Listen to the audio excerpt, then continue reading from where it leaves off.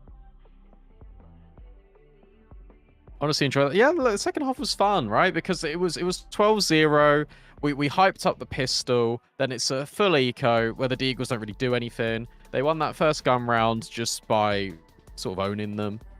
Paradox, I like that name for a team. It is a good team name. I would say, oh, maybe we could jump into that, but I'm going to be honest with you. That's going to be over quite quickly. Because Paradox are losing 11-1. So by the time we get into the game, that game's going to be over. And then Paradox is going to be out the tournament. So unfortunately, I don't think we can watch those.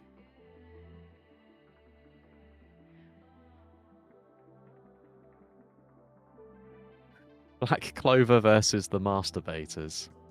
Brilliant. That one's over. Black Clover will win that one 13-6.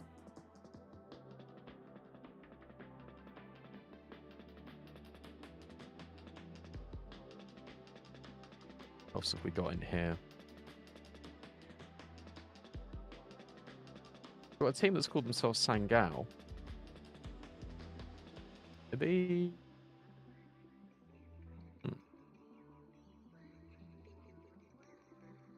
Is this Sangao Academy? It's got HRTV, but it is Sangao Academy. Okay, so there's Sangao Academy playing right now. Maybe we could hop in and have a look at those guys. That could be quite fun. We've also got a game that's on hold. Yeah, I wouldn't mind having a look at the Sangao Academy team, because that could be quite a good one for the stream, because it means we could just have a little watch together. See what's going on. Sangao mentioned, of course. Of course, we're going to mention Sangao.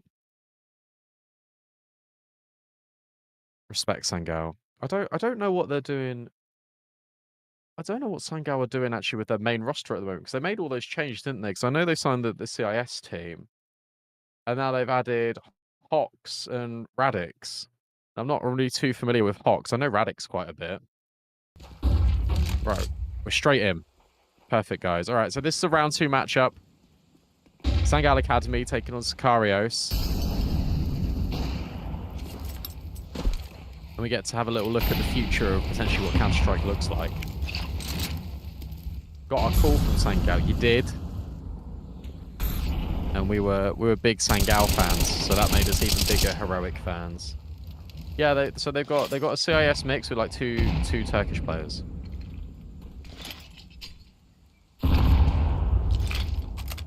Nice little headbutt on that smoke as well to prevent it from actually doing its job.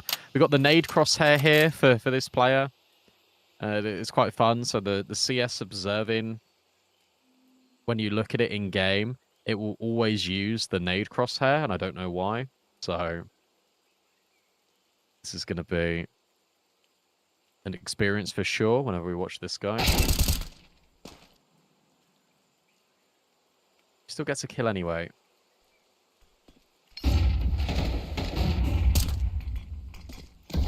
Sangao going to be scaling up short in the meanwhile. Yami waiting on site, but it's the AWP that takes the first contact. That's brilliant because that baits in the rifle.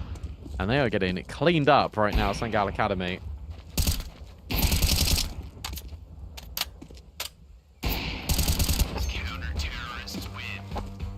P9 with the flank. That is Heist. I try not to butcher these names, but it's obviously a little bit difficult sometimes, especially when you don't know the players at all. But there's some fun names in here. Obviously, you got Ships. Shout out Bulgarian Ships. TGN, Hyper, Estrella, Aresley. Going up against Akiyami, Heist, Tixon, Bankrot. That is a great name. And Netherroof. Sangao just up short. That is a great shot out of Aresley. He wants another one. That flashbang's really going to try and support him too. Bankrot, the player with the great name, is just trying to live on for as long as he can, and he gets instant headshot. Falls the same way as the rest of his teammates. This should be another Sangao round. I think Sangao just realised that they could pop quite aggressively. And because they saw a lot of nades and a lot of flashes over towards long, I thought, short might be open. Ships the AWP, gets rid of another. And this 3v2, I don't really think it's got many legs to it. I mean, give it a go if you want to. Feels unlikely that you're going to get much done, though, to be honest. There is a smoke, there is a kit, and there is a chance to get this headshot. And actually, TGN will fall. That's the player in the middle. A jump up onto Gandalf, unfortunately, doesn't quite work out. But I like the idea there from Sicario.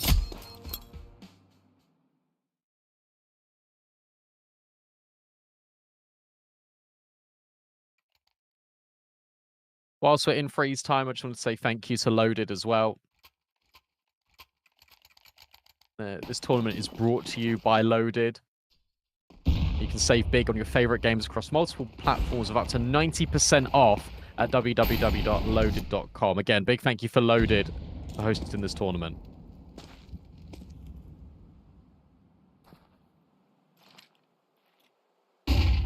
You can type ! Loaded in chat as well if you want any information. Lurk smoke being put down with a flashbang.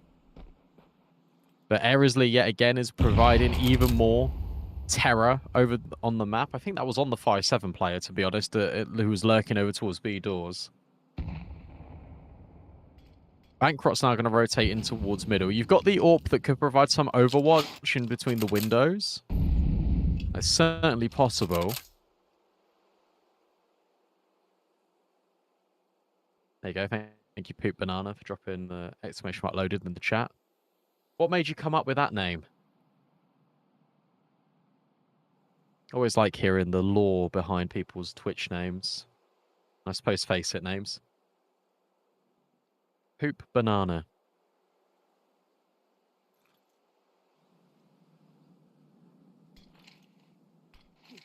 Big fight at Long Brewing here. Akiyami tucking into the corner. Oh, he's trying to dodge all the flashbangs and doesn't, but still gets like 198 damage.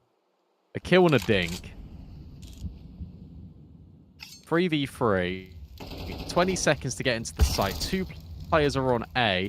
One's in at car. This feels very unlikely for Sangao. Bankrot will even nade open Ersley and cut him down to shreds. A 1v3 and he just gets spammed. Alright, Sicarios, they're putting on a really good fight. Among Us, Banana Hat, and Brown. Okay.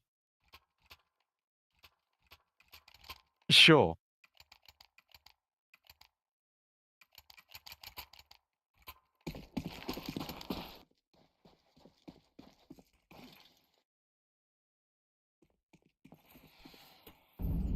Sure, bro.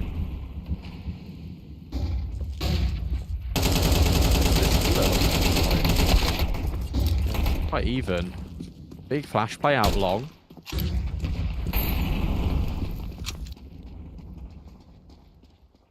Save big on up to your favourite games this Christmas. Well, it's certainly not Christmas yet, Nightbot, but the 90% thing is in fact true.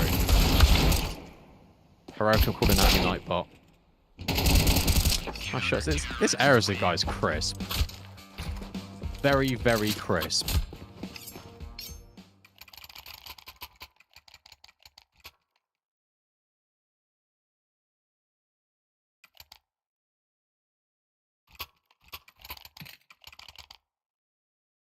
Unfortunately for him, it's not quite mattering. 5 rounds each. 5 rounds on the CT feels already pretty decent. Very 50-50 this match. I don't think it matters that much. But it's nice that we're getting a game that is like a lot more competitive. Running through the molly, it's a full eco, and he actually gets a dink on the MP9 player. 2 players are quite low for Sicarios.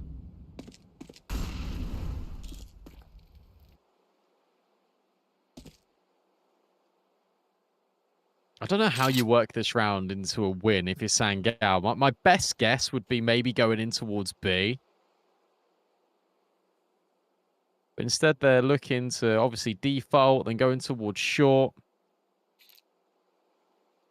Have a little look in towards the mid doors. This setup is very good.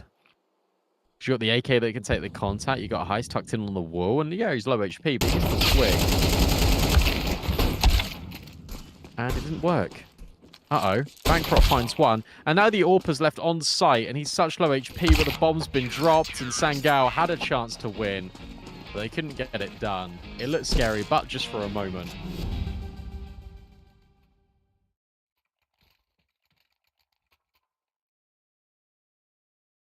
You're welcome.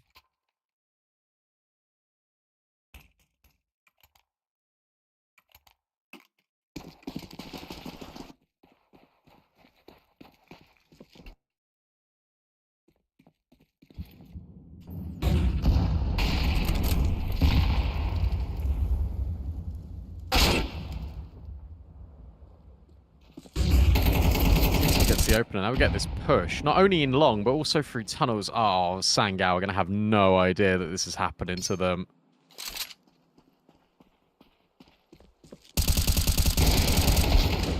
And they're probably thinking, why are you spamming us here?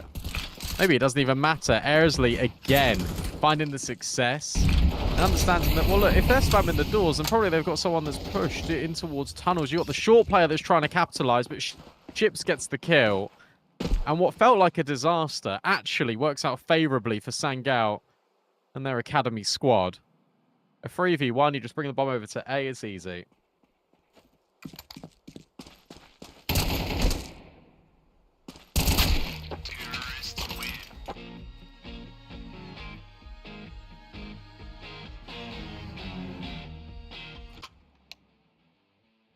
That's an unbelievable round. Probably a necessary one. It felt like the momentum was actually siding a little bit with Sicarios here.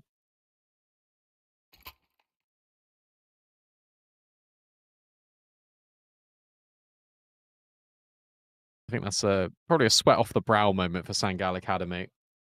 Interesting choke, by the way, both teams. Yeah, to be honest, though, I think you're going to get that quite naturally because Sangao Academy are going to want to play in a really strict and, like, formulaic style of counterstrike. Whereas if you're going up against Sicarios, who I'm assuming are a mix. Oh my gosh, that's insane. I'll come back to that in a moment because Ships has just found a double kill off the back of TGN's flash and has completely saved the round for Sangao. But pretty much because I think Sangao Academy, obviously they're going to be practicing an awful lot. And because they're under an organization, it means they're going to have more resources. What that also means is they're going to be playing this really structured, formulaic CS where Team CS has evolved to such a big point now where even the academy teams are playing like tier 1 teams. And because you've got so many sort of demos and so many things that you can review and look back on, it just makes you that entirely more structured. We get the bomb down here, which is nice. The Doolies have seen him run off to the side, and Airsley, yet again, is not afraid of taking any fights. But because you've got so many players at this level that are just mechanically brilliant, it makes for really interesting matchups because Sicarios, to me, from watching them, feel like a mix of very high elo players because they are playing very face-it-y strategies. And that can work out quite well, especially against a team that is trying to play structured Counter-Strike, because the minute it deviates away from, oh, this isn't practice, it can actually be really difficult for some teams that aren't experienced to really deal with that. And I think that's why this game is probably a lot closer than it is. There's also probably an element of overconfidence as well. I'm not saying that Sangao like portrayed that here, but sometimes what you do get is when teams play mixes, they'll have this overconfidence of, oh, we're a team, we play together, we're just going to run over them.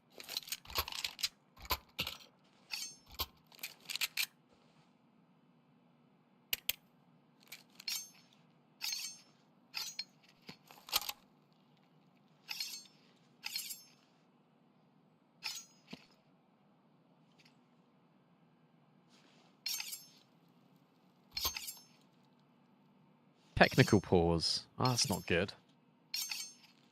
I love that knife sound. Is it where they're right-clicking it in the air and it's going like whoosh? Because it is quite addictive.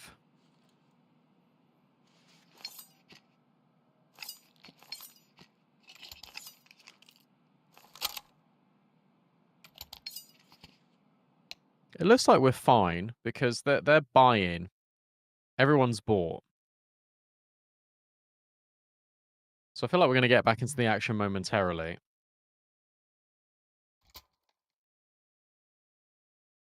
whilst I guess we're on a pause. Oh no, we're back. But I'm still going to look at what's going on. How many players have made it?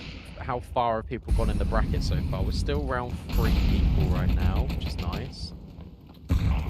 Just like the round 2 and the round 3 are going to be... Oh, Ethereus have got another default win and have now made it to round 4. Sometimes that's the way it goes. Imagine if you could get into the top 4 just by default winning. I don't think that's possible.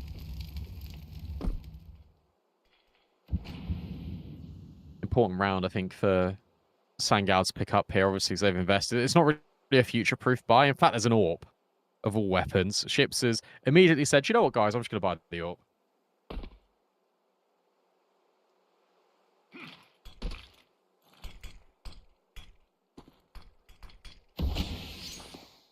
Karios wait patiently.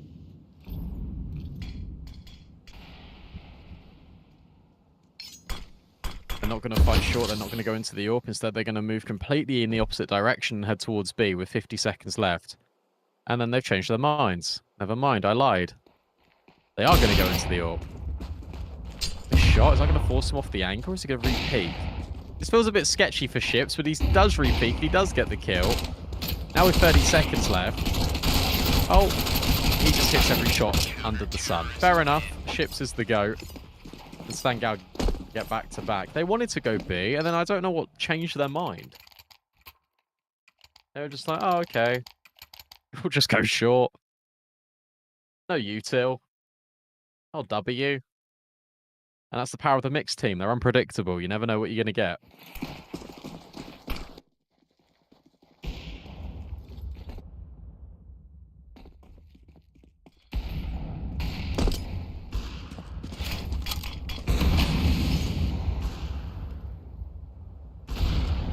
Regular default now for Sicarios.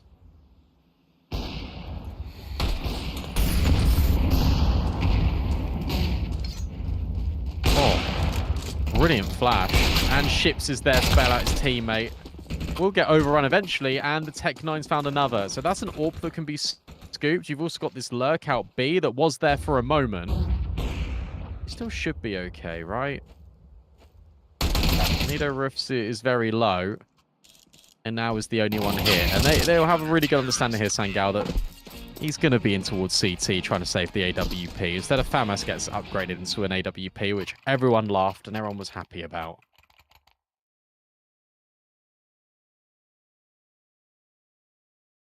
Because the FAMAS sucks. I think I'd rather use an MP7 than a FAMAS.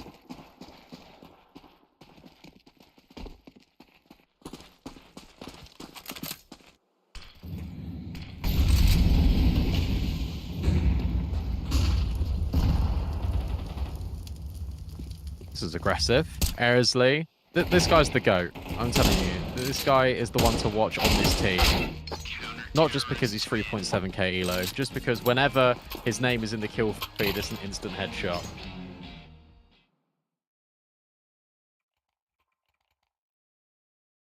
No FAMAS slander here. It's getting slandered. And not just because it's French.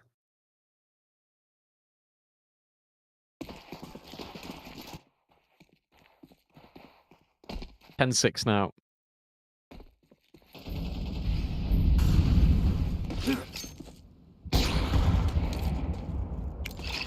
Hello, Fractal. How's it going? Hope you're doing good.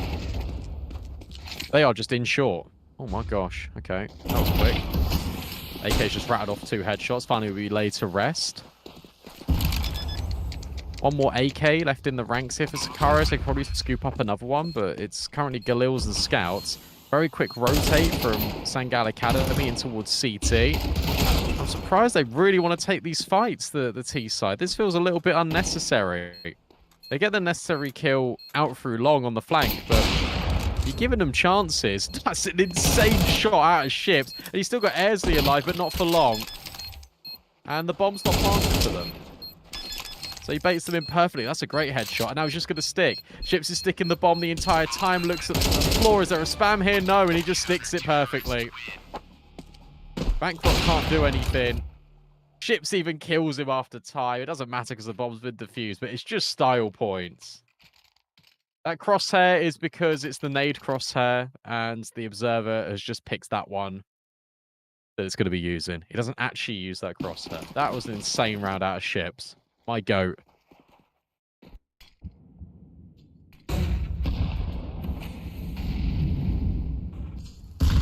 11-6 for Sangal Academy. This was 6-6, and then they've turned on the charm.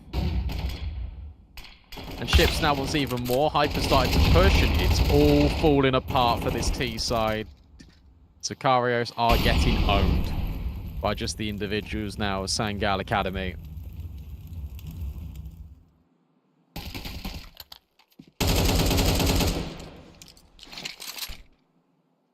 Nade crosshair, last player standing.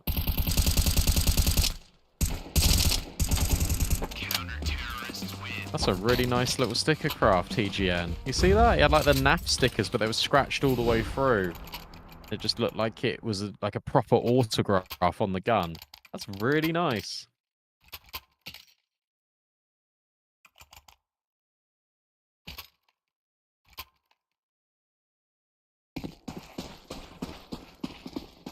Six chances to close.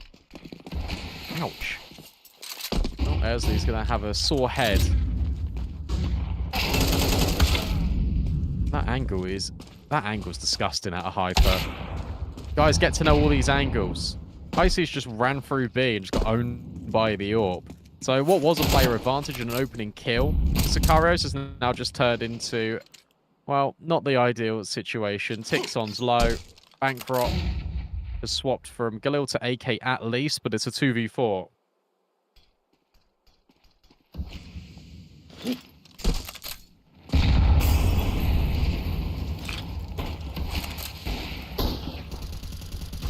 It's a 2v4 with not a lot of stead in it. The short players just pushed the smoke into Strela, and that will do it. From a 6-6 half into a flawless CT side for Sangal Academy. They'll move on. And I'll go straight into the round 3 games. Back on me with my face and my background that I've desperately tried to cover up with a blanket so it isn't that messy. What else is going on? So MGB TV. Oh, they beat Falcons Jr. because Falcons Jr. were AFK. Never mind. I thought that was going to be like a big upset, but it wasn't. Team Ledo in round 3 are about to take out Nexus Core. Motionless Future 13-1 Paradox. Are there any games that have just started? Because there's a lot of games that are in the middle. Black Clover versus Opium is 6-2 right now. Maybe we could hop into that. This one's 9-5, so maybe that's not a good time to jump into. We just watched Sangal.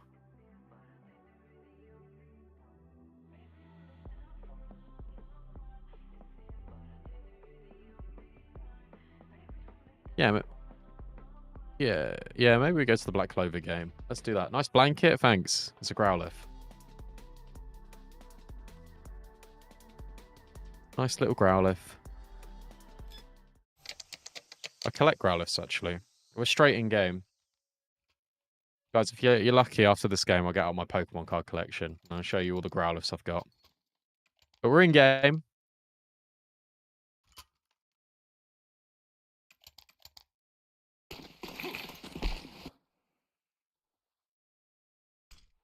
I can't confirm or deny if that's sneaky.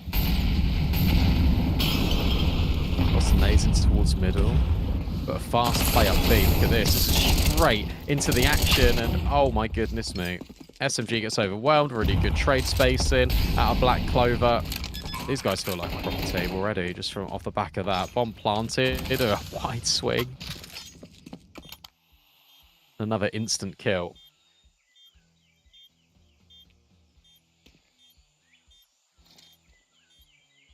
Only MP9s in the 4v2. Can't see too much of this going wrong. The Black Clover. Quite fun.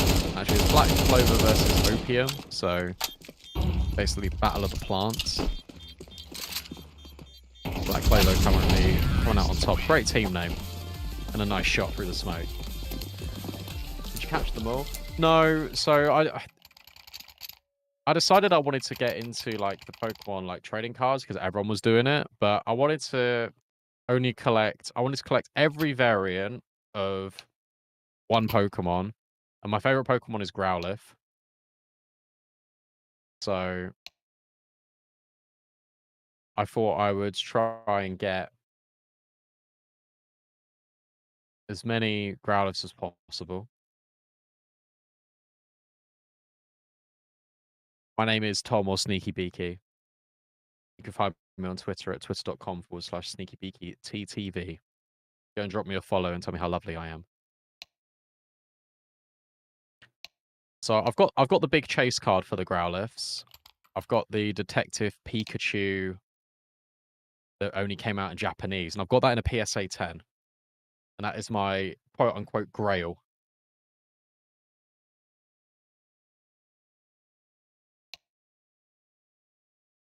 And then there's like a load of like old ones, but they're really expensive, so I haven't really bothered getting those yet.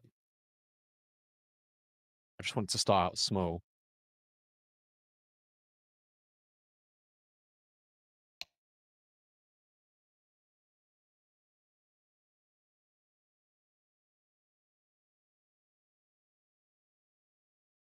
Got a couple of really neat things actually. I'll show you the streamer. Just gonna get out my binder, have a little look. It looks like we're in a technical pause, so I've got plenty of time to do this.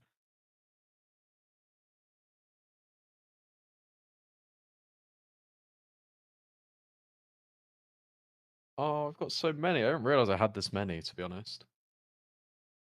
Oh, thanks, Tom.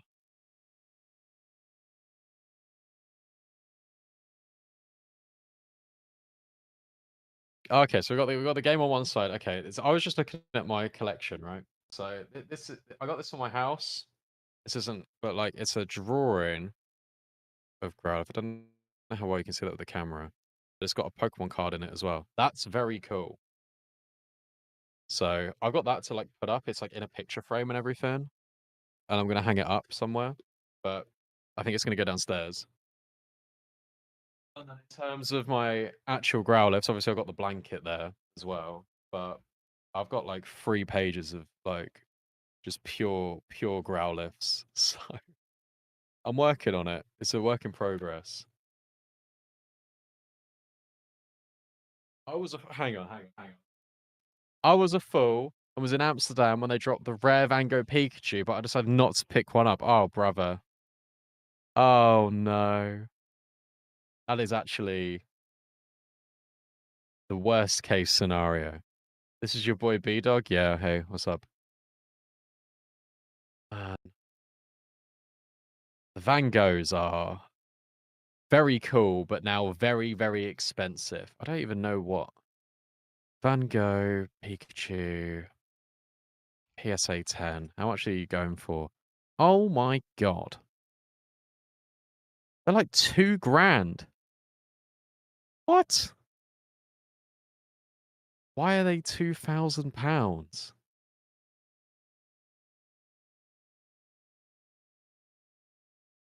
Man, my mum was about to explain. I couldn't figure out who you are.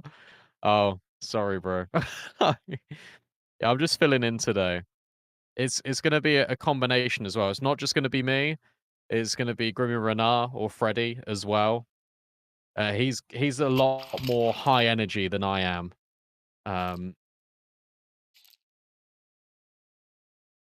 so he will definitely bring the vibes. I'm just sort of just bringing the chill energy for now as a warm up, and then he will ride off into the sunset with this stream, and his energy is top. Like I will never be able to match Grimmy Renard's energy.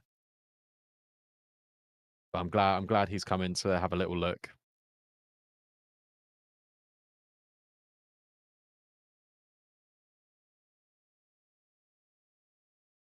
I hope you're doing good, Fractal. How's your day been? How's your Saturday been?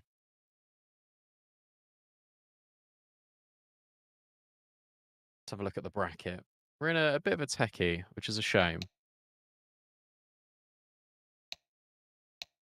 Maybe if this is a tech pause for too long, maybe we could just swap. We could probably just swap to another game. Let me look at what we've got going on. Okay, that game's just about to finish. Never mind. That's not worth looking at.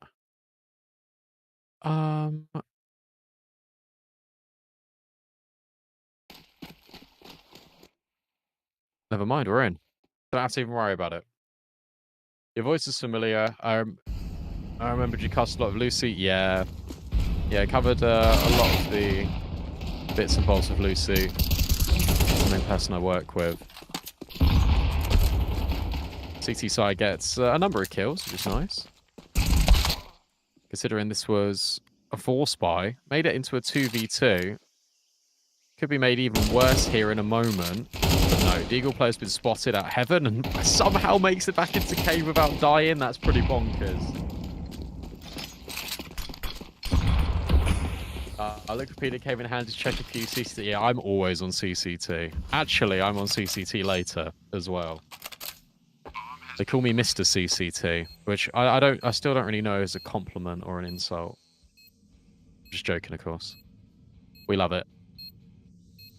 1v2, both in Donut. Mocha is chasing them inadvertently and just walks straight into it. Black Clover are dominant right now.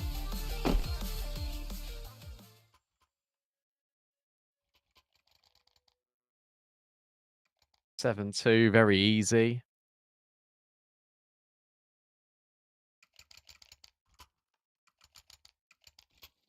It takes me back. It takes me back too, Tom.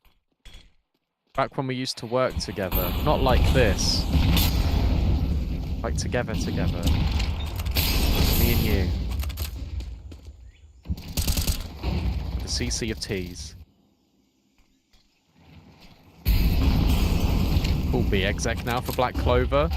Good counter flash. That is a fantastic flashbang coming in.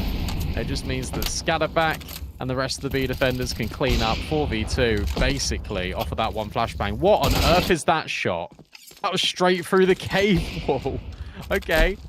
And another through the smoke. Who is this guy? And how is he clutching up? He doesn't. The MP9 will just run through the smoke and claim the kill. But come on. Then I moved away. You did. You did. But I think you're happy here.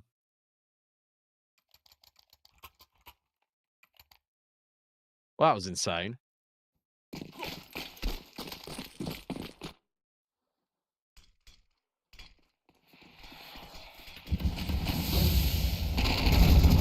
Now we're through mid. Yeah, that was never going to work. Courtship gets the kill. That is a fantastic name. Scatterback and Courtship. I think they're my favourite names of the event so far. Courtship finds another one. Small. Ollie is not throwing the player forward, but at least Griffith will trade. That puts it into a 1v3. Very unfavourable situation right now for the T side. Opium are making their way back into this. Dust 2's already gone. Yeah, it was 6-6 into 13-6. Now we're over here. Scatterback claims the kill, and Opium get back-to-back rounds in a row.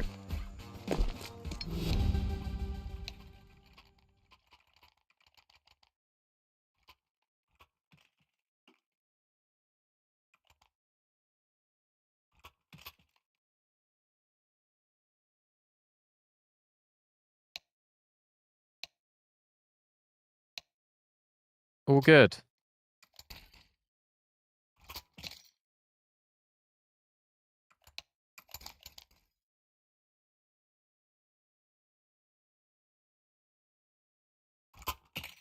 Saturday's okay, just chilling, watching some games and later Blast.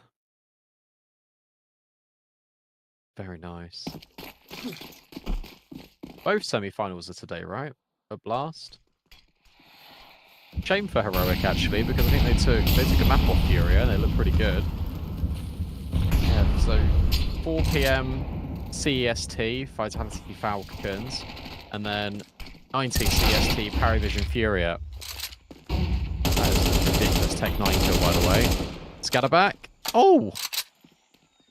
Damn, okay. That was quite clean.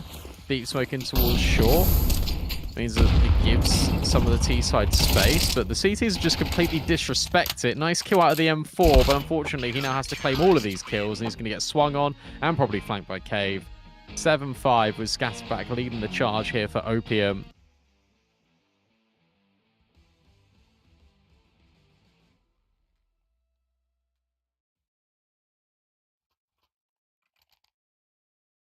I kind of want Paravision to get to the final last bounty. Just because we love James. Took a map with a standing 2, true. Took a map without Europa. We don't talk about maps 2 and 3 at all. I'm not even mentioning it, bro. You brought it up. I just said you guys look good. You took a map off Furia.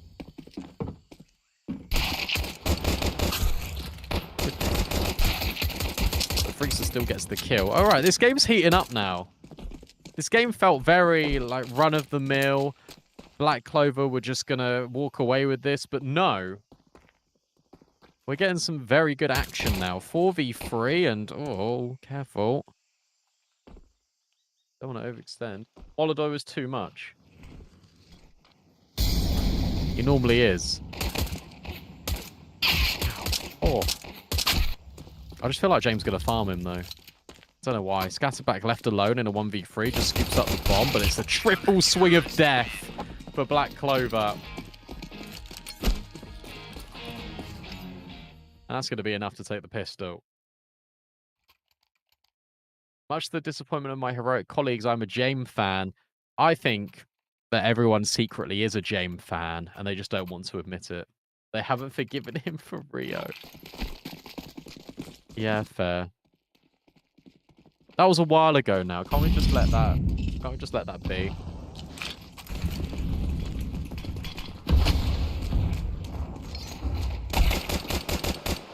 Well, Freakster has just owned them. I was very much hopeful Heroic could win, but second and third game kind of too much. Yeah, but they had a stand-in, and they didn't have their AWPer, and Furia are one of the best teams in the world right now. So, considering they took a map off them, I think it's actually really solid progress for this team. Especially when you sort of think about Heroic overall. And I can say this, I'm going to be saying this on the Heroic stream, but considering that you've now got a new in-game leader in Chrisen, you brought in susp as well, who's very new to the roster. I think he's been in the roster like, what, like 2 weeks? Chrisen's only been here like a month. The fact that you can take a map off Furia in that short space of time is very impressive.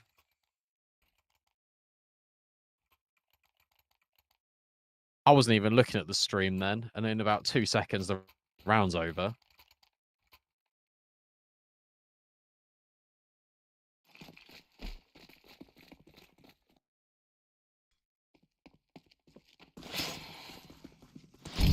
And I said the game was heating up, and suddenly Black Clover yet again had just taken over it completely. 10-5 now. 3 chances just to push the envelope. Nice shot. Kind of thing. Oh, okay. They are just cleaning house. Scatterback will get 1, and Watcher gets 1 more. Scatterback now will plant, but look at the HP. Look at the HP bars of all of these players. Yep, that went about as you'd expect. I can't see them really doing anything here. Not sure how grenades not even kill one of them, but you just get on the bomb and you stick it. And you just win off the back of it. That's a team kill as well. It's gone from bad to worse for Opium.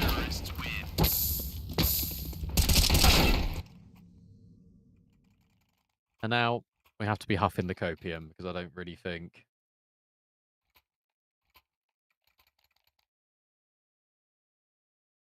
I didn't watch the Heroic Fury game, I'll be honest. The issue with being a tier 2 caster is that I say issue, but like basically where you watch so much tier 2, tier 3 Counter-Strike like all the time, you don't really have any opportunity to sort of get to watch any of the big events because you're so busy with the tier 2 ones.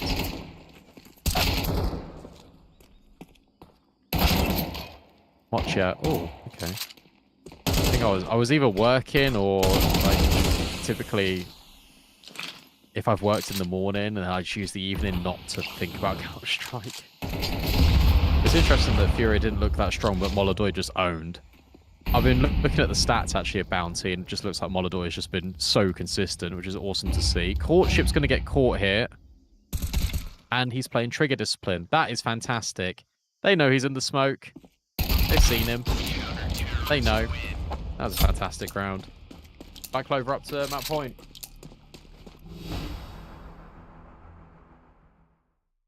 Same versus Foot. Yeah, considering Foot lost a big academy, right? Like...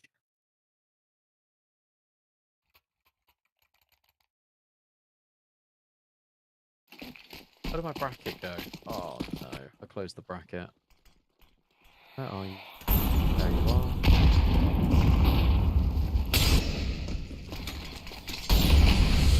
Well, everyone thought Foot was going to win the Rio quali, and then they just bowed out instantly, and they lost so many VRS points.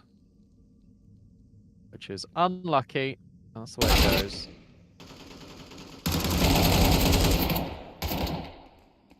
Pretty good trades here. From Opium. It looks like we are getting that a little bit of desire back from them. Looks like play will be extended for at least one round, which is lovely.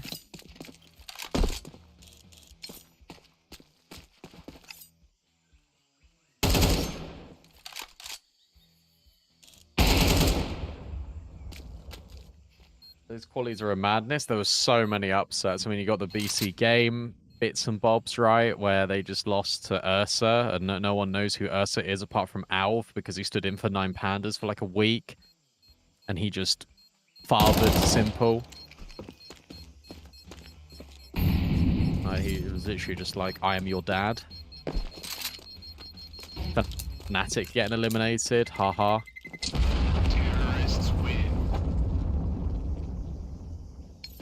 They lost a significant amount of VRS points as well. Bet Boom not qualifying, I think, was also a really big upset, because they should have actually done way better in that game versus Ho2. It feels like they threw it. But it was Norbin time, so...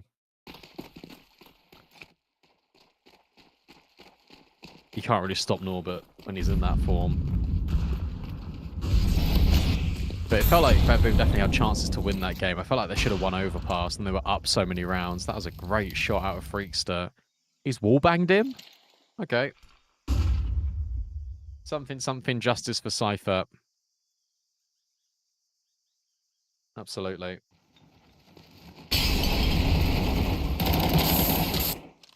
That molly is actually so fantastic, because that forced them into that fight where Keno and Scatterback were holding. So now it's just the AWP, but I mean, Courtship's just going to flank. Just never ready for this player. He'll grab one, sure, but I mean, he's dead. He's dead. Why is he not dying? Hello? How's the AWP still alive? Finally will be traded, but then through the short sweat comes Milo, and Black Clover, off the back, are some ridiculous kills out of Freakster, who gets 23 kills. Maybe close the game, but it's now a 1v1. And we're going all the way around the world. Oh, no. This timing is brilliant. He's looked back. Oh, he looked back. Oh, my gosh. Well, that round should always have gone Opium's way. But in the manner that has gone is ridiculous.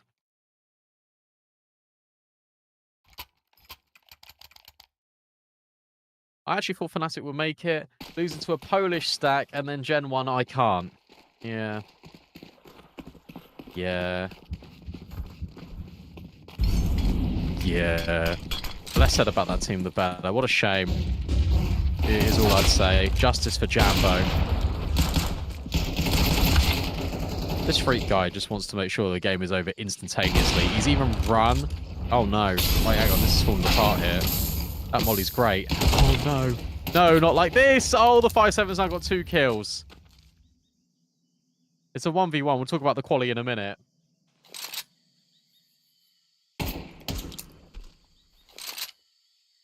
Has he got the bomb? I imagine the CT's got the bomb. No, he doesn't. Okay, we're just taking the fight. I don't know why we're taking the fight. You don't need to, but he still wins it anyway. How on earth have Opium held on to both of these rounds?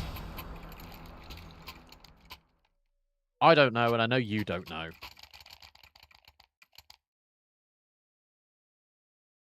What the hell? Bro said be right back and then typed instantly afterwards.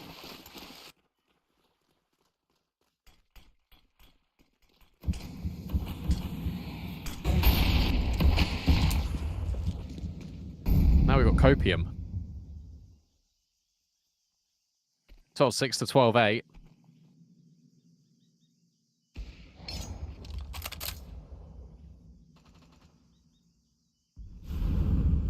Last round, this orb got 3 kills just on this angle alone. And the first comes easy. Great shot out of Freakster, who is now 26 and 13. There is a trade. And they've got all a donut. Now, you might not be aware that A main is a possibility.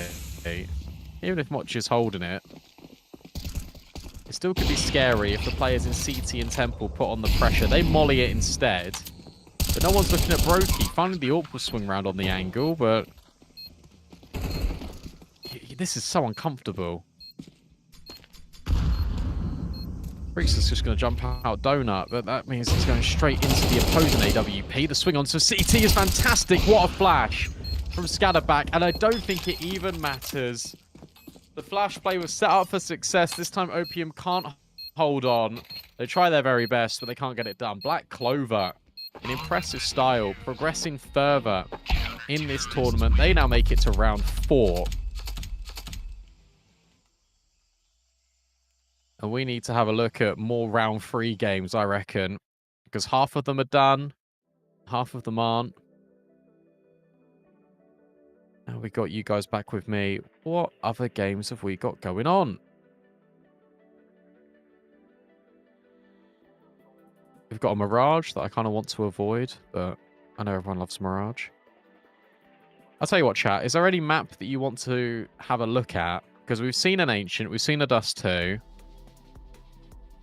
If there's any maps you want in particular, I can try and find one.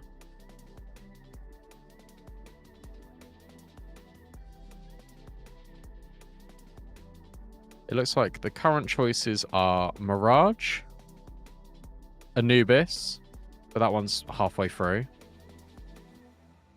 Dust 2. We already had a Dust 2. Are they playing the new Anubis? I would imagine they're playing the new Anubis, yeah. We could hop into the new Anubis, but I mean, it is 7-2. It's been 10 minutes of gameplay. That's ridiculous. Yeah, go on. We'll go there. If we can. Oh, what? It'd be nice to have a little look at the new Anubis, guys, wouldn't it? And I don't know how many of you have actually seen or played new Anubis. Let me know. Have you been enjoying new Anubis? I don't know where I sit with it right now. I think it will be a good change, but obviously you've got to get used to it. And the difference in pro play results have been astounding. I've seen 10-1 halves, or where... Sorry, not 12-1. 11-1 halves on the T side, and then they'll end up losing, which is ridiculous. I played it, but I still hate it. Yeah, based. The thing is, I really liked old Anubis. I thought the change wouldn't be this bit in the window. But... let's see. Yeah, this is just exactly what I expected. A jump out in the window, the stairs smoke, already flanking A, and then you get the kill. It's just... yeah. Just, yeah, you're in the smoke, you're kissing each other. The CTs realised this is a really quick flank. They actually ran through the stairs smoke, and the T's had no idea. That's ridiculous, actually. That's absolutely ridiculous. All right, the CTs are just going to be running at Polish Bobber.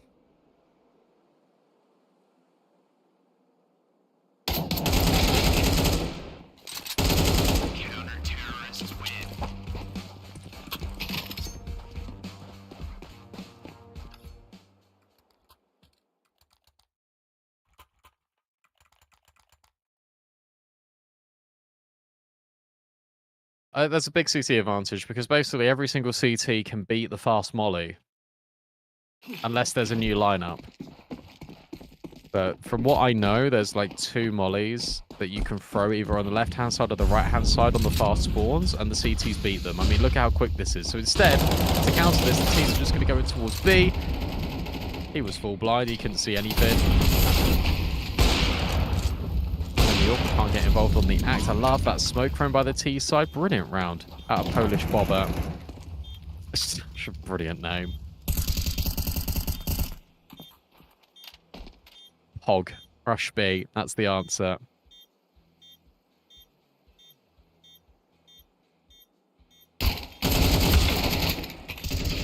Terrorists win.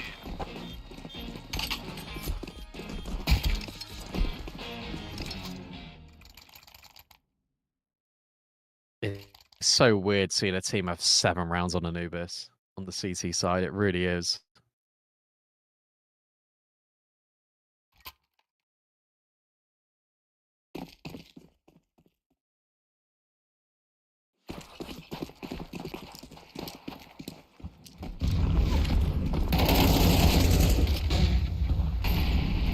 Another rush B. Yeah, why not? The Orcs missed the shot. Now's your time to go in. If you feel like it, that is a ridiculous shot out of Frag. It's got most of the T side going Frag. I can't believe he's just got that kill through the smoke. And then the Orpa just chimes in and swings twice wildly. Frag gets this kill every day of the week. 8.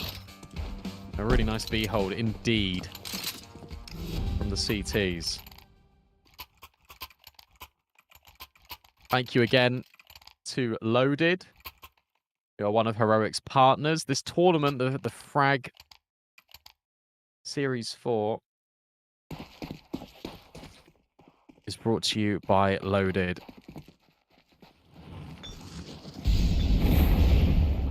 And if you type !mark loaded in the chat, you can get a little bit more information about them as well. You can save big on your favorite games across multiple platforms, and there's up to 90% discounts on certain games if you visit www.loaded.com.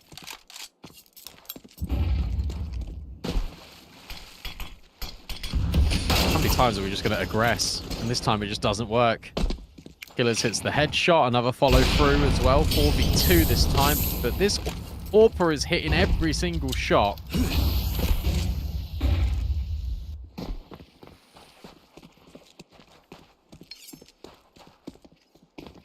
And Polish Bob will rotate. I can't get over that name. They now rotate in towards B. They bamboozled the CTs, but the AWP's here again. Aris having a fantastic round so far. Back-to-back multi-kills since the AWP has come in towards play. Low HP, unfortunately, dealt with, and Frag did a lot of damage, but the flank surely is going to be enough, and the no-scope won't connect. 4 rounds on the T side for Polish. Will that be enough? I don't know anymore. But what I do know is that we're about to find out whether 4 is enough on the T side of Anubis. Isn't that a bonkers thing to say?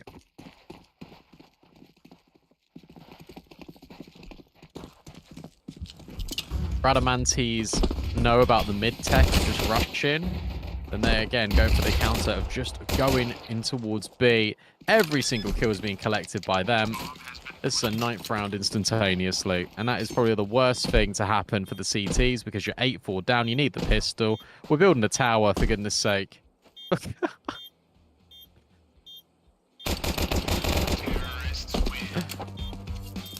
that player at B main is probably thinking, what on earth are they doing?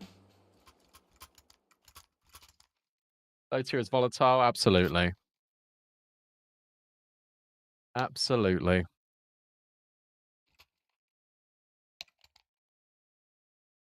It'd be nice to see Vitality on Anubis.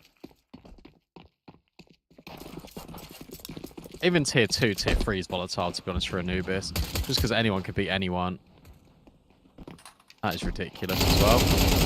Aris has just found a double kill with the UST. Can the PT-50 get anything? Yes, it can, but only 1. And the mid player gets overwhelmed by the AK. 10-4. I think this game might be reaching its conclusion.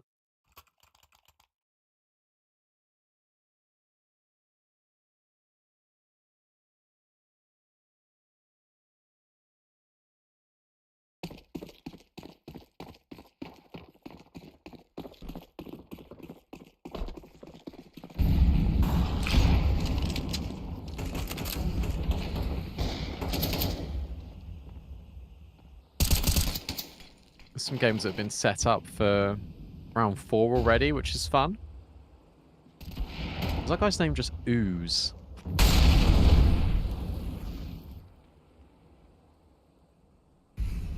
Fantastic.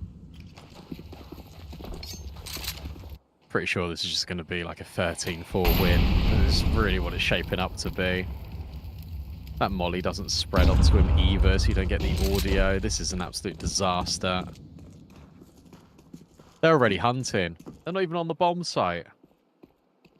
It feels like the CTs might lose everything.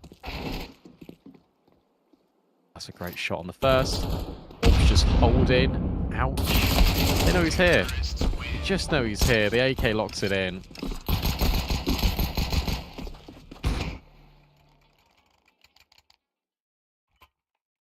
Now there's very limited money for the CT squad. 11-4 most certainly is probably going to be 12-4.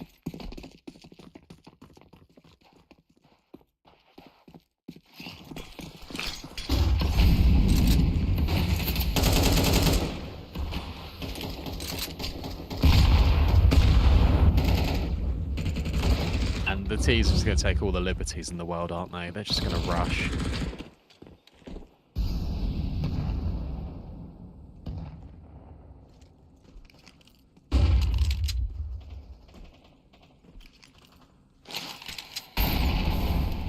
Thomas gets a kill. Molly's really good as well to upset the player in water. This AWPer is very exciting to watch, so I'm interested to see what he can get done.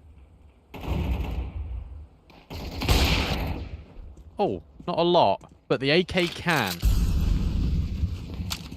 He goes back to look for even more. Doesn't spot the player close. Water. Famas yet again finds another kill towards Oo and Zeds. Missed shot out of the AWP, and that means that Electronic is going to walk through. And the AWP is now starting to miss all his shots. That's a fantastic first kill, but nothing further. Polish Bobber get their 5th.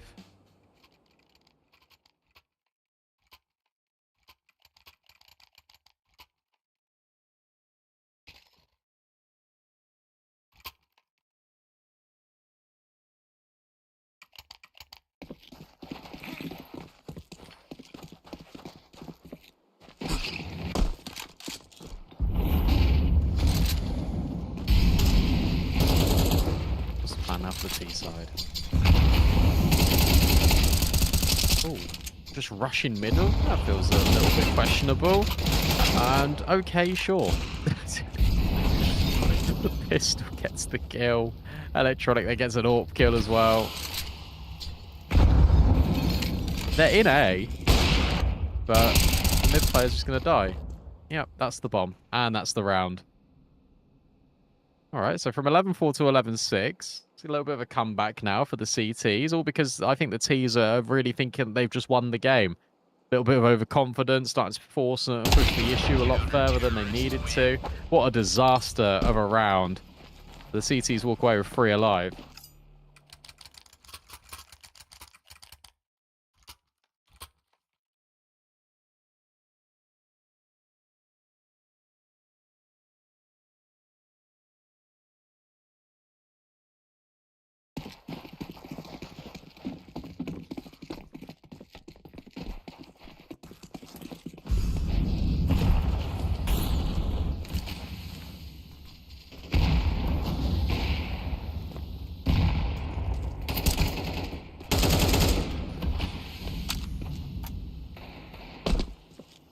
T-side's now just got a couple of pistols, and they work out quite well. Oh no, how on earth have they won this round then? I'm only saying they've won the round because it is a 5v2. One player tucked in the corner. This FAMAS needs to go crazy, and he just gets spammed. This was a Deagle, a Glock. I think 2 Glocks, in fact. Now the Orpha electronic. Oh, that's a nice no scope. I think that's it. I think that is it. Can he hold on? Can he go? No, he can't. Instant 1 dig. 12-6.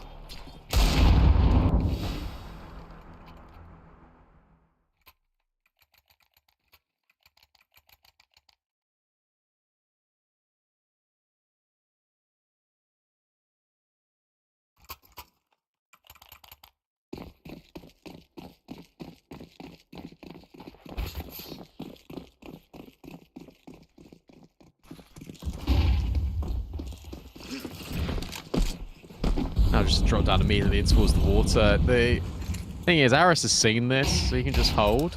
And the flashbang, oh, just completely mauls him in the face. And he's going to be fuming at his teammates. Not shot out of electronic. Anymore? Not quite. They better win this round, says Aris. Because they've completely messed it up. A 2v2, one player is incredibly low HP.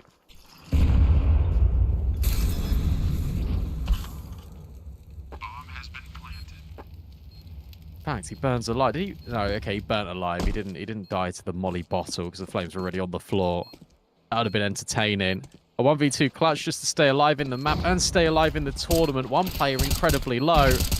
One player behind the site. Frag is taking a lot of damage yet again, and there's another team flash. It's starting to get a little bit chaotic now, but it's the wide swing that gets the job done. Everything is okay in the end for Radamantes. They will go on and claim this one, and that sets them up against Black Clover. Because the way the tournament is now, we're starting to see a little bit of difference between a couple of... sorry, we're going to see some like repeats between some of the teams. So I'm going to have a little look to see if we can find something that hasn't been covered yet on stream. There's another game on Anubis, Winx v Arch, and we've not covered either of those teams. That might be a good one. Or we've got... That one's too far gone. That one's reaching its conclusion. If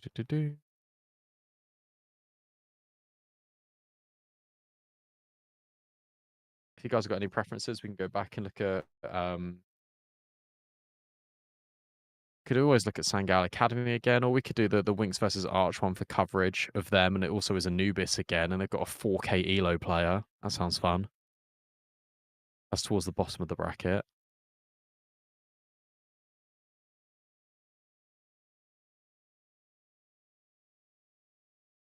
Up a little bit.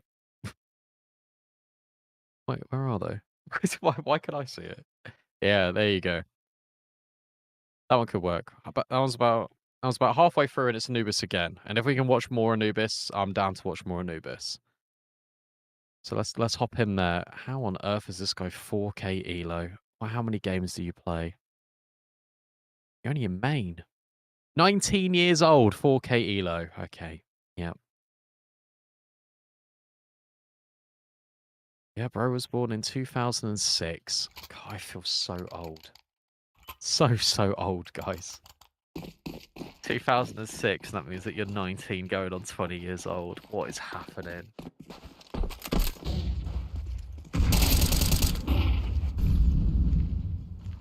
It's actually the T side that's doing more of the work. The player's pushing, searching. And it just won't work out, whatever. Alone has found a 3K. Eventually gets traded, but I think the damage is already done.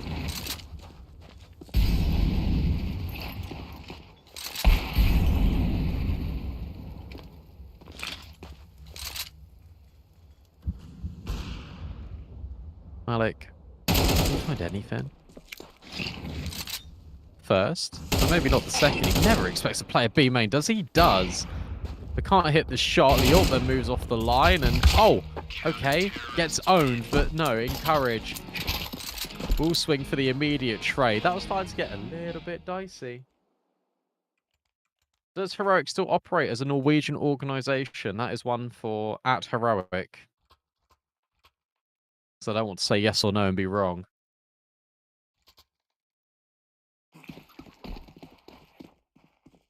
So @Heroic.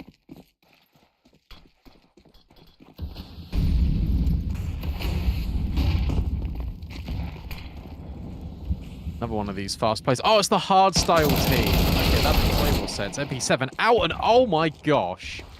The MP7 has basically just got 2 kills and a half. This crunch on towards water. We're going to keep seeing it over and over and over again. And it's going to get the CTs another round. Maybe 6 is good on the T side. Maybe. I see more and more MP7s lately. That's because it's broken. I've said this before. I think this update has buffed nerds about 20-30%. Genuinely, because if you full run with the MP7, you just shoot, you're going to kill people. Genuinely, you're just going to kill people. It's so silly.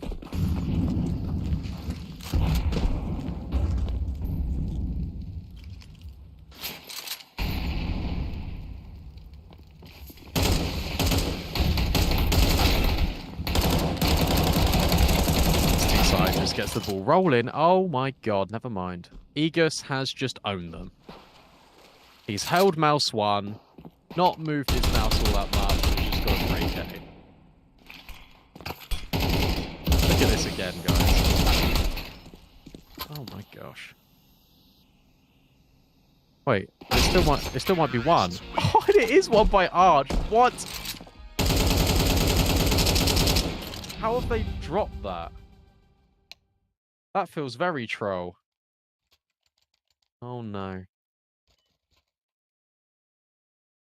Oh dear. Oh dear, oh dear, oh dear.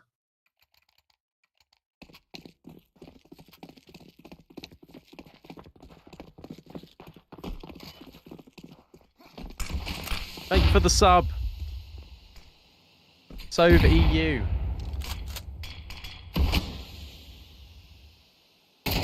Appreciate you. And at the tier 1, let's go. Push out. Again in towards CT. And in fact, it was working perfectly for a moment. The T-side had traded immediately. And now there's space in towards mid. Look at the scramble of these rotates. The CTs are going immediately all through towards mid. Back in towards A.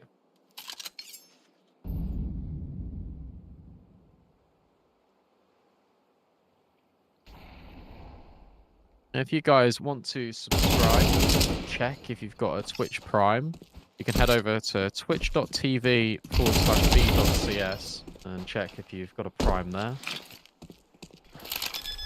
I'm joking, use it on Heroic.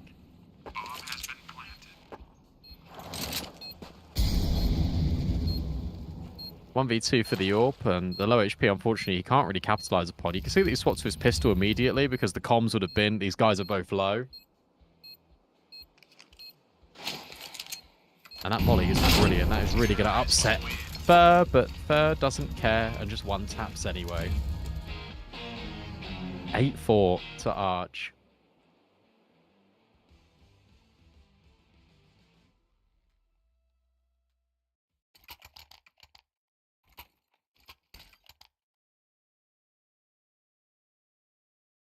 When are we getting B-Dog streams? Oh. When I haven't got work for... What day are we on now? I'm currently on day 6. And... Yeah, I'm currently on day 6 out of 9. And then it will be 1 day off into... like 9-10 days again. So when I have a bit of time. Nice shot to clear out that close angle there. Oh, and another clear. How on earth has there not been one kill back for the USP in that position? Malik finally gets a kill back. About time.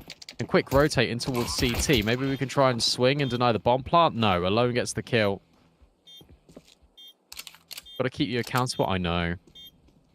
I know. It's one of those things though, like, I don't know if you ever experienced this, but when you work sometimes, and then you've been on, and like you've been doing, obviously, you've been on streams all day, and then the last thing you want to do is then get on your own stream and just like, I guess it's performative energy, if that makes sense. Like I am me and I'm still myself, but it's definitely one of those where I feel like I have to like almost put on a bit of a show when I'm streaming as well, and it's like I'm very tired. I just want to look at the floor, not think about it, you know?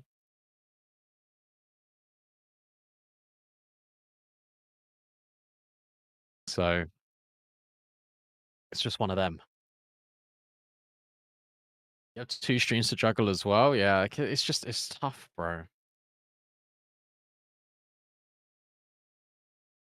then sometimes you're on one stream and then you go and you swap to another channel. It's like that's what I'm doing today with Heroic, and I'm going to CCT later.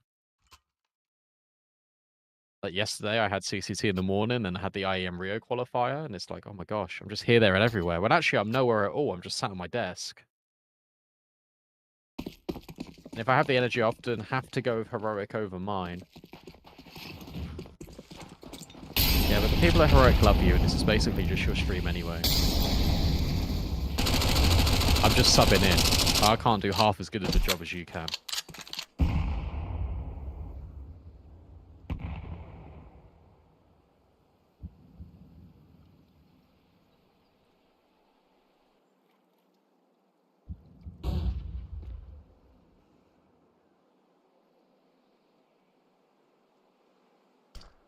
Alec with the MP9 swings and doesn't get the kill. But at least there is a trade, but for a moment. As now we get a 5-7 and an MP9. Trying to wrestle with Winks, but they've been doing such a good job.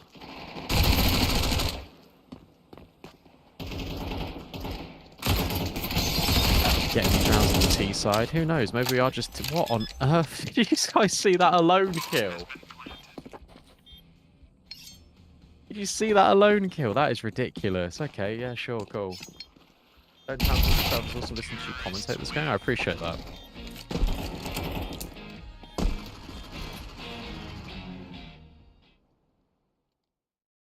One good thing here is I get to leave the house to stream at the office. That is nice, actually. Like, that creates that separation. And this is why I think I need to find new hobbies where I live now, because it can be so easy, and I know you know this as well, Mr. Heroic, but it can be so easy, especially when you're working, just to sort of just be in the house the whole time. And it's like, oh, I've not left the house. I've not touched grass. It's hard in the UK because everything's raining all the time. Hear the wind howling every which way outside my window right now.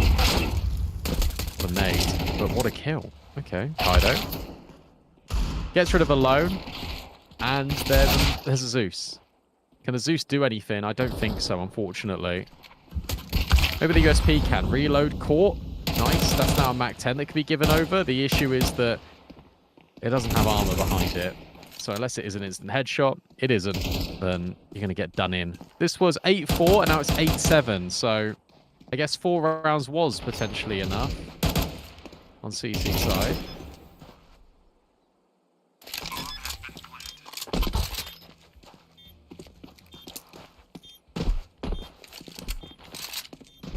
Kaido, I don't think should be saving a USP, to be honest. I don't really think that's the most sensible investment in the world, but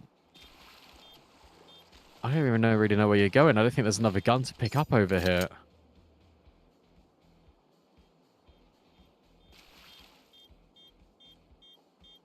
My record was 14 days in the house, casting 13 of them. Oh, no, no, no, no. That's too much. I've gone 5 days before, and I thought that was gross.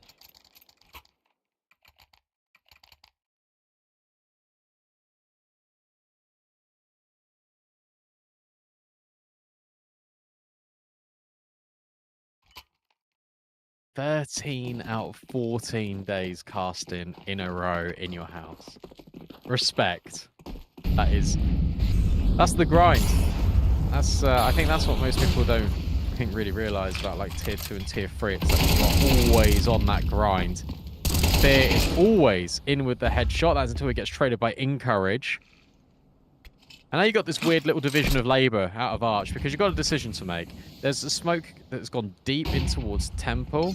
That flashbang is going to enable them out mid. I think encourage has just seen that player skirt in.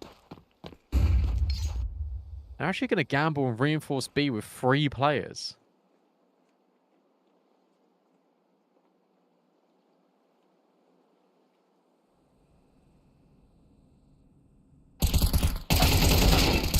And it has worked out perfectly, because that means you get this double swing on connector.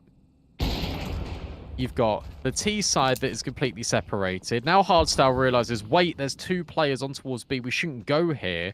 And yeah, his teammate is pushing water. Flash play is going to be brilliant. She didn't really go deep enough. But the wide swing will be just right. And now Hardstyle's got it all to do. And you imagine that this player can hear him running. Is looking for the hole in the window. Sees the legs of the jump down and will claim the kill. Somehow, Hardstyle kills the person behind him. But it doesn't matter. Too much. Yeah, well, what I meant by too much is obviously not too much in terms of casting, because obviously casting is very fun. It's my job. I enjoy it quite a lot. But in terms of too much work and you're not leaving the house, like that is actually a bad thing, right? Because you need to have a balance. It really is important to have a healthy balance. It's hard in esports to acquire balance, but you need to have balance. Imagine casting your PJs. Actually, I am right now. Not the top half, but I am wearing pajama bottoms. There you go. There's a little look behind the scenes there.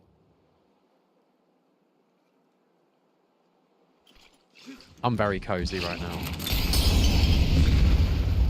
Arch are not. They were in control of this game, and now Winx have made it a 2-round deficit.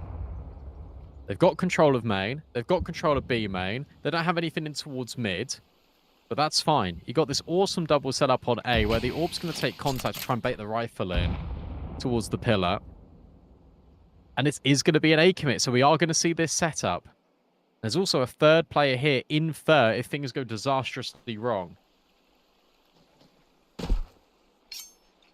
Alex actually moved away. This is all false info, and actually this setup is now inadvertently broken. Good kill from the AWP. Mid player can't hold on. Hardstyle will grab that kill. There's still 3 players here. I don't think they're going to be ready for 3 players, but that spray transfer is insane. Out of alone. Fur will at least reply back with 1 and make it a 2v2 and an even steading. But Aegis walks through the left-hand side of the smoke and is able to dispatch of him. With Hardstyle still lurking in towards middle, Winx, against all odds, are going to claim that round on the T side.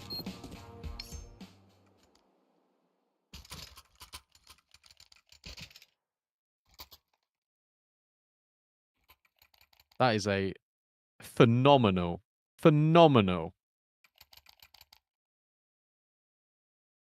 round to pick up.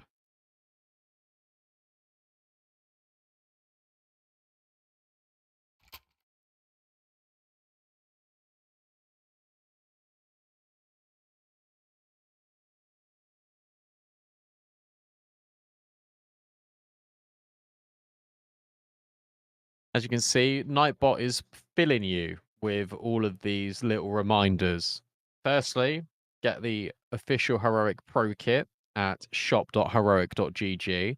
Secondly, it also put up a link for the Discord as well that you should definitely join, because you get to potentially participate in more events like this, and the community of Heroic has got some awesome people in there. Definitely check that one out. As we check out this B-bomb site, Encourage is just finding all of these kills. The MP9 Akinix will at least get a couple, which actually makes it winnable. Bomb can be planted and not denied.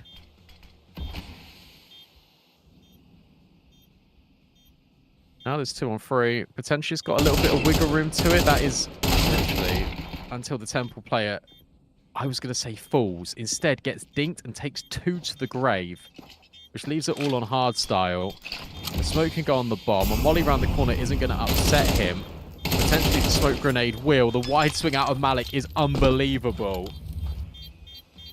And from a 3 versus 2 player disadvantage, it is 1 player in Malik who only had a 5-7 to grab all the kills. Spoken about the Discord, spoken about the merch. Let's speak about the socials as well for Heroic. There'll be a social list that gets put in by Nightbot in a moment that you can go and check out. Follow them on X. Follow them on Instagram.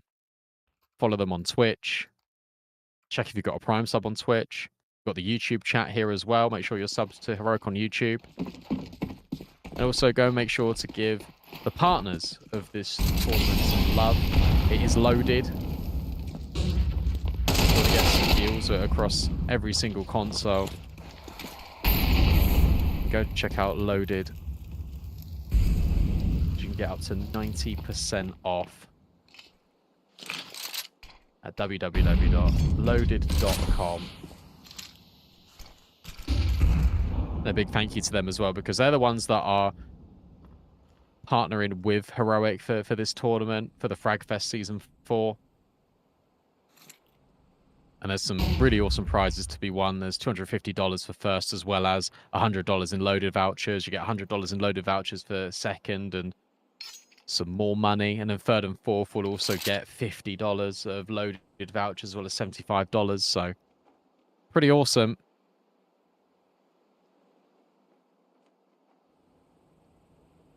Winks have just walked into B.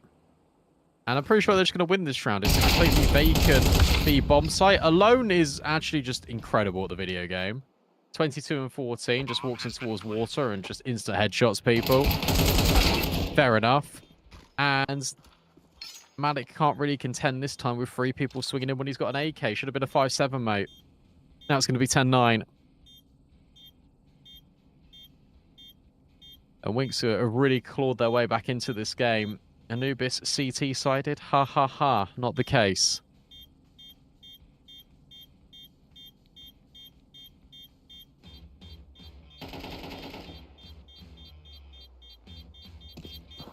What else is going on in this bracket? Let me have a little look.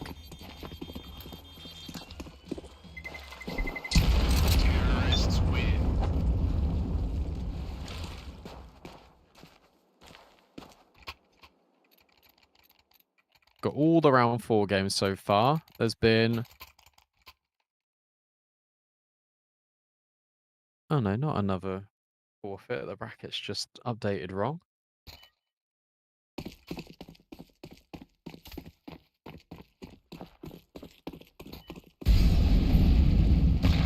But this is now just a 1-round game. It's interesting actually, because Arch haven't made any sort of good on the new angles that the CTs have got. I suppose here with Kaido taking the AWP through the reverse doors, that's one good use case of the angle. What I mean by it is that they've not actually dropped down through the hole. They've actually tried to be very reserved. They've tried not to sort of go too over aggressive, because it feels quite obvious that people are just going to exploit the hole. No one really has a call out for the hole, so it's just named the hole.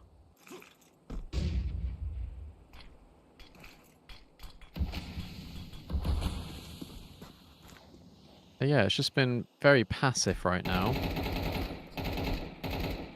Kinix is just chilling and waiting patiently.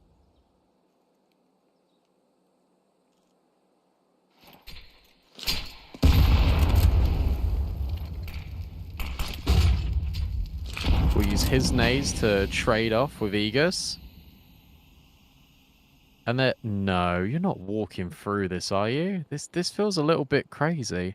But especially with 30 seconds left, guys. This feels very, very unnecessary. But Malik will still get 2 and a little bit kills. Kinix comes back around the corner. They now know he's here. But you drop the bomb, you essentially win the rounds. 2v1. You're worried about the hole, but instead, Hardstyle is walking through the back lines. 15 seconds, bro. You've got to move. You can't be walking here. Might be able to catch this MP9 player, sure, but there's no time. And Kaido knows this. Kaido can just move in towards middle. Those are the rounds done and dusted. Arch will go up to 11 rounds here through a really precarious little push in towards mid and A.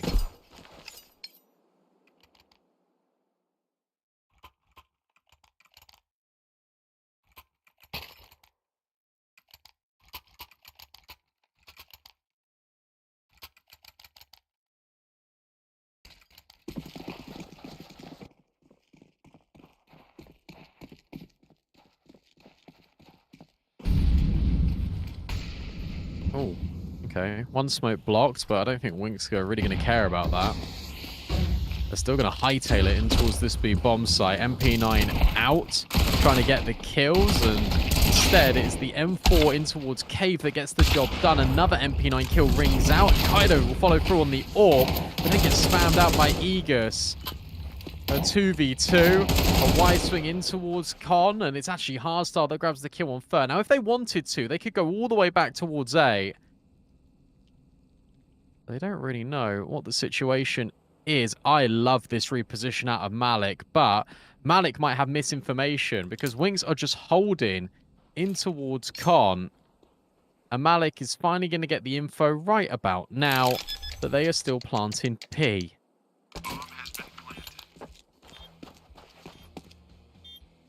He's going to drop down through the hole, immediately going towards Con. I don't know when Aegis is going to be able to hear him. Probably about now. Especially with that shooting, so... Ike will smoke him off and flash forward. The bomb isn't planted for B main. So maybe there's a slight chance that he could win this, but... Oh, okay. Aegis oversteps, and... Hardstyle now has to try and clutch up, but Malik spotted him out. Another fake out on the plant. Hardstyle with the swing, and he will claim the kill. 11-10 now. Yet another one-round game here for Winks.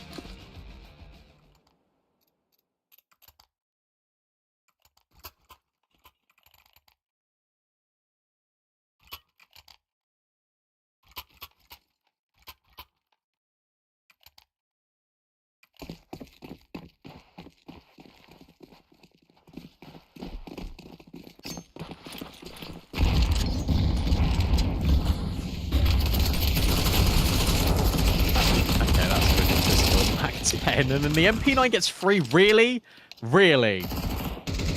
That's how the climax of this game is going to pan out, where you've got the MAC-10 getting a flying kill, and then the MP9 finds free on all AK players. Sure. You get a really complicated 2v1, and then you get whatever this is. Alone will find Fur. Can you get the bomb out? Sure.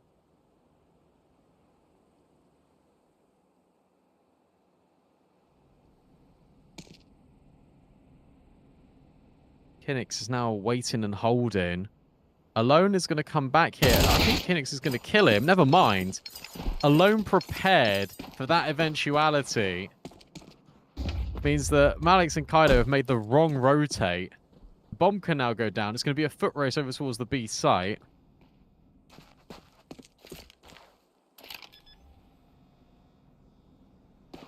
This 2v2 is going to evolve. Oh, but the MP9 just steps out immediately.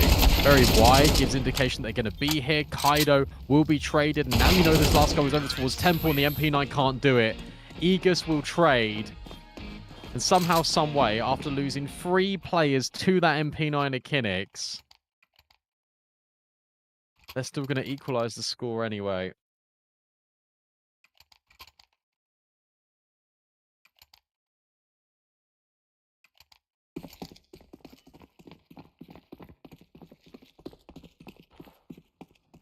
Hello. Oh, hello. Oh, hello. Who? What is that mysterious voice in the distance? We've got Mr. Groovy Renard joining us. You know, like the anime like Pokemon, like the grass, and it's like the. A wild Groovy Renard. He's everywhere. Hello, Brandon. Hello, Heroic. Hello. Here we've got some exciting stuff going on. Give me the lowdown. Give me what's going on, Brandon. What with this game? It's actually quite mental. So you had You had an 8-4 T-side half. Alone has just owned them. Oh my gosh. You had an 8-4 T-side half, and it's like, okay, well, Anubis is supposed to be a lot more CT-sided now. Arch decided that the hole doesn't exist, and they're just playing Anubis like normal. And now it's 12-11 to Arch, I think. So, Arch had the 8-4. Yes. Okay.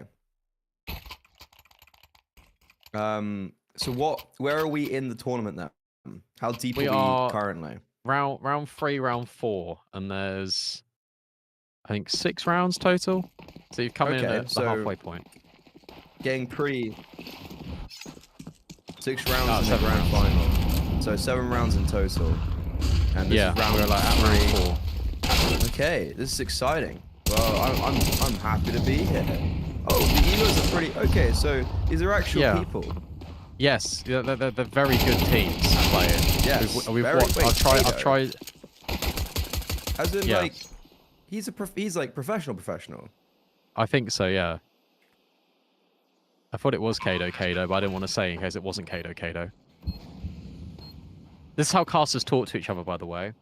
He is banned for top 60 for 92 days. He's banned until... Wait, really? He's banned for another 92 days. Oh, well... That's not ideal. Bozo. Well, he didn't win.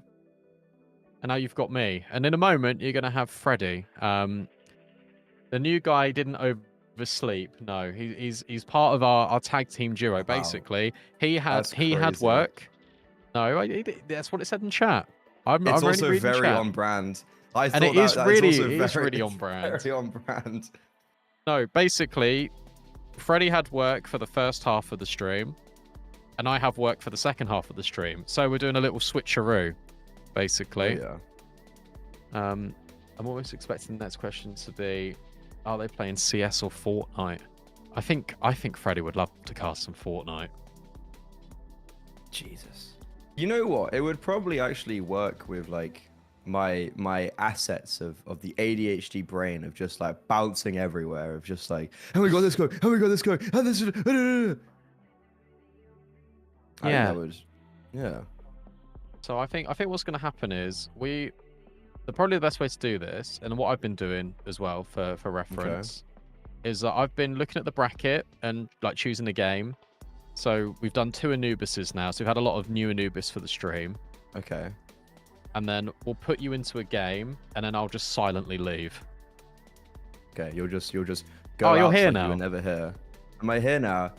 Yeah. I'm here. I'm small cam in the bottom. What's up, guys? That's my. See, he's like bigger because he's daddy, and then like I'm the little son down here. Oh. Yeah. No, of course. Wait, Brandon, where are your fish? I never saw. a new house, mate. Yeah, but so like, so if anyone doesn't know, Brandon used to have fish behind him. He had a whole host of them actually. So did they come over with you, or like what's happened? No, they're still at mum's because like I think it would be too stressful to. I think it would be too stressful to bring them over because it's like a 2.5-hour drive, and I'd have to be in the little bag. And I've got a puffer fish, and if the puffer fish puffs up, then it could be quite bad for him. So I'd rather just kind of leave him where he is. It could be the end of him. No, honestly, it could be. It's really dangerous to puff up. Yeah. Okay, well, Brandon, before you leave, have you got like? I'm looking at the bracket, so there's mostly like round 4 games are like coming to an end. Some of them are. Is there any teams that you like? Who have we seen? Is there any teams you know from this list? So the book club was in here, but then they didn't show up. I did see that the book club were in here. Oh, they just didn't show up, did they? Have I left? No, they didn't. No. My camera's been moved now. We've got Sangal Academy here, which I think there's 2 of me. Yeah. So we got Sangal Academy in here as well, Freddy, and like we watched them a little bit on Dust 2, and they were very good. So I'd probably say they're the favorites. I haven't really noticed too many other pros in here yet, but there's one team that has just made it all the way to round 5 just by forfeit wins. Wait, what? They won their first game 13-1, and then they got forfeit win. Can we just Oh, no. watch them for the vibes? Oh no, sorry, their bracket, the bracket kind of glitched on Faceit. They're playing right now, and they're losing 10-7. So how is this working? We also just like jumping in, diving in, just like Yeah, we're saying just hello? diving into pretty much. We're just diving into every game and just having a vibe with chat and just watching some Counter-Strike, and eventually there'll be obviously the winner. And then for the finals, it's like, you know, you've got this far. You're lucky enough to be casted by Grimmirana. Yeah, absolutely. I think that's what every team, I think, entering the tournament wanted. And also, that team you mentioned, actually, the one that's gone all the way through, Jelen Nozowski. Yeah. They've actually got like they're like all right. Yeah. Thanks for that. Yeah, they're actually all right. Yeah. Yeah, they're not bad, you know. Yeah, I mean, look,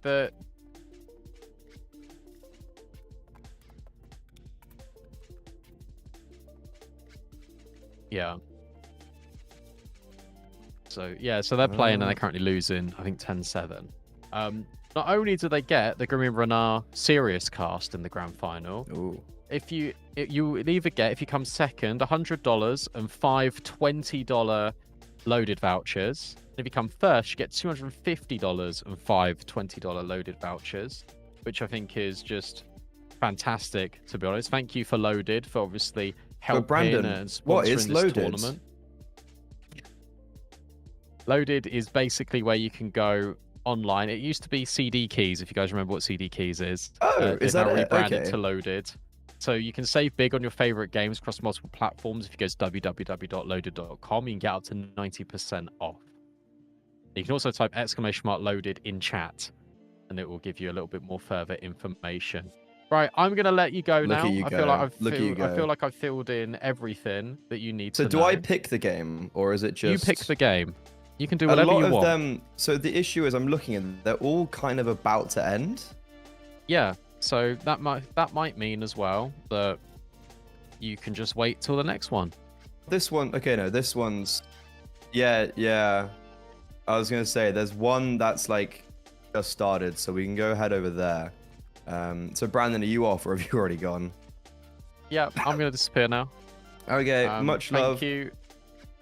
Thank you to Heroic for having me on. I'm gonna leave you in the capable hands of Freddie. Freddie, I also promised that you'd bring the hype compared to me. I'd bring the hype. Okay. Yeah. So what was like the level you were bringing? Like, give me like a little. Mine was just like chill watch party vibes. Obviously, something insane happens, then we do hype it up a little bit. But I was just, just me, just being myself. You were just being yourself. I said that you're an awesome guy. And yeah, I'm sure. And you're like the younger, more like hip me. So like I feel like you can bring the more notorious energy. Perfect. Thank you guys for having me. Take care. I'll leave you in the capable hands of Freddie, and good luck to all the people participating. Thank you, Loaded. Bye, Brandon. Bye. Love you. Much love. Bye. God, thank fuck that guy's gone. Am I right? Oh, now we can really get down to business. Joking. Thank you very much, Brandon. Hello, everyone in chat. Hello, all the heroicians. So VU. I suppose I should explain the Hanover flag, because it's actually got a lot of questions. I've been doing some co-streaming of the IEM Rio stuff, and everyone's just like, why the fuck do you? Oh, I'm not allowed to swear. Why do you have a Hanover scarf behind you? I was like, oh, okay, I can understand why that's confusing, but I do live here, so that is why.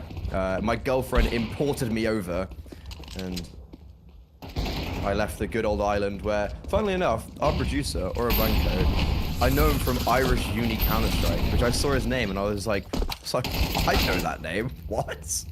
So the coincidence of there's multiple people who have come from the Irish Counter-Strike university scene in Heroic. That's a niche. But we've got, so as mentioned, Illegals versus Solarian. This is still the 4th round, so it's the same round as we just saw over on Winsker's Arch. I guess they're very delayed. I'm just taking a look at the lobby right now, see if there's anything like standing out to me.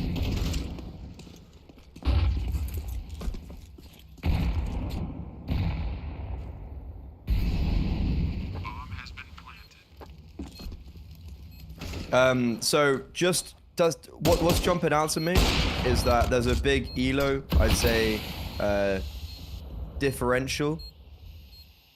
The illegals are all kind of around like 2k elo. Flashio is 2.5, but apart from that, his teammates are kind of all like 2k elo around. So if I'm gonna just kind of like take a stab in the dark, Solarian, they're not massively high themselves, but they're, you know, they're upwards in the elo charts. I'm taking a look at their leagues. Okay, Solarium, they play in intermediate as well. They made intermediate playoffs last season, and the illegals is just, I think, a group of friends who have come on. So Solarium, an Inters team, higher elo. I think this game probably going to be maybe a little bit one-sided, but who knows? Always exciting to get a new look at some of these players, and it's a great way to exhibit yourself, right? I think that's what Brandon was saying, or I came in for like a second earlier when I was supposed to be working, and I saw Sneaky talking about how the runners-up of one of these, because it was the second, this is the fourth one of the second heroic loaded Frag Fest. The runners-up, 2 of them now play for her academy. So, you know, that was pretty big. I think it's the 2 Romanians, Yoshi and someone else. Yoshi being the IGL, which is really cool. But yeah, in this game, Solarium off to a great start. They look like they won the first gun round. Illegals, this is just a low buy, so it's not the end of the world. They are being kind of you know, farmed up by Mac 10s, but it is what it is.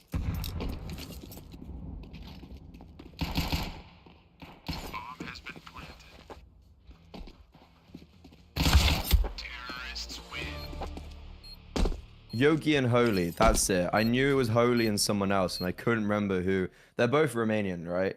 I couldn't remember who it was, but I was like, I know the nationality.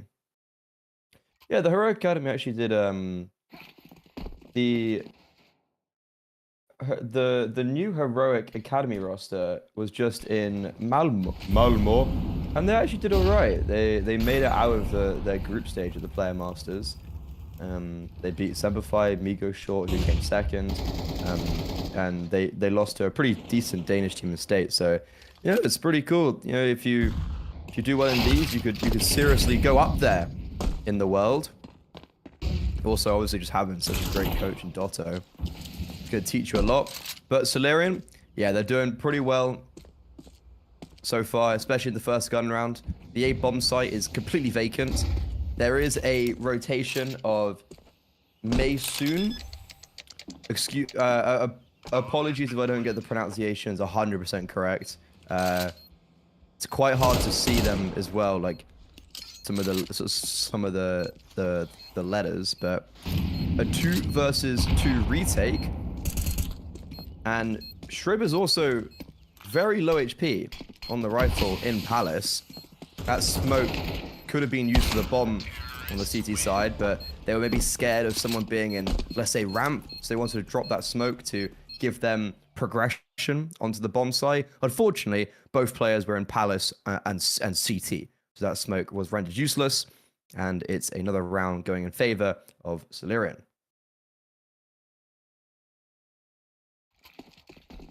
Yeah, I'm sure you guys are happy. I was actually, amusing enough, doing work for Semperfi for that event, and I remember I looked at the veto, and I was like, why? It's like overpass. I was like, I'm sure why we picked overpass, but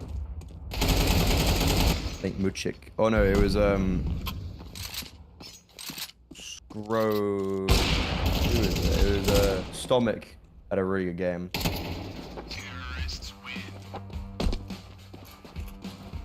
Cracking open a Red Bull because it's been a long day for me. I've just had a coffee quickly. Red Bull will hopefully ease me through the day.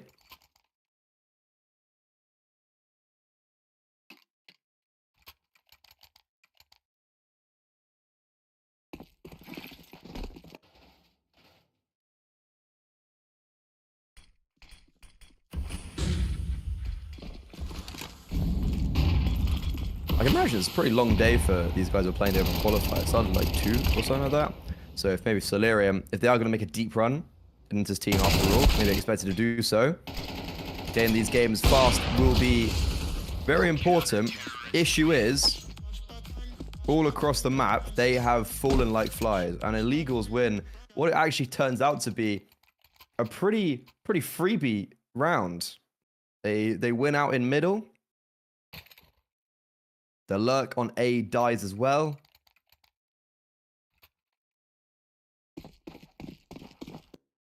So it's not going to be completely free for Solarian.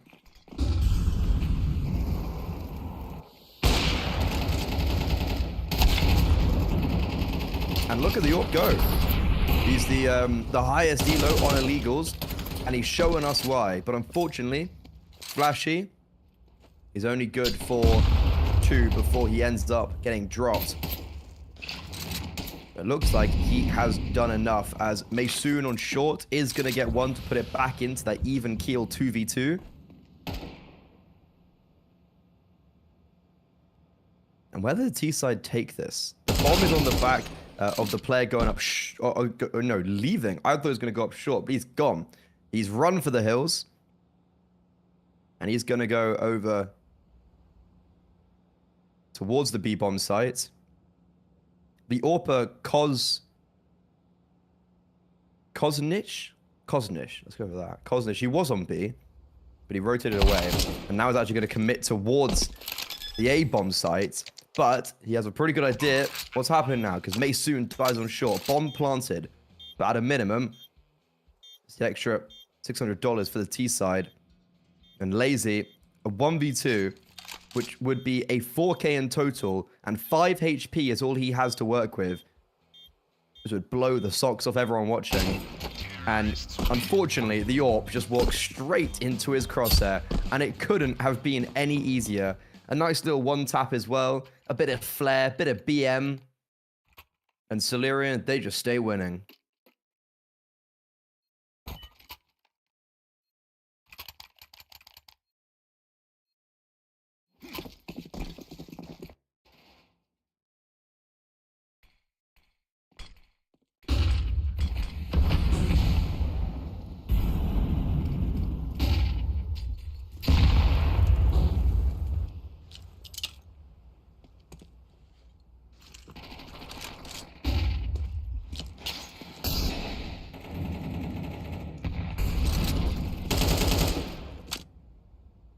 And it looks like Solarian, they want to change up their approach to this round. Not necessarily just go all towards mid, but fake presence and then pop onto A.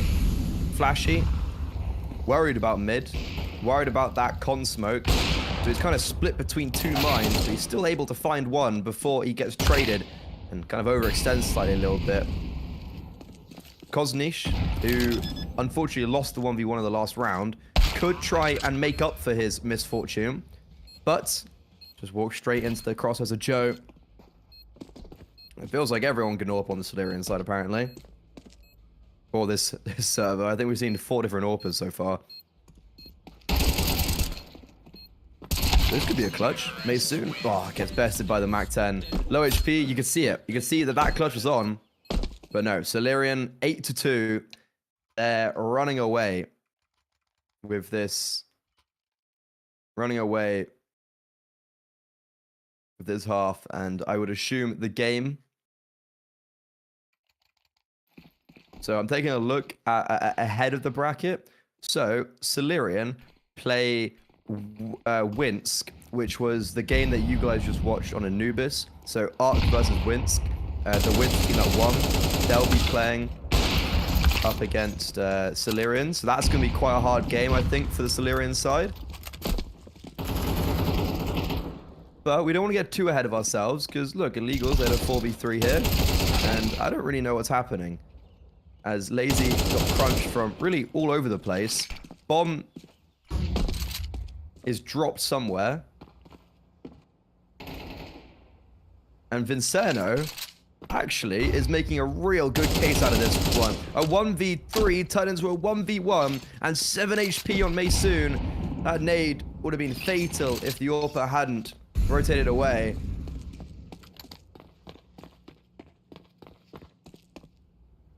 Don't know where the bomb is.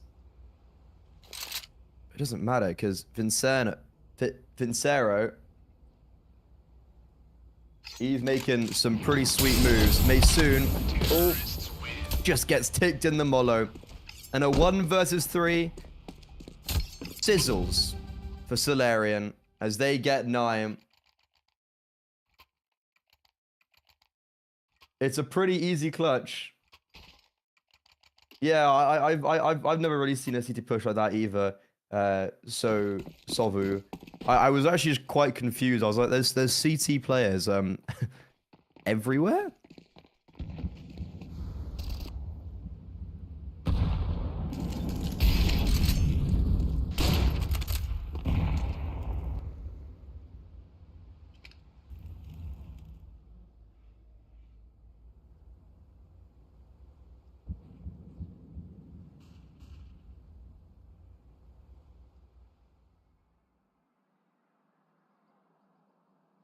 Final round the half, Solarium. They're clutching. They're winning out every situation, no matter what the disadvantage looks like. And a mid to B, and also players coming out of apartments, is not actually going to be 100% clean. The mid prong, I think, went 2 for 2, and on B as well, they also went 1 for 1. This is bold. Flashy, he's just diving through the short smoke. Not even remotely waiting for his teammate who's coming from market. Raver. Lucky to not come a minute later or a second later because there was a flash with his name on it. He ends up shooting Solarian just in the back of the head. And Illegals, they do get at least 1 round extra on the board before they go on to their T. Wait, what? Oh, the bomb. Oh my god. I thought they had that defuse. But no, not enough time on the approach. It took too long. And Illegals, they can't get anything going for them right now. Only 2 rounds going on to their CT side. Oh, sorry, their T side. It is a disappointing day for them.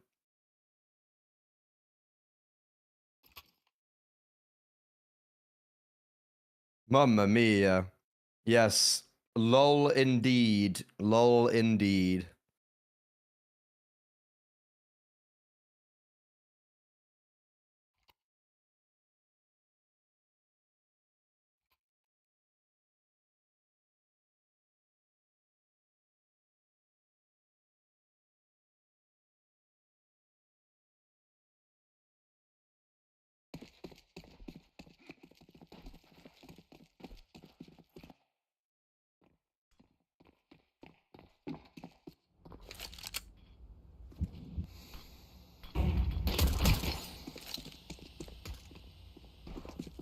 That Wince team has a coat called Hardstyle, which is really annoying because there's a Turkish coach called Hardstyle who's like really quite he's the guy who's been around like some of the top teams, but okay, it's not him. He's a fake Hardstyle. Yeah. But getting back into this pistol round, Solarian, they're cleaning shop. Yeah, that defuse literally had to be like milliseconds. But yeah, as expected, the The Solarian team, they're playing in inters. They're a little bit maybe more refined, higher elo. They're going to come out on top.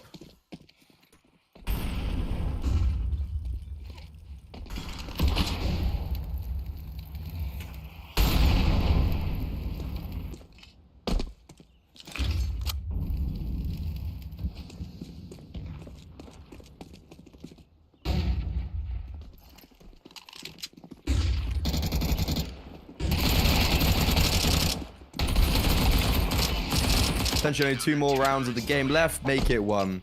Because the Force Spy just gets eviscerated as they come out of ramp.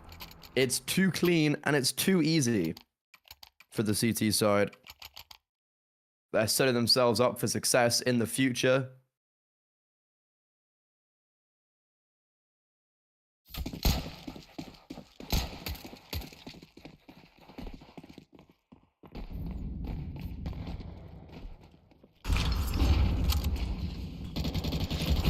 What I assume is going to be the last round of the game here. I mean, Lazy has fallen to the Mac 10 flashy. He does catch him off on underpass, but then gets instantly traded once more. Bit of commotion over towards the B bomb site. Joe has rotated in with the Yorp, and he's missing quite a lot.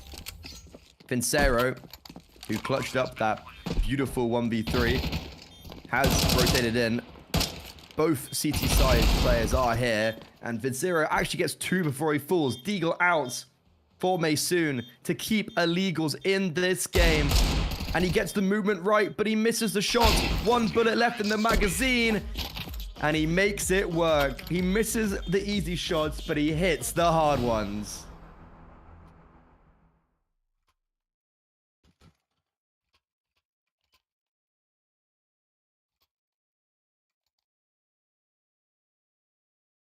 I respect it. Making himself look a little bit more pizzazz.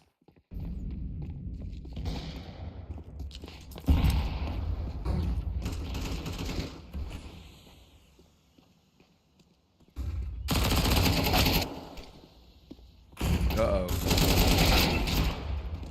Society crumbling. Illegals. Poof. They just won the 4th round. As a kill on ramp. But then mostly, I think it was this mid fight that really went in favor of the illegal side. And that actually should break the bank count for Solarians. They're going to go down to, I assume, an eco.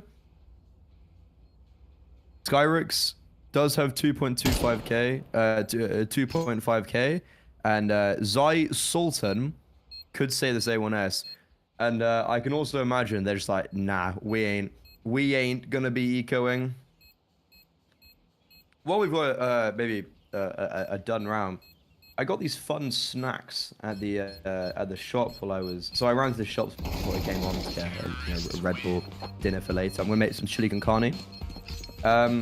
Alpia salted caramel crunchies. They've got sweet and salty. Should be fun. So I'll be testing these ones out. Yeah, if you want to get some, let me check out this heroic pro kit because the jerseys are they're pretty clean. Looks like Sultan went for that last round but then failed. So it's down to this low buy. Vincero has a Zeus. Oh, imagine. Is there some sort of like bonus for if someone gets a Zeus in these games? Oh my sweet Jesus. Okay. Mr. Sultan, my leader, my leader. He was about to be the Sultan of Mirage.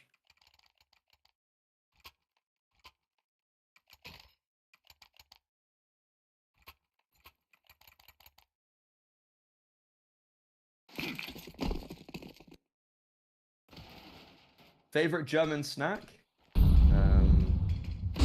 Is there like, I guess, Kartoffelwurst is quite nice. Like one of my girlfriend's best friend is like, you know, like proper farmer, right? And they're like the cold meat snacks, just like cutting like meat off and just like snacking on that. Like I think that's pretty, like that style is very niche maybe to Germany and in some parts of Germany, which is, I think I'd say probably that. 'Cause, like there's no like unique German snack per se, I suppose. Yeah, it's like potato sausage. So amusingly enough, they used to put potatoes in it because so the area is like quite poor, so they'd put potatoes in it to make it like cheaper. Oh shit, he just won the game. Sorry, I'm not allowed to swear. Vincero has just won the game. Solarians, he's got a 1v2. I was completely checked out. I had no idea that he'd even be like remotely winning that, but Solarian win it out. And I was like completely checked out of that one, thinking, oh, you know, they got the bomb down. We're gonna keep on going. But I suppose we can communicate with the chatters. Yeah, that pistol in the penultimate round did a lot of damage. I was almost very, very impressed. But yeah, like the potato sausage, it's they'd put potato in it, so it's like using less sausage, and it's like cheaper. That's the whole point, right? But it's actually really nice. In like near Marburg, in like the center of Germany. That's where I know it from. But yeah, it's like, you know, I think German sausage and meat is very good. But okay, German beer. So the only acceptable answer here is beer. I have a crazy hot take. German beer is, it's good. Don't get me wrong. I love I love a good German beer. But there's a big but coming in here. It's literally all the same. It's all Pilsner, and there's actually like, it's not just because every German brewery has come together and is like, right, lads, you know what we're gonna do is we are only gonna make Pilsner, and it's all gonna be using the same ingredients. There's laws on how beer can be brewed in Germany, so I think it's supposed to be some sort of like quality protection, but basically what it means is that there's no fun stuff that's allowed in. So it's just all the same, really. And like, I know it's a hot take, but it's like once you've had one, you've kind of had them all. And yeah, like there's little differences of flavors of like, maybe one used more water than the other or whatever. And like there's wheat beer and then Pilsner. But like it's very rare to find, I think, good, different German beer. So as much as German beer is kind of like known, you know, for all this stuff, I'll put an asterisk next to that. Currywurst is great, actually. Currywurst is really good. I'm a big fan of currywurst. We actually had some currywurst. My girlfriend's yard, their clubhouse, they were selling currywurst the other day, and we have like a bunch of the sauce left. So, I should have bought some sausages for that. Right. Okay. So we still have one game still live in round 4, but it's almost over. It's 8-3. I propose that we go and just like skip to maybe a game on round 5 and see if we can. Yeah, so if we get a game in round 5 that's about to start, is it the Sangao game and then the 5 observers era Draconus one? Oh yeah, they're getting owned. Okay, I think Solarian are gonna get kind of whooped. I think this Sangao Jele Nizien Oji game could be fun. I'm just looking at like Elo and just like, it's probably gonna be quite a high quality game as far as high quality goes. Taking a look.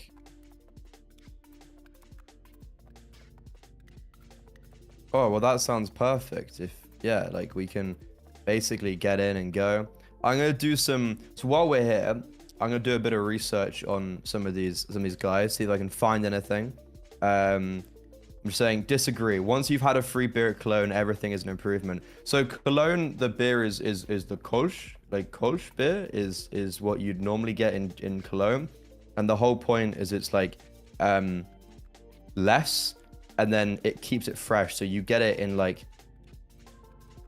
I think like 125 ml or something like that. It's very like they, you know, they come around it as like proper German bars and pubs in Cologne. So Kolsch, but then so the Southerners, so the like Bavarians, they would be like, to them Kolsch is like a disgrace. It's like weak beer. But the thing with Germany is that everyone thinks everyone else is.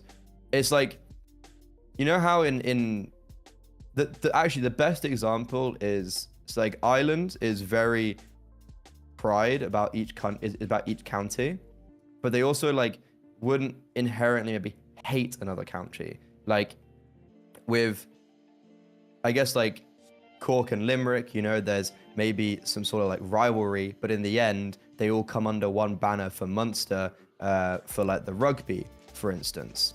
But in Germany, it's like, I swear every county just hates each other. There's like, it's like you make this, but I'm from here, so whatever you export, I hate it.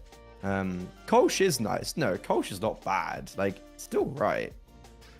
Finding veggie curry versus painfully hard. Well, I'm assuming this is Tom, right? Like, I think there's a big problem, you know, in there of just like, you're trying to find something that is inherently not vegetarian. Like, finding vegetable curry sausage is really difficult. I wonder why. We laugh. Yeah, this Sangal team will be cool to look at. They're playing in entry. They're 4-1. They've lost to SD Vincita, which is a pretty decent Lithuanian team. They've always had like decent teams, so yeah, I expect that is not like a crazy result. Hush Freddy.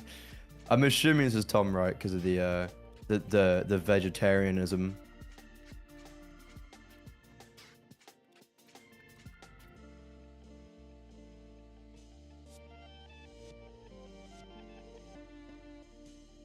Boom. We're getting into games soon, guys. Amusingly enough, we're actually going to be watching a Yoshi, but not the Yogi Hero Academy player. Just trying to find and see if anyone's got HLTVs. Uncertainly. He doesn't have HLTV. Oh, guys, today is a great day. I have sound. Thank you very much. Big up Aura Blanco in chat. And this is perfect timing. Is this the first time today, apart from like the first round, that we've actually got like a game fully? And this should, is that yes? Oh my god, wow. It's called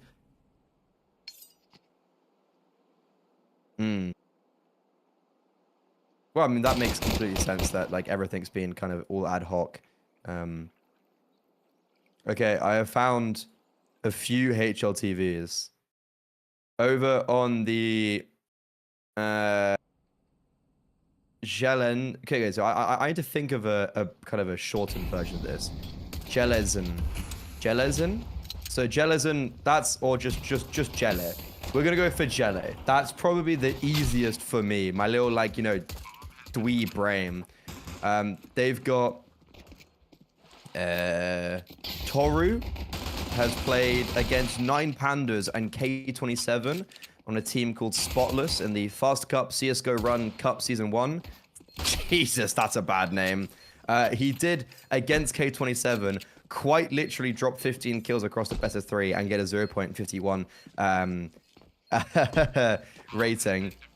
which is not ideal. And Sangao actually on the board first. It looks like he played with some players he's playing with now. So Yoshi was also in that team. So guys, we're delving in. We're finding all the players. Yoshi's actually got quite a few games on HLTV. He made HLTV stage in the PGL Major Open Qualifier. Not bad. And then has just played a few things like randomly here or there. They actually beat... Oh no, they got beaten. So Setsu and Yoshi played in this Vitera Esports League, which I'm assuming is it's actually a Belarusian LAN. And they got to the finals where they lost to Zenix, Lollipop, Finch. So they actually made it quite far. And they played with Sad from the old... He used to play for Forza Reloaded and plays for Flame Sharks now. So, okay. Setsu's played with Yoshi. They've played with Toru before. So this is looking like a decent enough team. And then I Am Soul. That's a name and a half. I wonder if he's got anything. So we've got like a Belarusian side on Jelly. I'd say it's strong enough. Also, I think Toru's top 1,000 face it. 407 actually. So he's, you know, quite the elo man.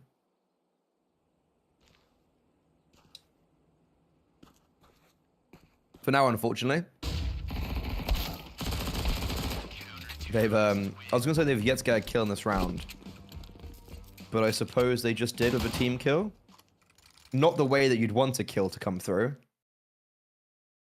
What's your prediction on this game? I think at Heroic, I suppose that includes me? Maybe? I'm going to say Sangal Academy.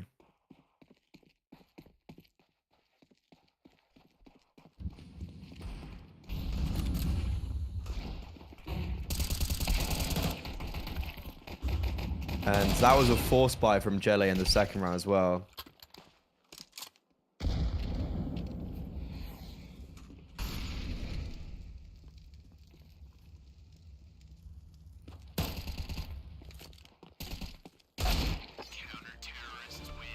So this Jelly team seems to have like decent people on it, but I think it's just a mix.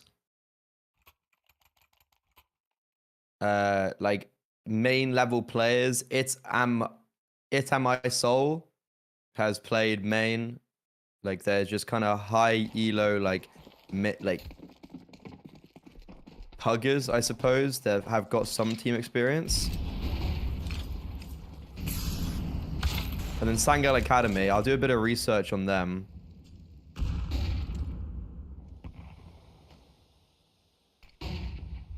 When I get the moment. But, Ships. The Orpa has missed a sitter so far.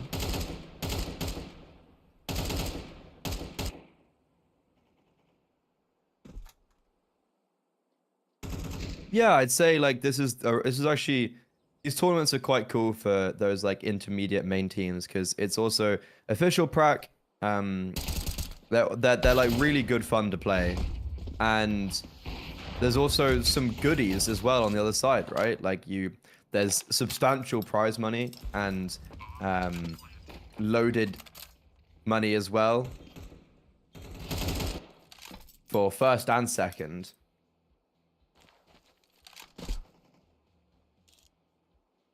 Oh, wait, guys.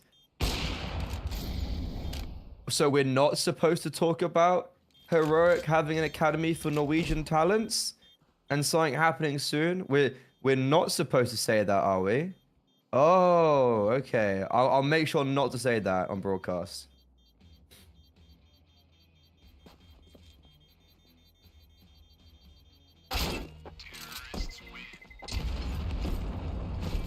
we'll go through and manually comb it out of the VOD. Wait, prizes for top 8? No way. I thought prizes were literally just for first and second. Holy, the budget.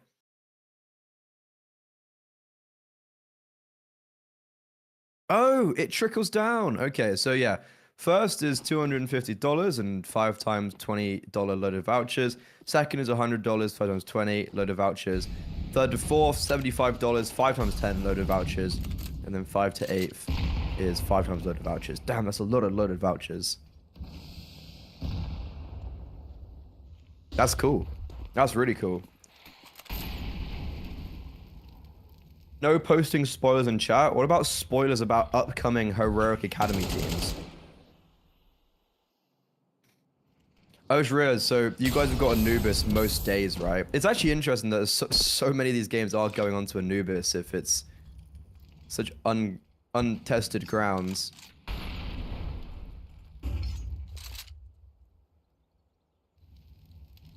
So, Jele actually got that first round on the board last round.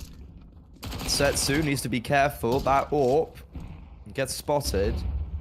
And I suppose lucky that gets away with only a bit of damage. Now, here comes the execute. First and double entry onto this A bomb site. It wasn't really much of an execute. They kind of just walked up and killed. And both players on the A bomb site fell pretty much in tandem.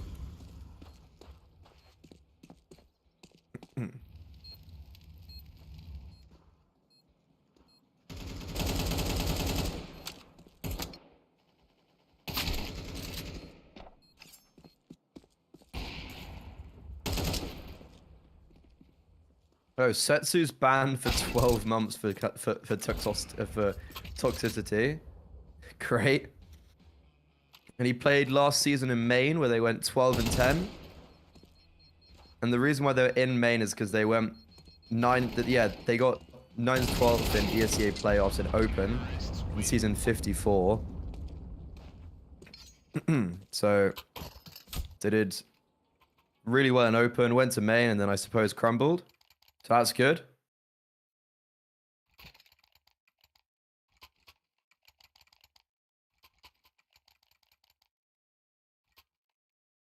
Oh, Toru played for a Spirit Academy team. That came first in Open. He's actually played a few seasons in May and he's done quite well in them actually as well. So Toru, maybe someone to look out for.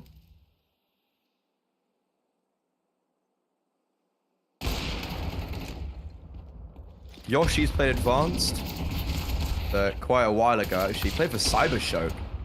Played for Nuclear Tigers. Wait, this guy's nuts. Anyway, speaking about nuts, I don't know what just happened, but this is a full eco basically, right? It's just gone all pear-shaped. App. Oh, what's Terry doing? Why has he done that then? And this full eco for Storgaard has really changed the narrative of this whole game. Hyper spots him out with a 5-7. Knows that it and my soul is still in mid. He's going to run away. He's got the bomb on his back. Question is A or B? And he's going to choose to go to the B bomb site. But he's a little bit too late to get shot in the back of the head while running away.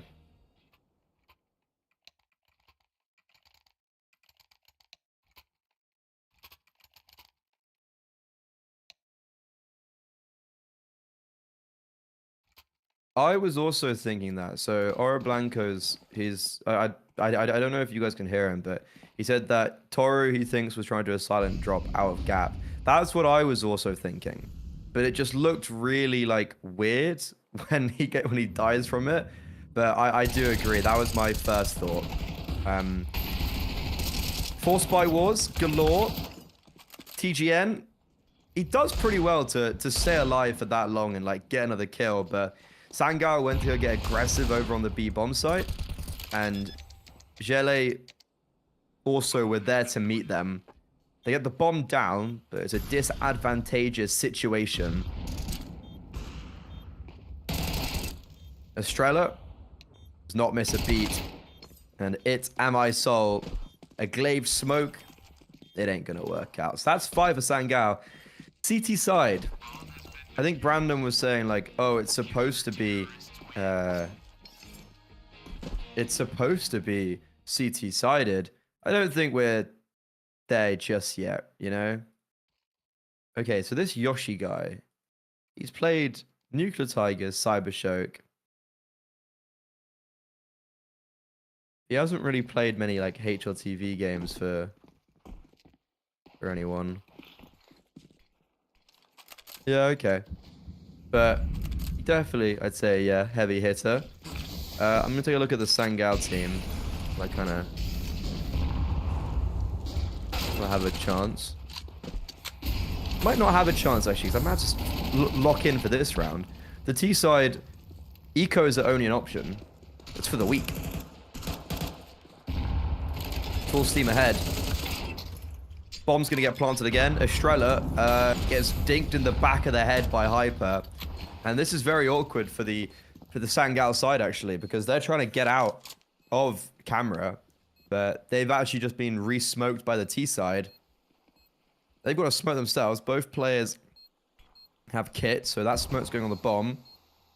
Tori's around pillar. That flash ain't going to affect him. Same with Yoshi.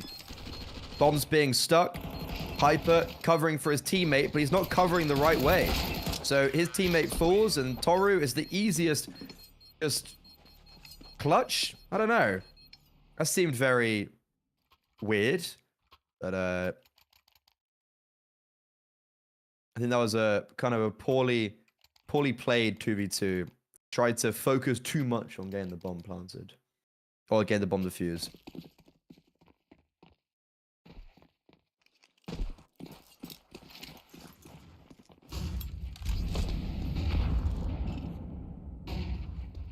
Okay, so Sangao Academy do have a HLTV. Ah, yes. Okay, so Sangao Academy, Turkish team, obviously. They did have a team. So this is a brand new team, thus them going into like entry, etc.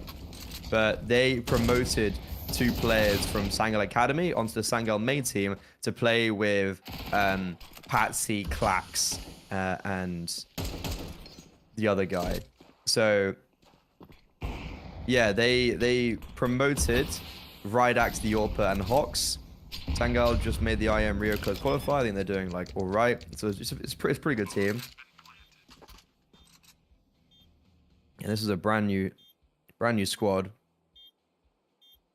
which is probably using this tournament as a good tester. TGN, he's got a HLTV page. He played on that Sangao Academy side with Rydax, Hox, etc. But he seems to be the only one that's left. I wonder where Scrollen and Enz went. They went to Bushido Wildcats, both of them. Okay, so Bushido Wildcats, people don't know, is like, I guess, tier 2 Turkish team. There's not many Turkish teams, really at all, actually. So they're like, if you think of Eternal Fire, who are now got a Turkish team, if you think of Aurora, obviously Aurora is the first one. That basically is it when it comes to like full, pretty capable teams. Even Eternal Fire is a stretch.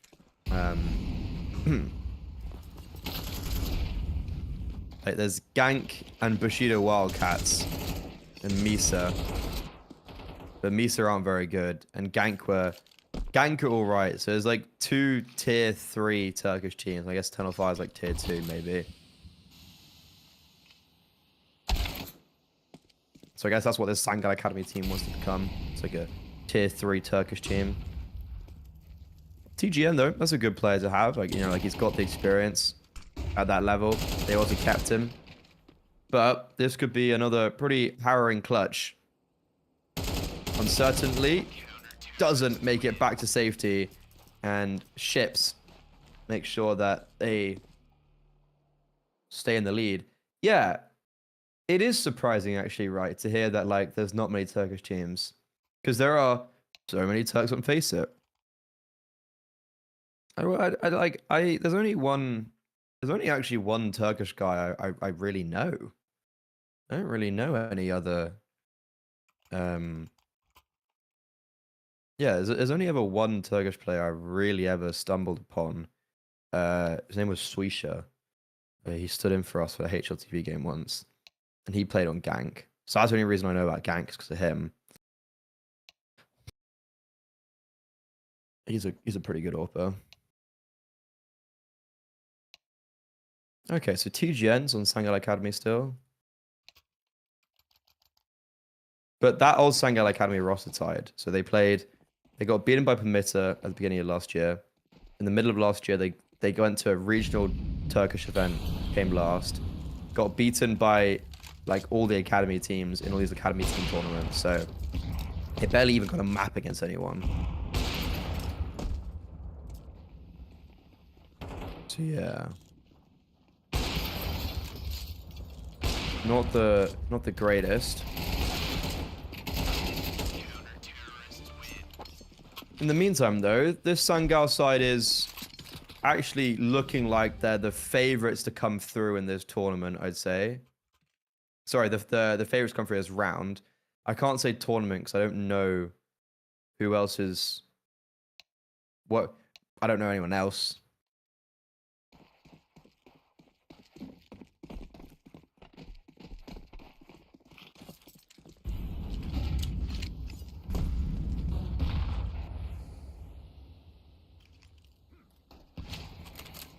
Final round of the half, and Gele have no money, really. The Tech 9s, Deagles, this is setting themselves up for, I suppose, success, because Yoshi, that was pretty dirty from him.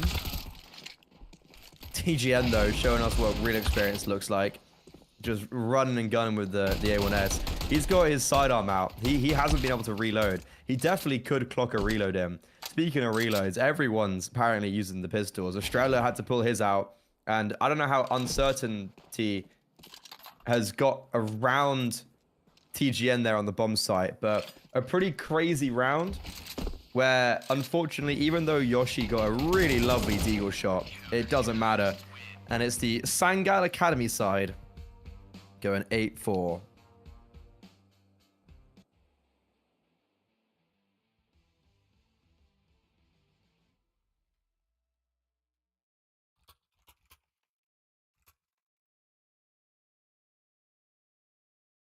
Risley is top 613 in Elo, so he's a pretty big Elo player.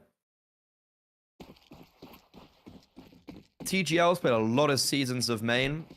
I think that's where the old academy side used to be. But obviously it's like a brand new team. It's kind of changed over, right?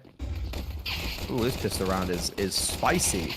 It's going quick, it's going fast. And the T side, they're lighting up the scoreboard. If Sangal win this pistol round, that could just spell disaster for Gele. But Toru, who got a 3k in the first pistol, is determined that will not be the case. Ships, no armor, drops his smoke just out in the open to see if he can get himself maybe a bomb plant. He's picked up that bomb, and he's trying to find Toru. Where's he gone? Hey, and Toru just keeps on backing off. He's playing this one really lovely.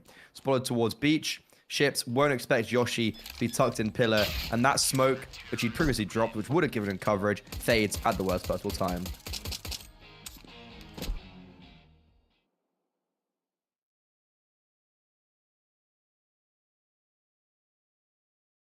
Oh, a bit of BM as well. Keepers.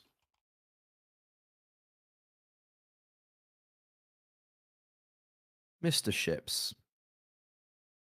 Oh, Ships played in the previous Sangal Academy team, I think.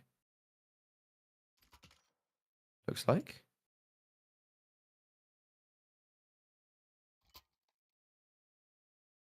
He played main with TGN last season. Then played main on Mastralis before that.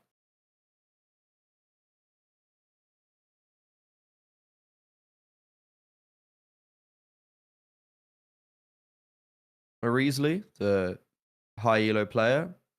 Seems to be a bit of a pugger. He's only ever played intermediate. This is, I suppose, one of his first big teams.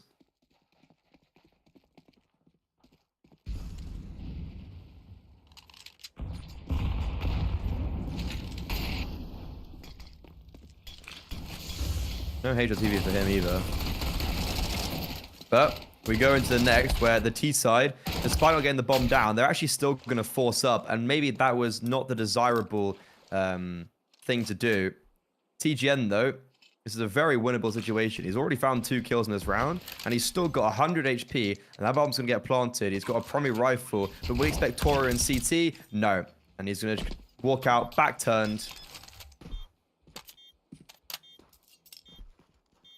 Unless he decide double down, but with 3 kills on a bomb plant, I wouldn't be surprised if Sangal just reinvest.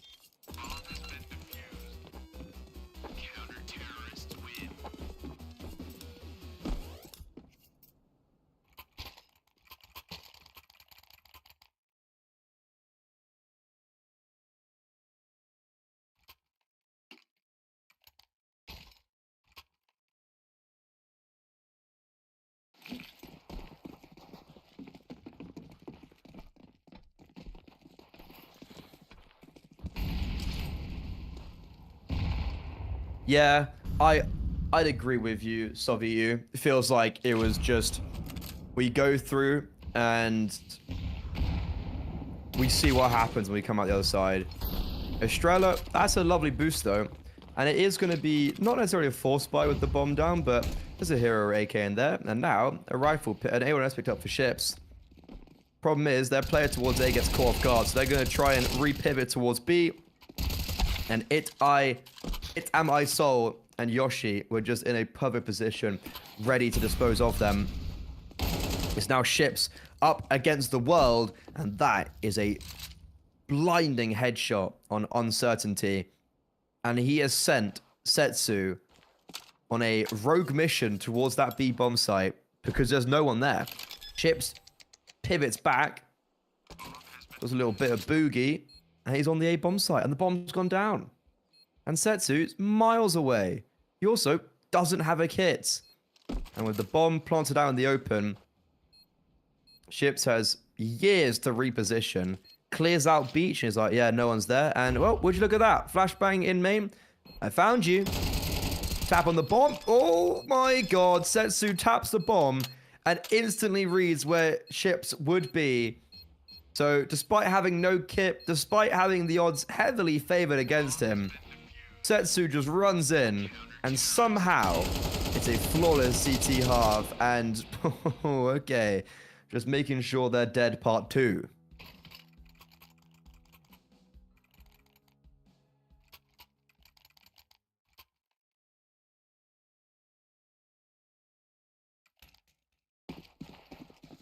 Don't know how they lose on that one. Estrella has only ever played 1 season of Inters. Intriguing. This Sangal Academy side seems very just like, I don't know, there's like 1 or 2 decent players, and then Hyper's never played outside of entry. He's not even like massively high elo. I wonder if these guys are really young or anything like that, but I don't know. I guess this game is a Sangal side which has still their coach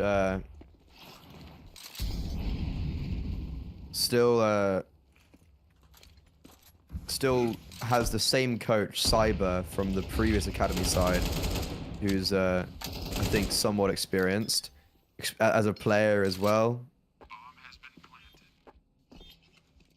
So it's kind of like the Sangal drillness versus the Yele, probably better individualism but more random.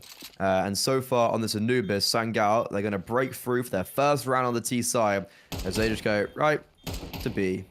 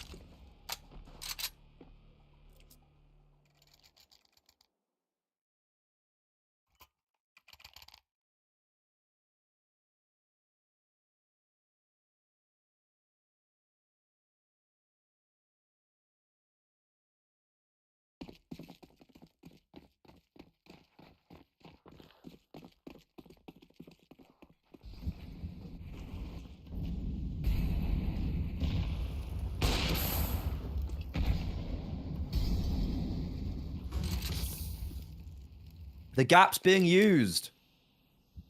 What I saw that was really overpowered from the CT side was the fast smoke in stairs, and then just bounce a flash off the window, and you jump in, and you're there so quickly. So the gap being used, Uncertainty is still hanging around after Setsu got an opening kill in mid with the AWP. Yeah, Sangar were 8-2 up. You're right. They were 8-2 up. They're about I was going to say, they probably should have got 10 on this round, you know, against some lower weaponry, but it doesn't seem like the gods are going to be giving them that favor. Setsu as well, the dynamism. He gets the first pick in mid and then pivots over towards B-com. Catches them off with the pants down. And I suppose it's been a bit unlucky of Sangal lost the last 2 rounds in the half, and then Pistol was won, and then Sangal forced, and then that didn't go their way. So it's like there's only been really like 1 or 2 gun rounds, and this was supposed to be one of the easier ones. But Sangal, I think, kind of dropped the ball. Kurt P, who's winning? We're all winning because we get to experience this moment together.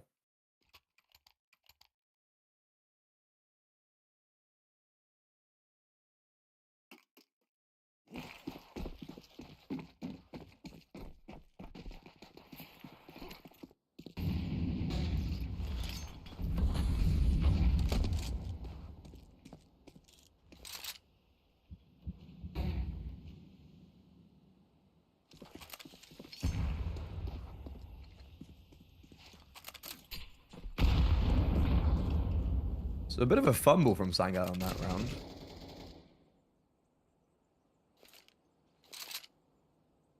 I wonder if that could actually be something that costs them.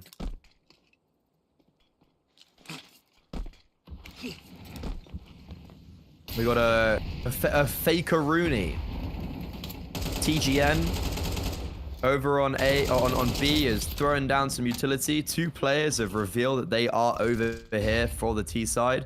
But it's a pretty obvious fake, I'm not gonna lie. You can see Toru is just like, yeah, I think I get it. So I'm gonna dip.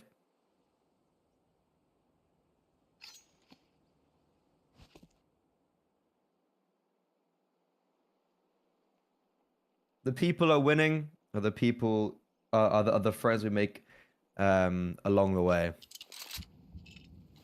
Also, it's Am I Sol? He's currently winning because he is flanking mid. And he's going to be flanking A pretty promptly. This has prompted 3 players to rotate over. Yoshi's just been left on B. Orp's there. There's so many people on this A bomb site. It's littered with CT defenders. And Hyper, he's terrified. Little does he know, he's being backstabbed as well. But that lurk is never even going to get noticed. It's Am I Sol? They never even knew he was there. Because they all die before he can get there. And a second tactical pause being used for Sangao. And I understand why, because that was a pretty weird call.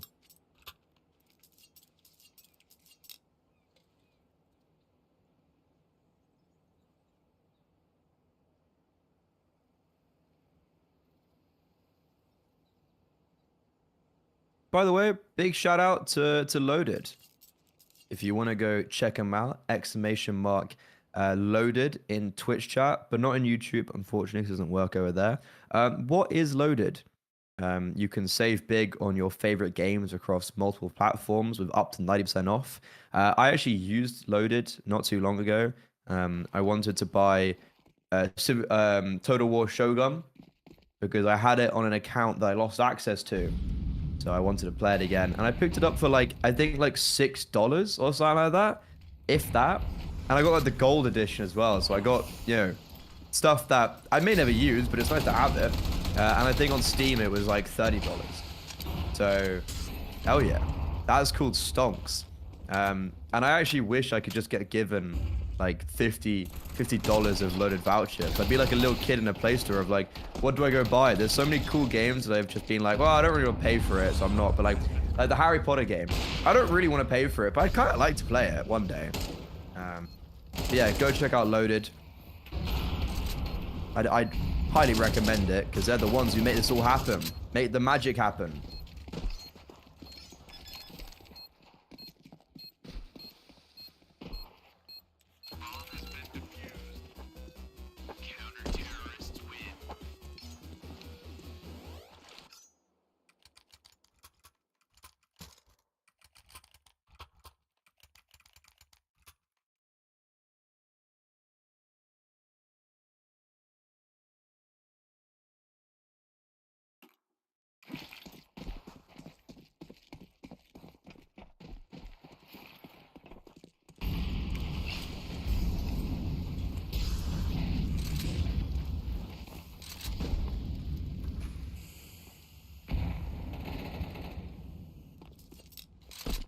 That was a low buy for Storgaard. They got quite a lot of damage and a bomb down, which means they're looking pretty good for this round. Very unfortunate from Arisley there. He gets 1 kill and had Setsu pinned down outside com. The issue is, he then proceeds to get shot in the back of the head, so they lose all of that war control. But that doesn't seem to deter them, as Storgaard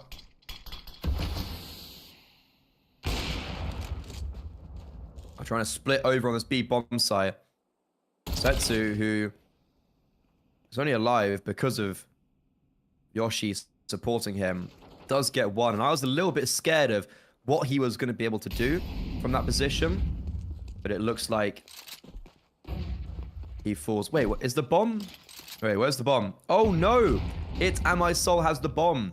The bomb was on, I think it was either Hyper or Estrella died. And I was thinking, I wonder what they're doing to spawn lurking like that. They've got the bomb. And all the focus is on collecting it. Do they expect Yoshi, who's coming in from Connector? They do. And It Am I Soul, who was playing very deep, probably waiting for Yoshi to come through for Connector, ends up just kind of isolating each other. And boom. Double digits for both sides. It's an even 10-10 game. And we're going down to the wire.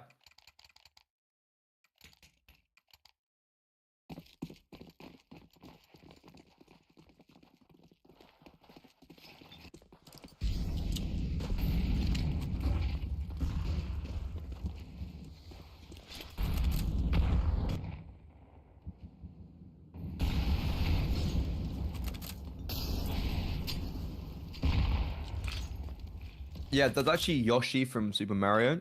He's actually playing as like a green dinosaur. He's just really good at, you know, I don't think they've got thumbs, but that's why he's just so good to go.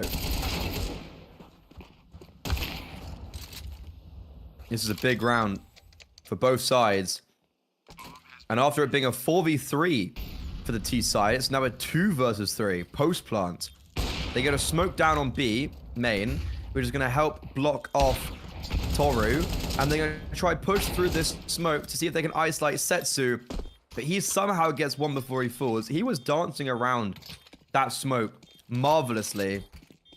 And just being such a nuisance, which allowed Uncertainty and Toru to rotate in. And Pincer, Gele looked like they want to be knocking Storgaard out in round 5. Of the heroic X-loaded Frag Fest Series 4.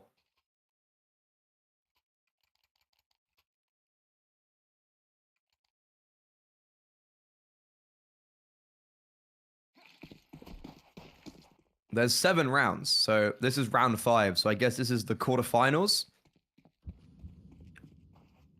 We already have one semi-final decided, Winsk versus Era Draconis. And then whoever wins this game will play against the winners of Emotionless Future versus Rahadamanthes. Which I think Rahadamanthes is going to win because there's quite a big elo difference by a few thousand. So Emotionless Future, I think they might get a bit owned there, unfortunately. And Rahadamanthes is also a main team. So they're pretty good. And they've actually beaten some pretty decent guys. However, for Storgaard, I think we're saying goodbye to them as Shelley assured to secure 12. And after a full investment, Sangao will have no money for round 23. And they're going to need a miracle.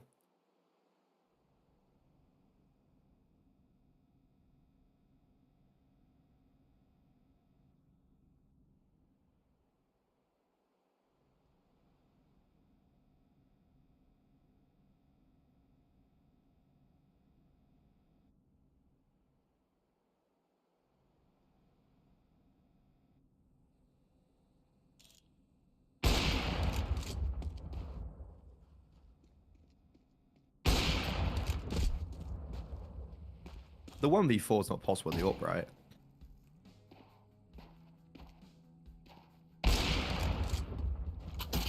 The save is good. But they are going to try hunt him down. Oh, he's being hunted. He takes 3 down with him. He actually kills all 4 of them. Fair play. Unfortunately, it doesn't matter. Unless they win this round and break the economy.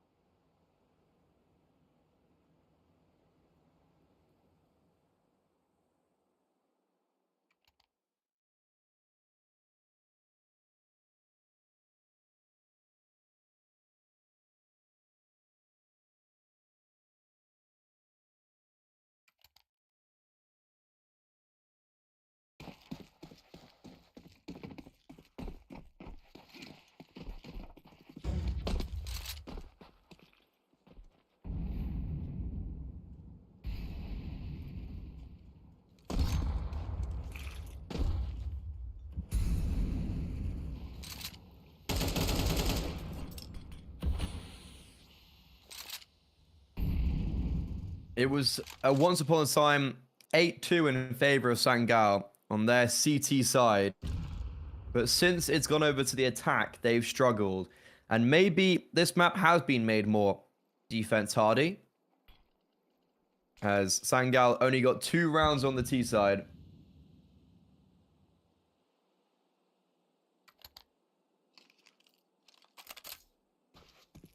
What did I say, Heroic? What was I saying that was wrong? I asked for prediction. Well, you asked me for prediction, and I said Sangao. Ooh. Ooh. That's unfortunate. Uncertainty has disconnected. Ruh-roh. They're still going to play the round out, and I suppose they're going to have to strike all the tech ports, but this could actually be Sangao's way in. They don't have a great purchase around that safe AWP. 2 rifles, a MAC-10, a Galil. And that disconnect, it's not going to matter. Even though it's a 4v5 for Gele. Oh, I spoke too early. Bomb site opened, but it am I soul on 7 HP is immovable. That nade doesn't bounce the way that Estrella wanted it to. If it did, then boom, we're in a 1v1. And this MAC-10 is just going to get mowed down. Good damage, but that's not enough. And just like that, despite it was a 4v5, because uncertainty disconnected, they actually still won that out. And that is now 3 of our 4 semi-finalists decided, with, I would assume, Rad Manthis will be joining and playing against Gele. So that's actually, I'd say, quite a big... I would say that's quite a big defeat if we think about it for the organizational name, like the name of Sangao Academy getting knocked down in the quarterfinals. That's not great. But the semifinals are a go. And there's actually a game on right now, Era Draconis versus Winsk, which I believe you guys have already watched. So I suppose we could just jump straight into that. And then watch the end of the Rataminus versus Gele when that's on. And then boom, finals. So I suppose you know, no rest for the wicked. We just go all steam ahead. And look at this from Ora Blanco. The man, the myth, the legend has already got us into the game. It's 2-2. Ooh, do Winsk have their coach playing?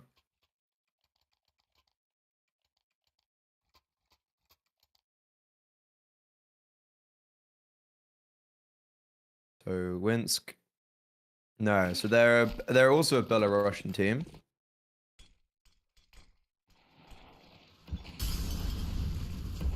Irajakonas, a Slovenian, Serbian, Polish, Bosnian mix. A lot of different nationalities out there. Irajakonas are a main team. They're 3-0 in main currently. It's actually pretty solid position to be in.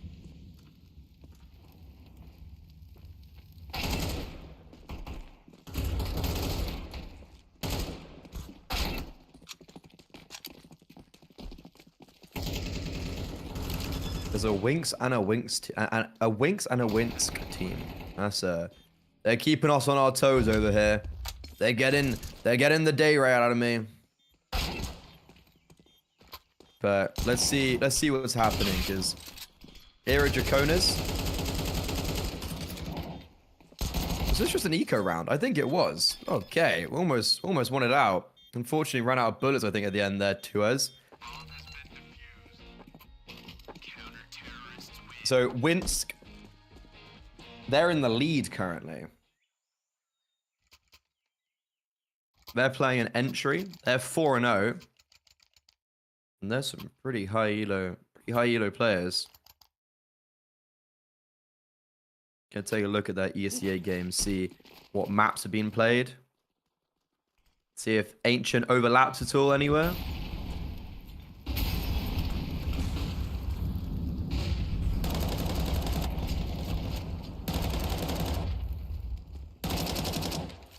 Yep, Irajakonas, they won a game on Ancient in main.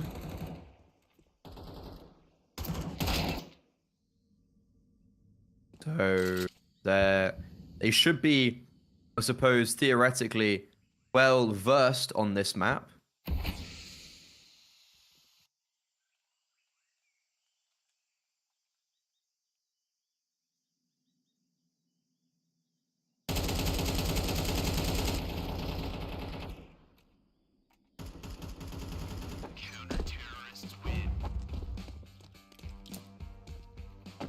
Winsk have also beaten a team in entry on Ancient that had 2 top 1,000 people on it and some very high elo players. So, okay, we should actually have quite a game on our hands, as both these teams seem to be familiar and understand the terrain.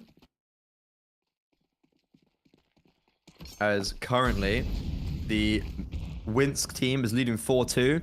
That was a buy from Irajakonas after a pretty successful eco.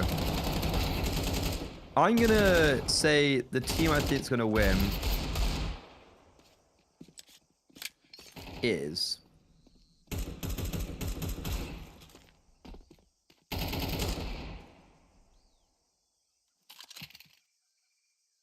I think Winsk will win this.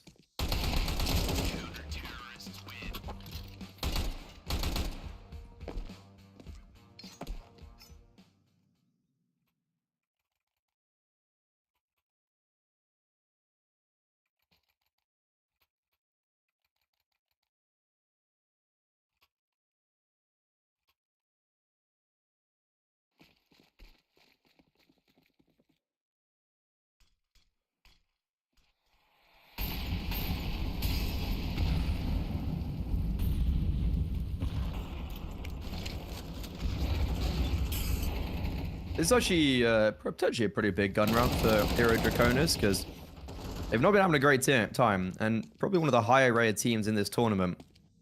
When you look at like ESEA, for instance, playing main, 3-0 in main, that's a pretty good position to be in.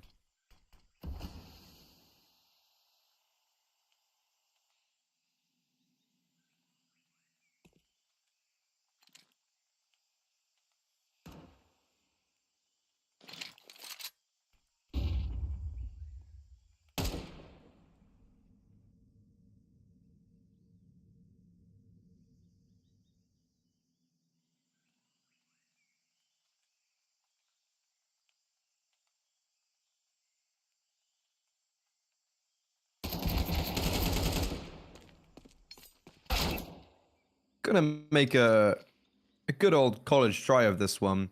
Era Draconis will, but Winsk have always had the advantage. Trusting you on this. I haven't really seen anything that makes me cheer for more any of these teams. Yeah, Salvu, neither. I'm just going off vibes. That's all I'm going off on.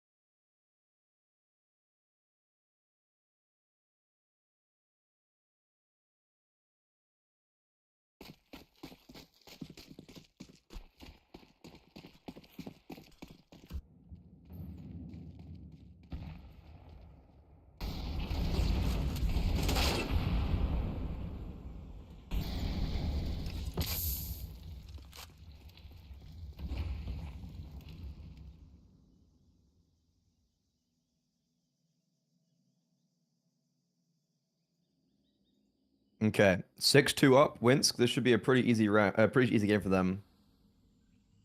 Yeah, I vibe Winsk. I don't know why, I just do. Era Draconis ain't doing it for me just yet.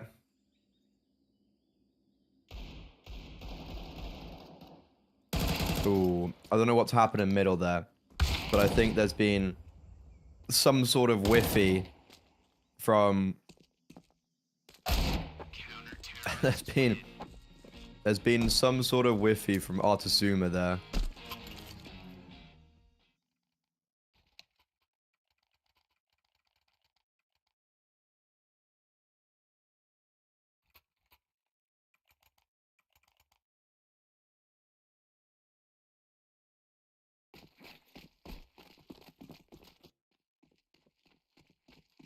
Artsiomao.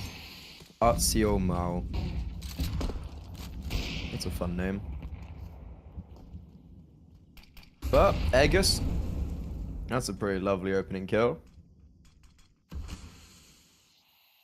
And if it couldn't get any worse for Era Draconis, it just keeps on going downhill.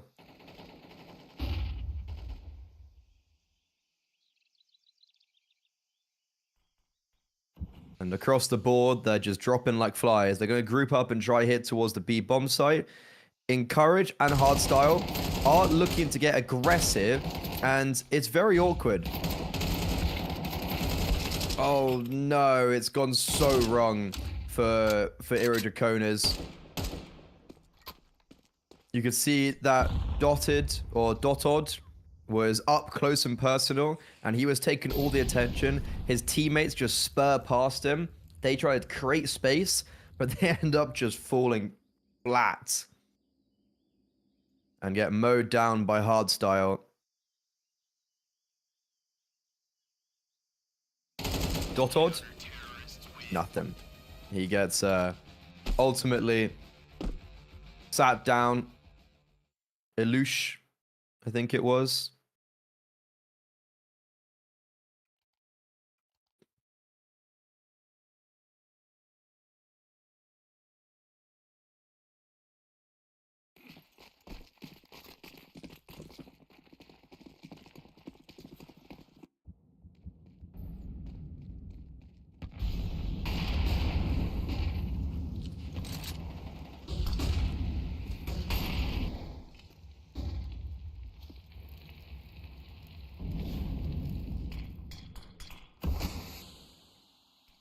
A disappointing semi-final for Era Draconis so far. Look, it's the semi-finals, it's the big games, the big leagues. They finally have an opening kill though.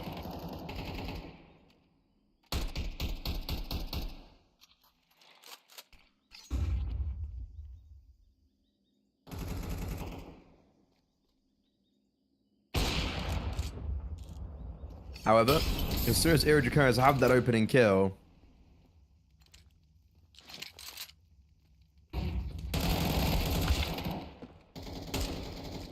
It's all falling flat. Iridraconis, they're attempting to get onto this B bomb site, but it's been impassable. Dotod, now that is crispy.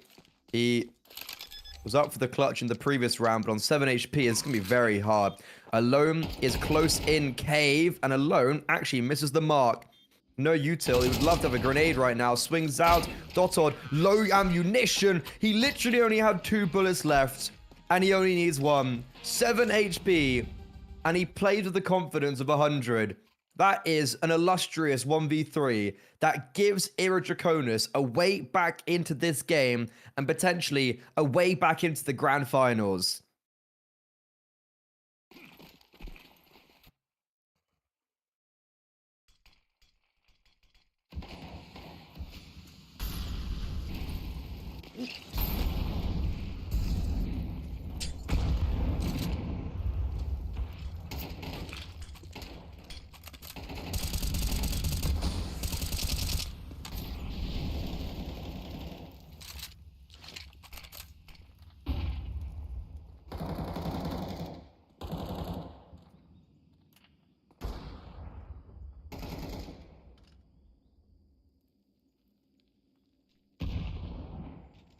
Issue is, as soon as Dotod clutches up, who seems like the only one who's really turned on his monitor this game, everyone else hasn't.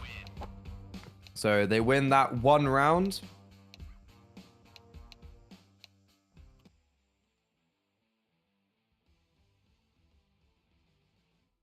That 1 round gets won, and that's it.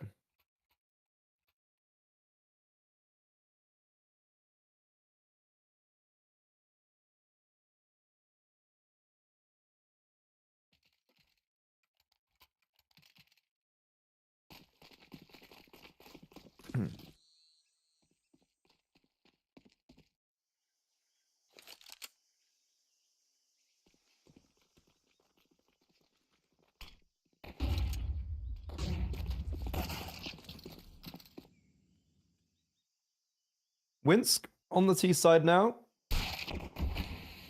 Okay, actually been kind of sat down. Taught a lesson or two.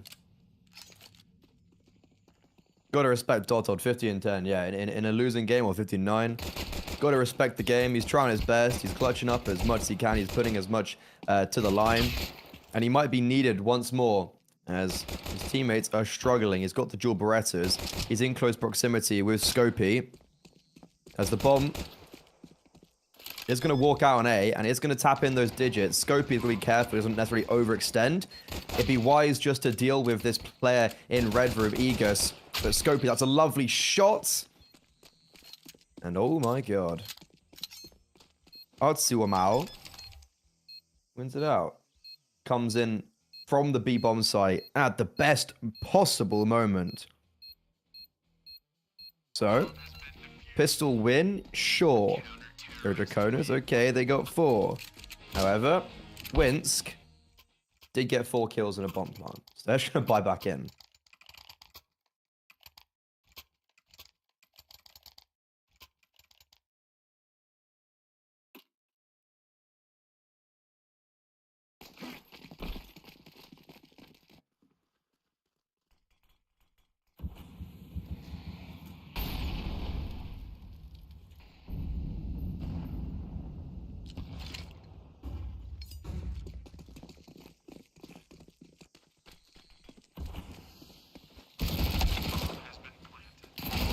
See, is what I mean. The force up, the MP7. That stuff's overpowered as hell, man.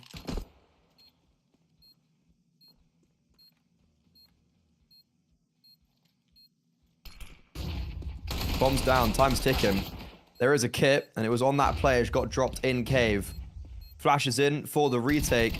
Encourage is just sitting around the bomb site, and he thought he had a timing. He thought he was being sneaky, but actually, he just drops with a whimper, and that kit does get picked up eventually from Temple, and Iridraconis actually a really convincing post retake there.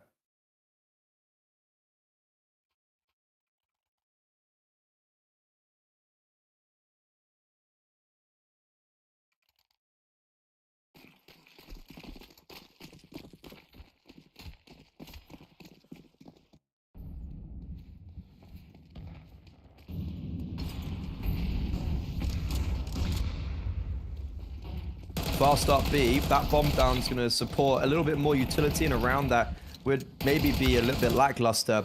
Issue is a really big hold from the site players. 3 kills in total. Vuluna and Townsend. Big round from them.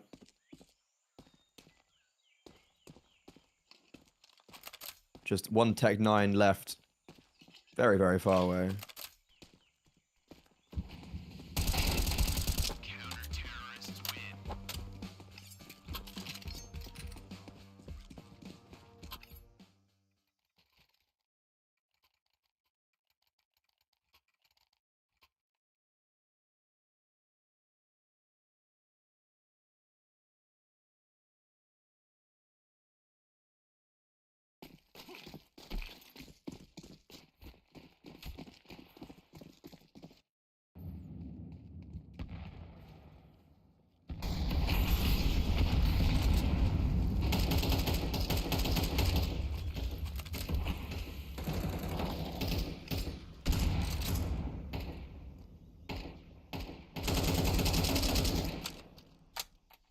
Okay, so Draconis might actually have something cooking over here. 3 rounds in a row makes this game look a lot more competitive.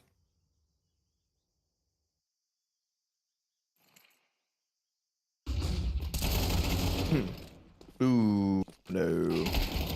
Vilunia, you got 2 kills in the last round, falls instantly, but luckily, Townsend is not alone this time. Artsuma is here with him. But how Scoopy died? He just rotates in and falls. Dotted has only got 1 kill in this half. What do you expect the player in red room? No. Ilusha can't withhold, though, both players. And Artsuma, who rotated to B, saves the bomb site there. Now needs to do it again. And he gets spotted coming in. Alone just takes the duel. He's confident. And Winsk get on the board on the second half.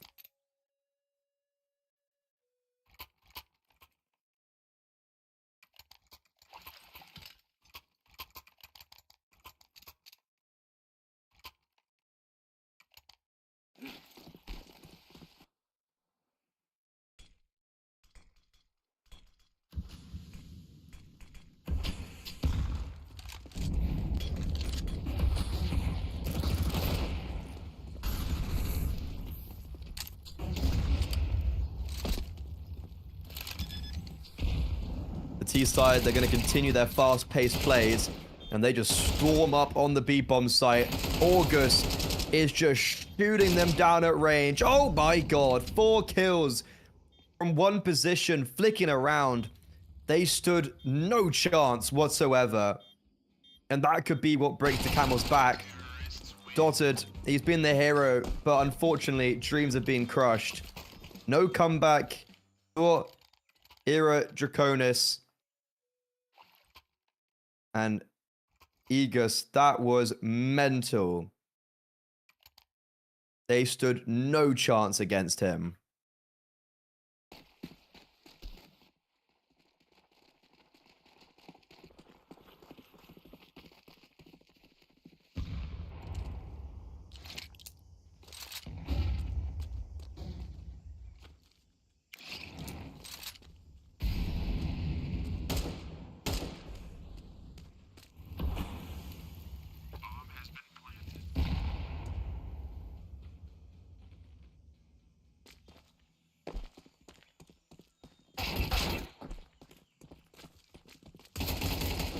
Just a full eco for Draconis as Winsk should be getting a free 12, and that means they get 6 rounds to play with. 6 map points. So even if Draconis do go out now, it's not in vain. They've still, because of them coming top 4, get $75 and 10 loaded vouchers each. What is loaded, you might ask? Well, you can check it out if you type !loaded in Twitch chat.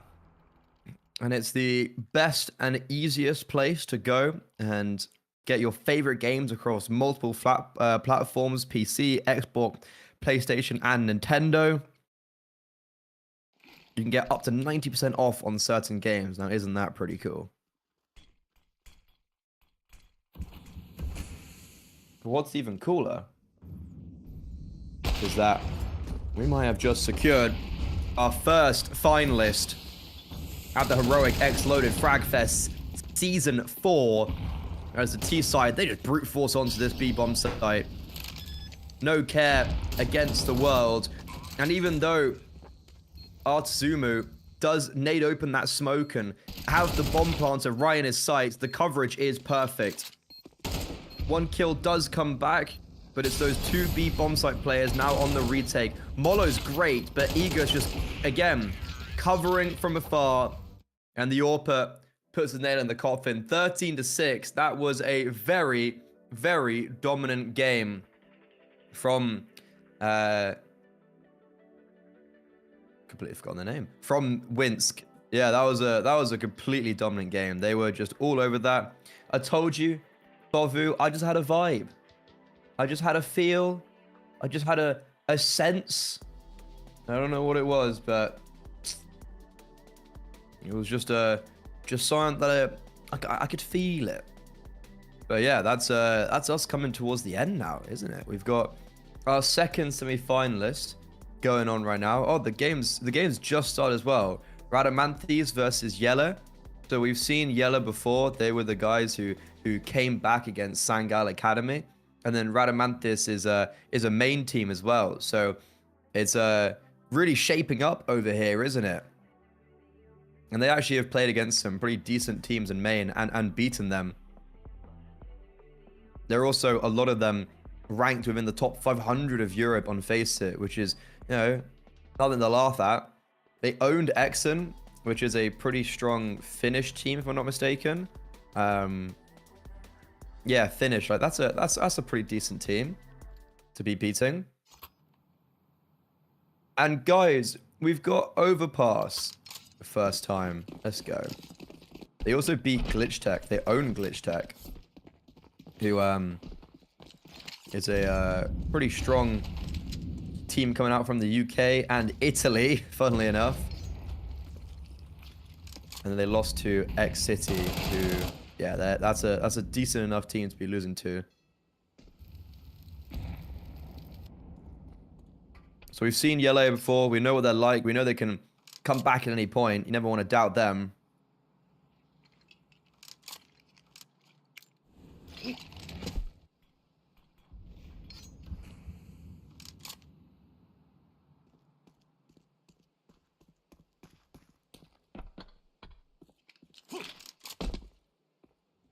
So this is our penultimate game.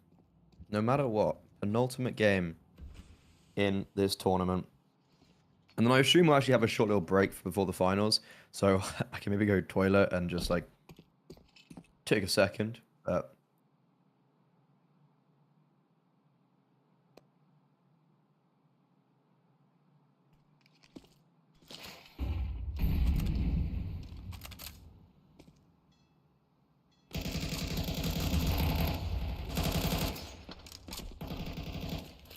Okay, so we know the yellow yacht. Radamanthes on the T side of Overpass look to go 2-1 up. I'm gonna try to do a bit of a HLTV checks.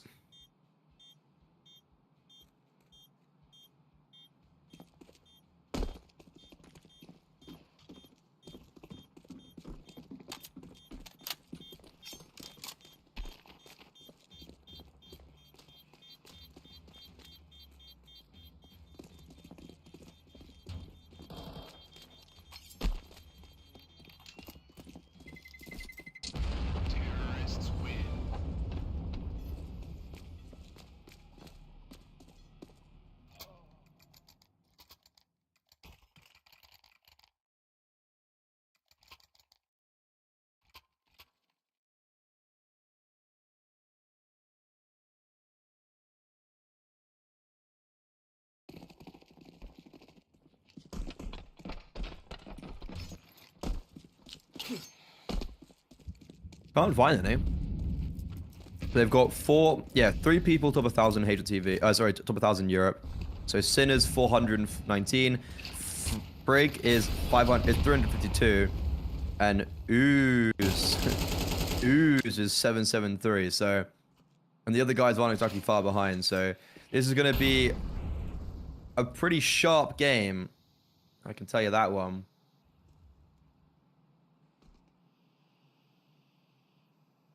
Heroic admin back in chat. Let's go. But Yele, they saved quite a lot of players in the last round, if I'm not mistaken. So despite maybe not the massive... Oh, they're actually fully invested here. Okay, so need to be careful. Uncertainty on this Deagle has to push into short. Yoshi is the only one to get anything going on this B bomb site, as it's a 4v3 for Radamanthes. There's actually Yoshi over on A, so he kills the Lurks. There's literally 1 kill on the B bomb site as Ooze was at... Yeah, there's only 1 kill on A, no kills on B. Yoshi's also being held for on short, so he gets dealt with.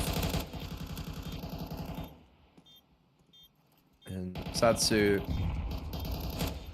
Yeah, they're just going to have to go and save. Radamanthes looking pretty good on this T side. And if these weapons get hunted down, it should just be a full eco in the next, which means they're going to have a pretty nice early start on their T side.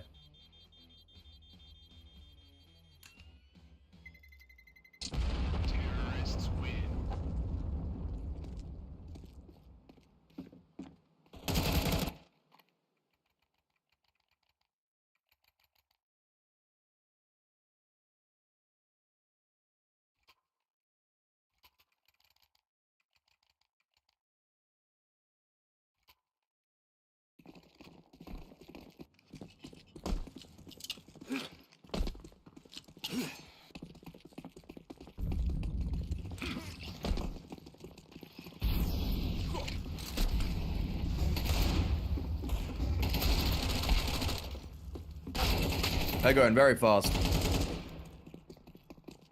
They're abusing the B-bomb site.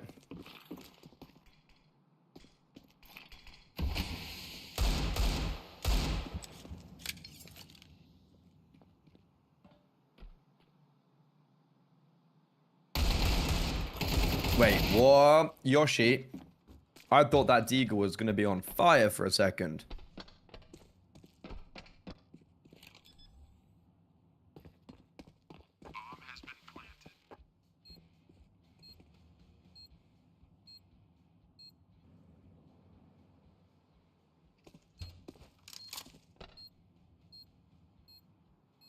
So Radamanthes, this round definitely gets a lot harder than expected.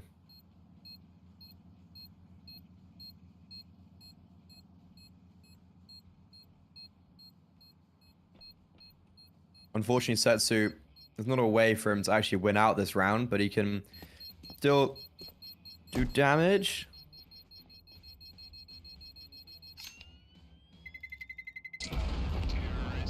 No, he'll just die himself. Not sure the point of that one.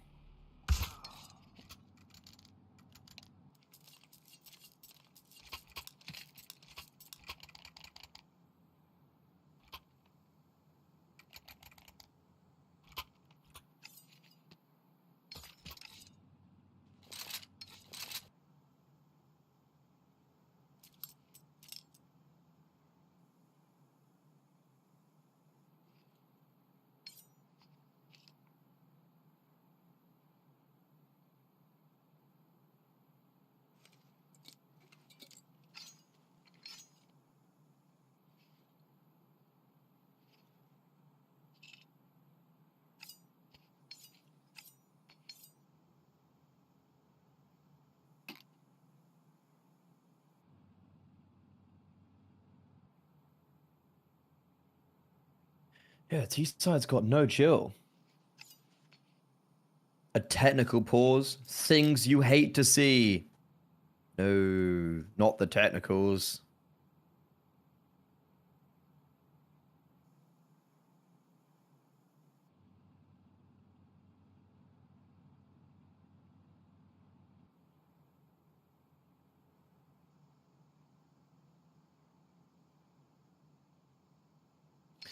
Hope everyone's having a good day in the chat.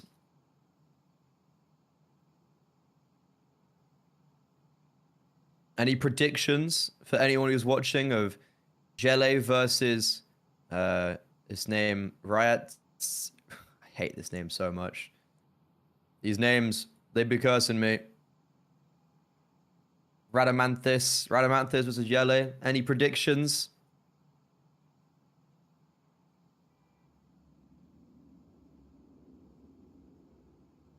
Have they competed before? Okay, so they've come back for a win. They're also playing in main, so they're a pretty, established team, one would assume.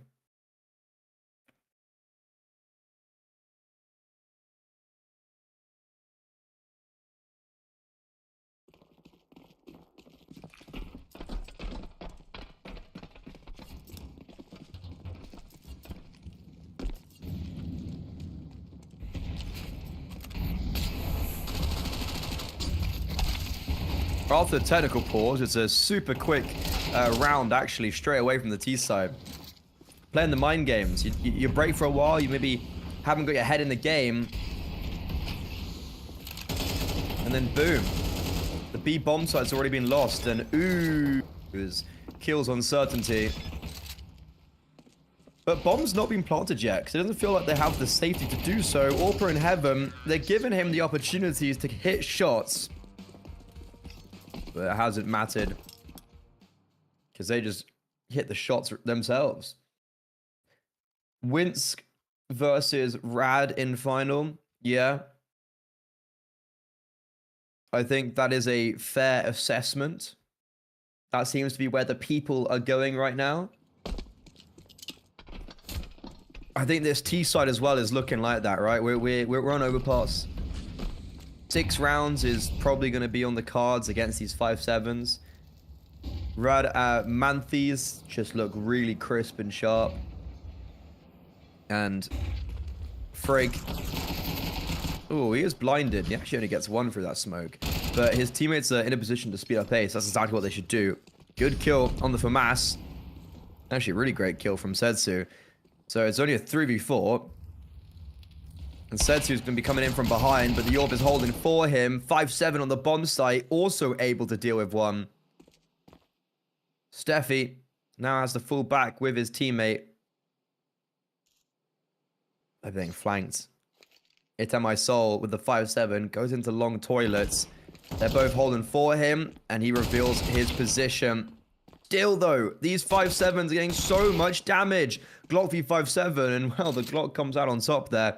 This time, though, Uncertainty has an AK, and the York is aware and posted a 1v2 in a round that probably never should have been a 1v2 for Aris Flixer. It shouldn't have got that close, but at least the silver lining is that they win it out.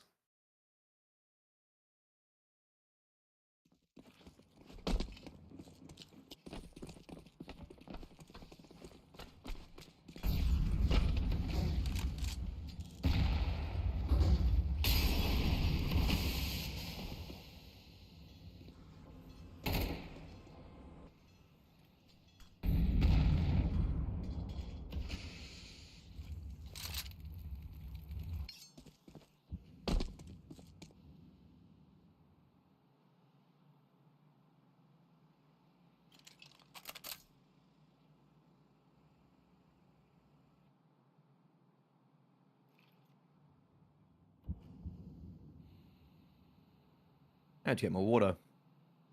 Maybe next eco, I pop and get some water.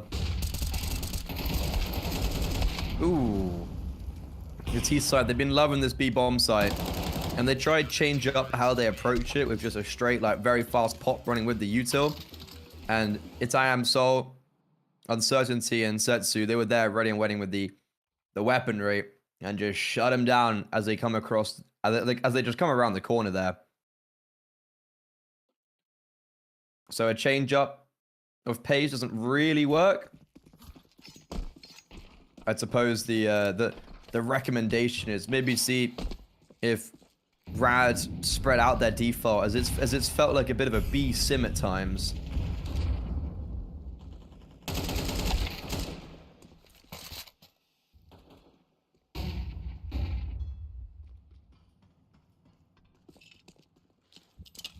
Good def. Good defense.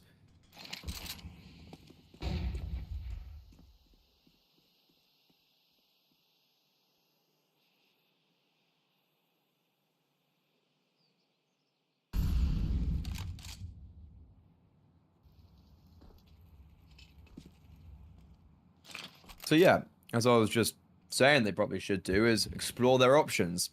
Issue is, Rad are now going up long, but they've just left the B bomb site completely. So there's no one even lurking there. They've also lost Ooze, so they can't, that's probably why they just need all 4 players here. And the CT side, they've taken all of this control. It's I Am Soul has cleared all of connector. Uncertainty is able to just pop up connector. Toru and Yoshi alone on the bomb site, however. So despite Yele making good moves around the map, Steffi's able to get a double opener, and that probably is just round over. Uncertainty is being held for because, well, for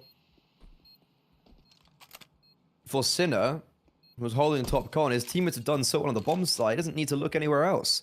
He can just tunnel vision, and that's exactly what works for him. So Jelle, they made really good moves in that round, and I feel like Rad gets actually a little bit lucky that the CT side don't maybe gamble stack more or rotate a bit quicker.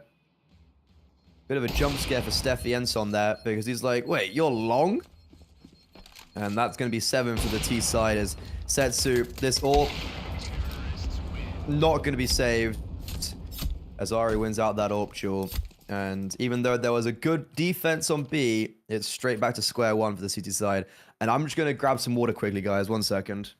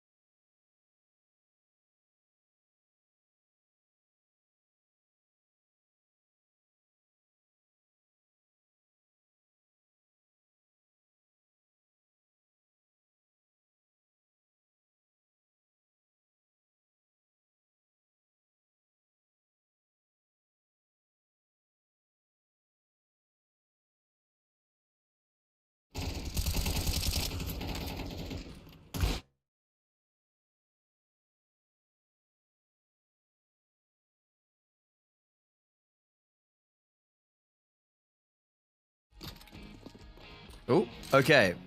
I'm back.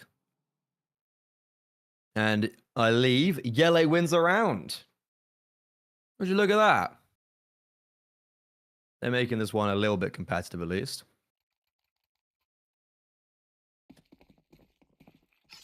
Thank you. I just had to really nip out.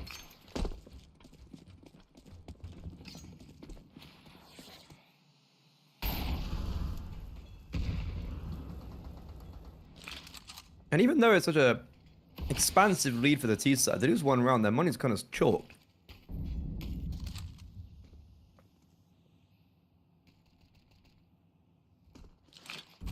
They've got the buffed MP7, 3 Tech 9s and an AWP. That AWP on Ari. Gonna need it to do a lot of work.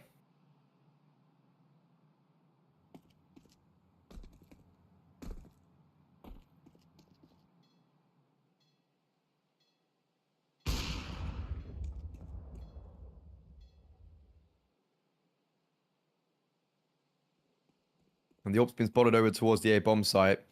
And that's where the rest of Radamantheas are trying to go. Setsu, even though he's got an AWP, he's just been owned at range by an MP7 after he gets one. He actually wins the AWP duel. So Fig picks up the AWP. Unfortunately, there's just so many numbers here for the CT side. There were 3 originally, and then both the others rotate really just instantly.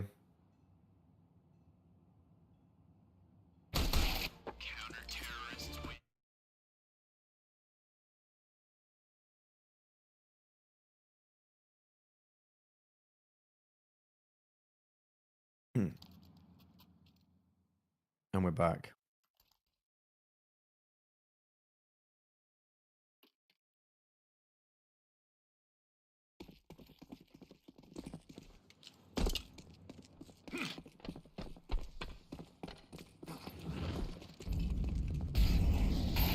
Okay, so Yellow are making a bit of a conversation for why they should be maybe taken seriously and put into the grand finals. They're still max going to come away from this half with only 5 rounds on the CT side. So that's not exactly ideal.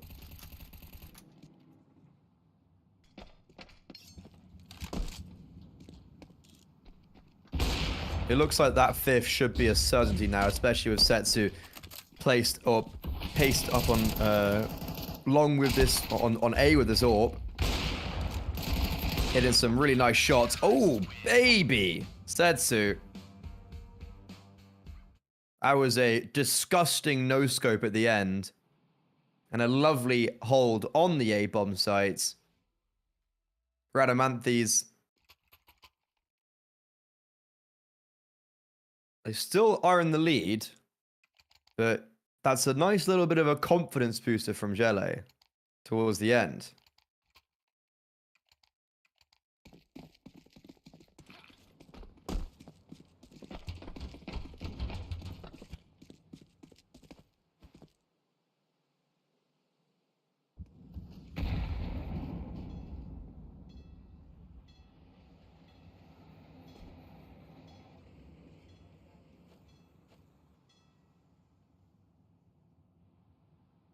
This pistol round is going to be important.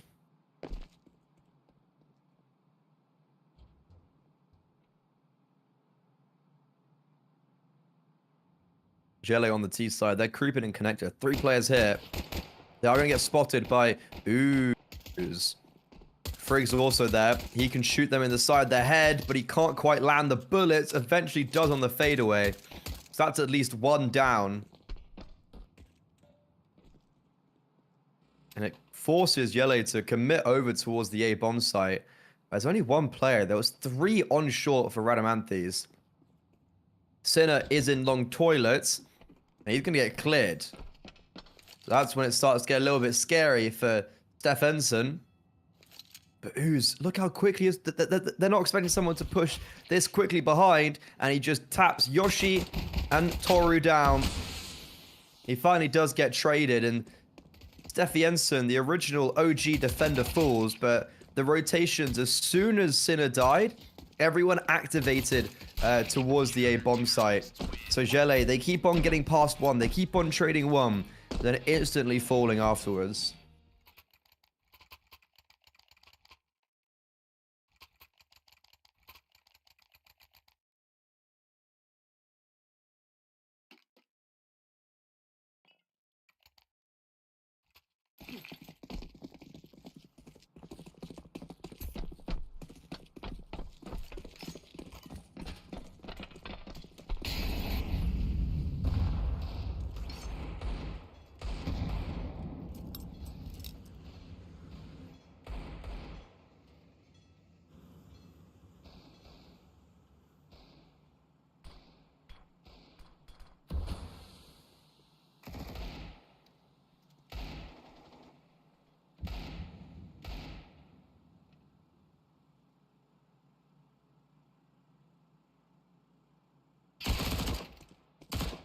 It's a full eco for Gele, as they couldn't get the bomb planted.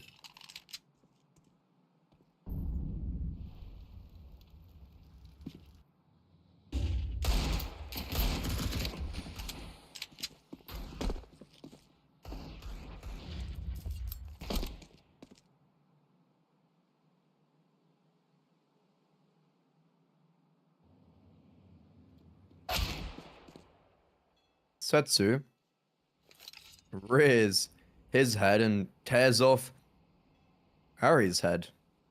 Ari's heads.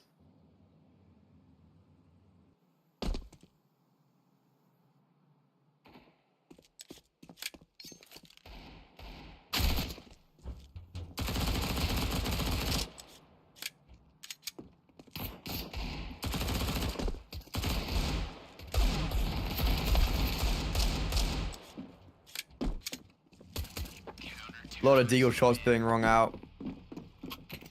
But it's going to be Radamanthys on to 9. That was the fan favorites against the finals, and they're playing like it.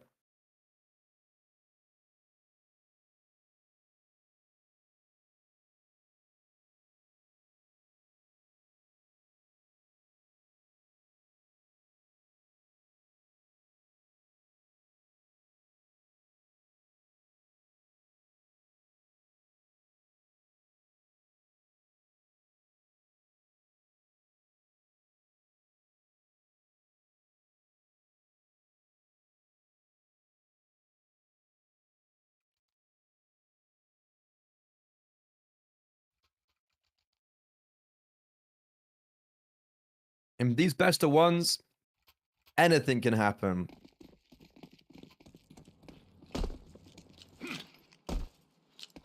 And the game can also run away from you super quickly.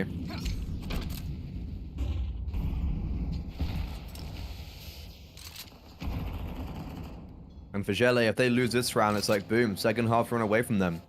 And only 5 rounds on City side. It's not going to be... That's not exactly a lot to work with.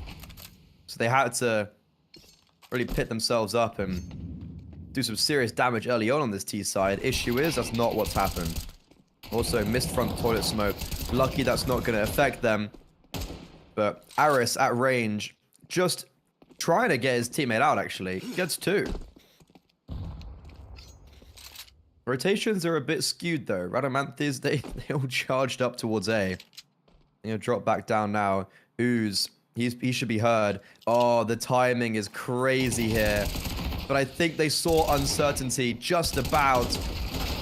Both players now identified on short, and Gele farms them up. The fact that 4 players for Radamanthys survived there is... It honestly feels outrageous.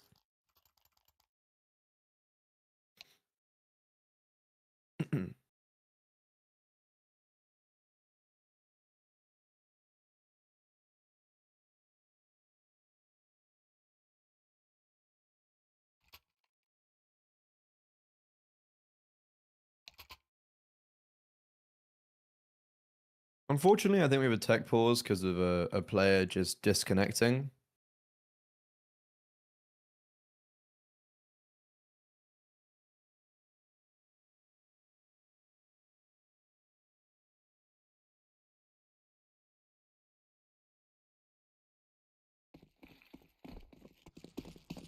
But we're very quickly back into things. That's what we love to see.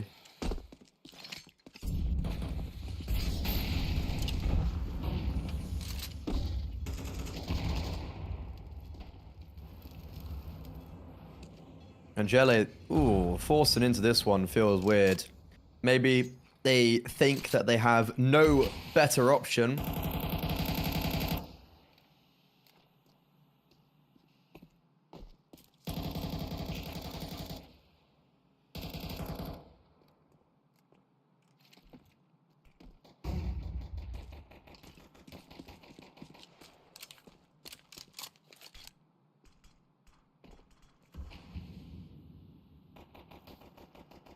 The City side also currently have 4 defenders on this B bomb site. Sinner's been left on A, just jump peeking. So if Gele do commit onto B here, they'll be walking into the belly of the beast. And I'm not sure they're going to come out the other side. I haven't got any util as well. They've got a single smoke on it, Am I Soul. But the way that you're going to give the T side the victory is by peeking like that. Frag falls, Ooze is low HP, and here comes the pop. There's no utility, but the jewels are being won. They went 2 for 4 there, Radamanthys, and that's how you throw away a lead.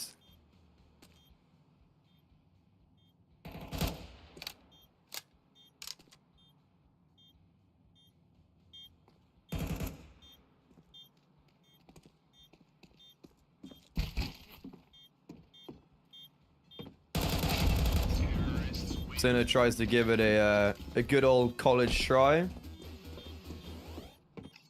But he falls. Maybe could have thought to save there.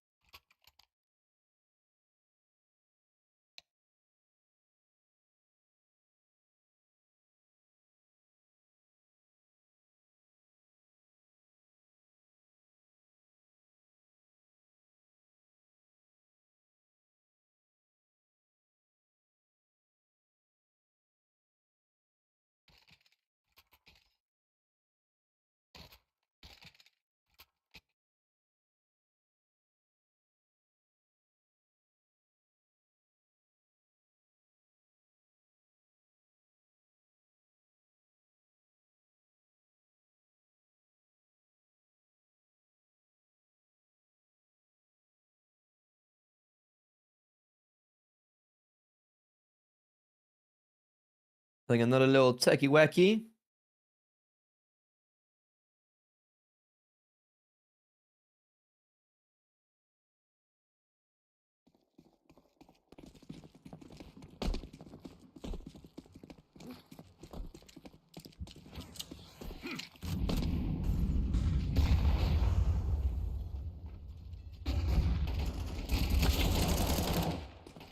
Oh, they just crunch him. Rhodamanthes, I'd say fumbled the bag in that previous round, having 4 on B. And they go, you know how we're gonna fix that?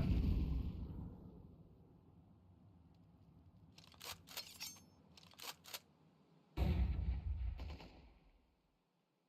gonna push up long.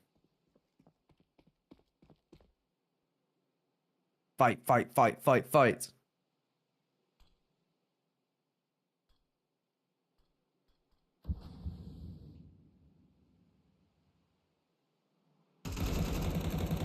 Jelly, they're going to still try commit towards this A bomb site.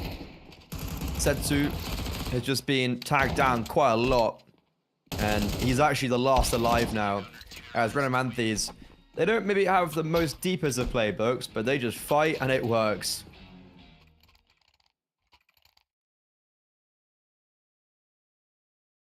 They just hold their post and, well, you know, maybe not always on the,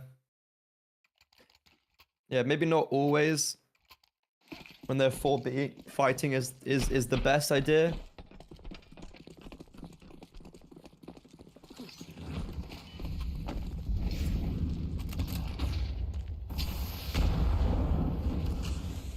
Yeah, prediction's good so far, I think. I'd say we're pretty locked in actually as a group. I know all of us were mad on the Rhodamanthes team. And I think we should be most likely seal deal.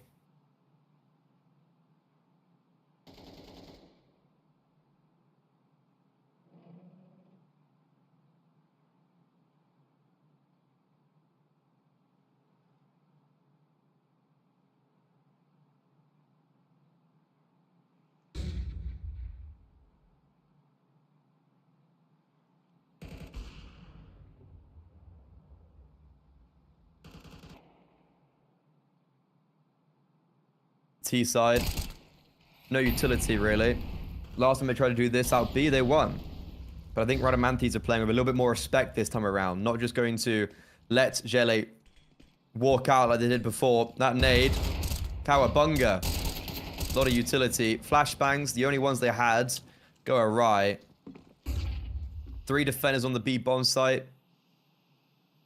Bomb's going to get picked up by the T side, so it is going to be this commit towards B with 20 seconds left on the clock. There's actually a rotation of Steffi Jensen up towards A. Because it's gone quiet, they think it might have been a fake. But here comes the explosion. And Yoshi, a big kill with the AWP. They don't clear barrels. Frag gets one. Steph Jensen's rotated back down from the A-bomb side. Still, though, a 2 versus 2. And there's no time left. There's no time to plant the bomb. And even though Teru does try to hunt them down, Sinner's actually going to kill him regardless. So he has no money in this next round, Toru. And it's 6 map points for Radamanthia.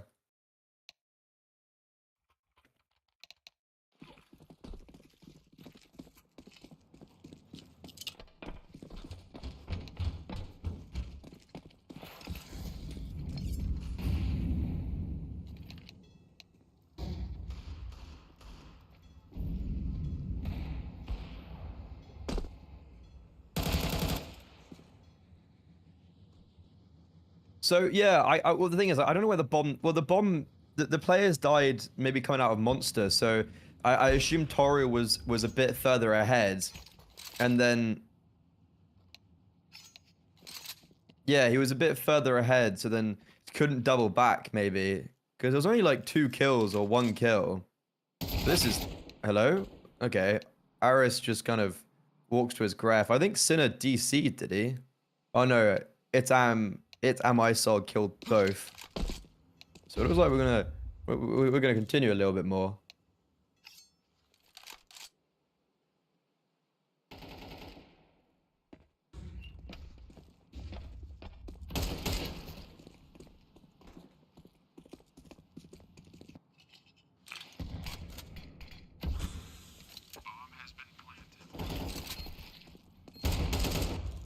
Oh wait. Is this round possible? It's a 2v2. The AWP's also now pinned down. Timing on long. It's Amisol.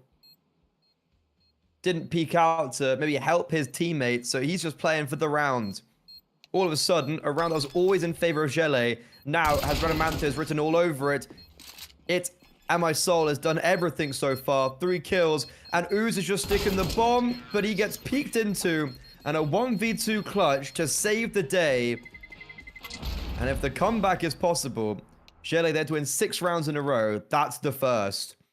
Problem is, he dies to the bomb, so he doesn't save anything, and the money's really rough. But it's equally not great for the CT side.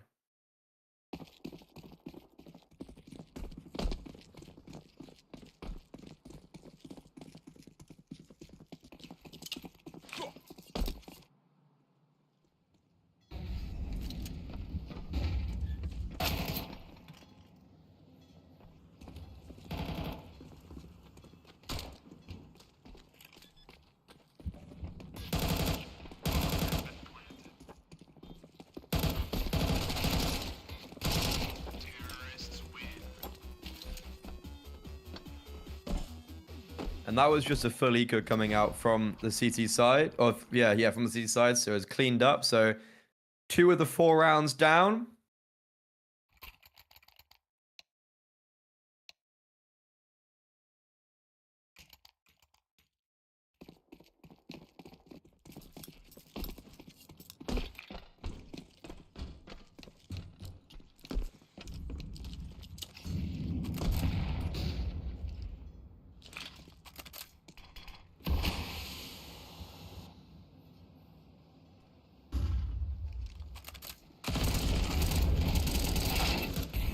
Out B they go again. Gele, they've had more success here than not.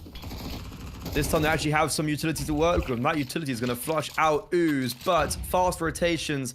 Aris and Sinner hot on the scene. It's Amisol. He's tried so much in the last few rounds to pull his team over the finishing line. That Molo block off CT, but Aris had already started rotating heaven. And the bomb is being dropped on the bomb site. So, sure, that kill does come through.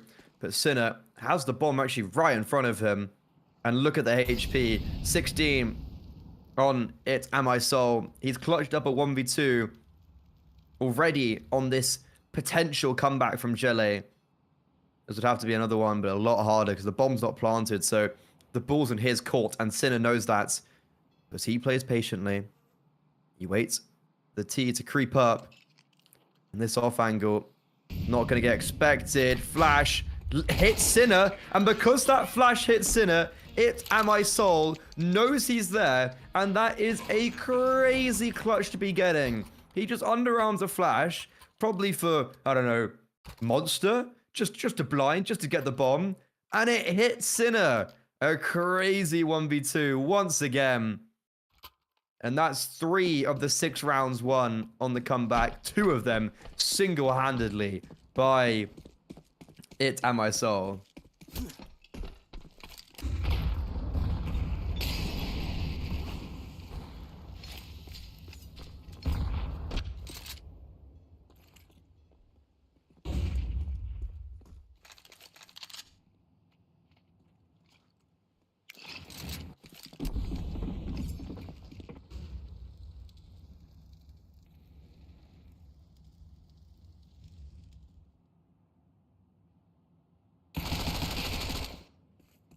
That was the definition of a flash assist, right?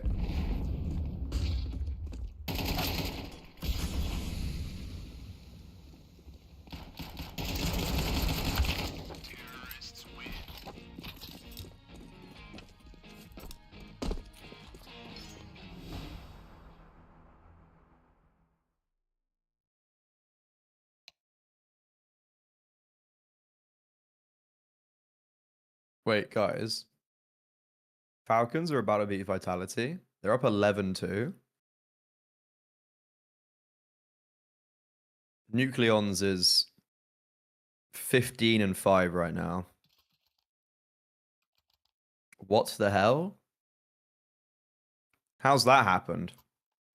I mean, it's pretty crazy over, I'd say, on the heroic stream. But damn.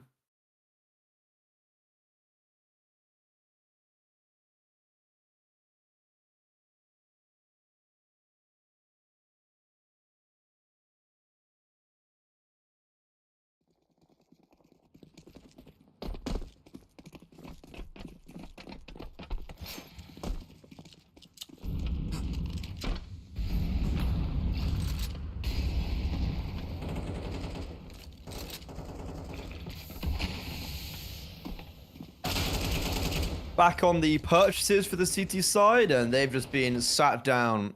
Actually, a half buy.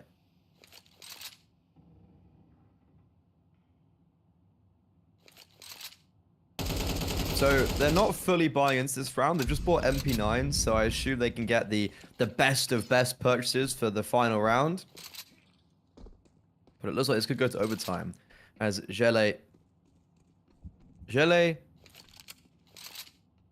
Gele's Neon G. Gele's 9OG. I'm pretty sure someone's just hit a keyboard. Head butted a keyboard and be like, yep, that works. Yeah, just like beat someone over a head with a keyboard and it's like, that will work.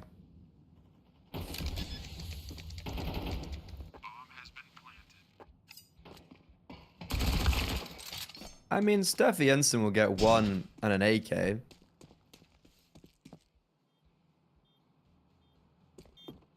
So, it's not the worst outcome. That means we're going to the full 23. It was 12-6, ladies and gentlemen. It's now 12-11.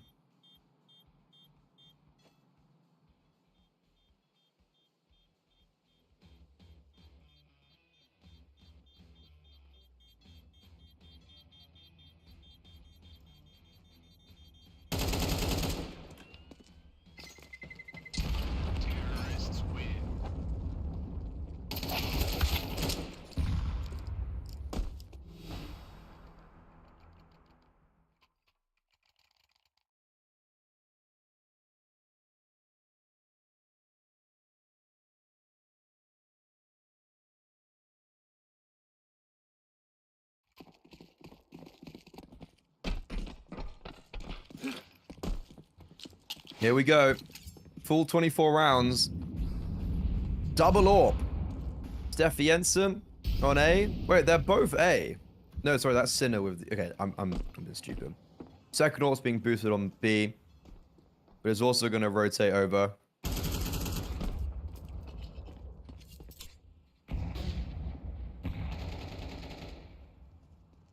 Oh, the T started going. Pedal to the metal.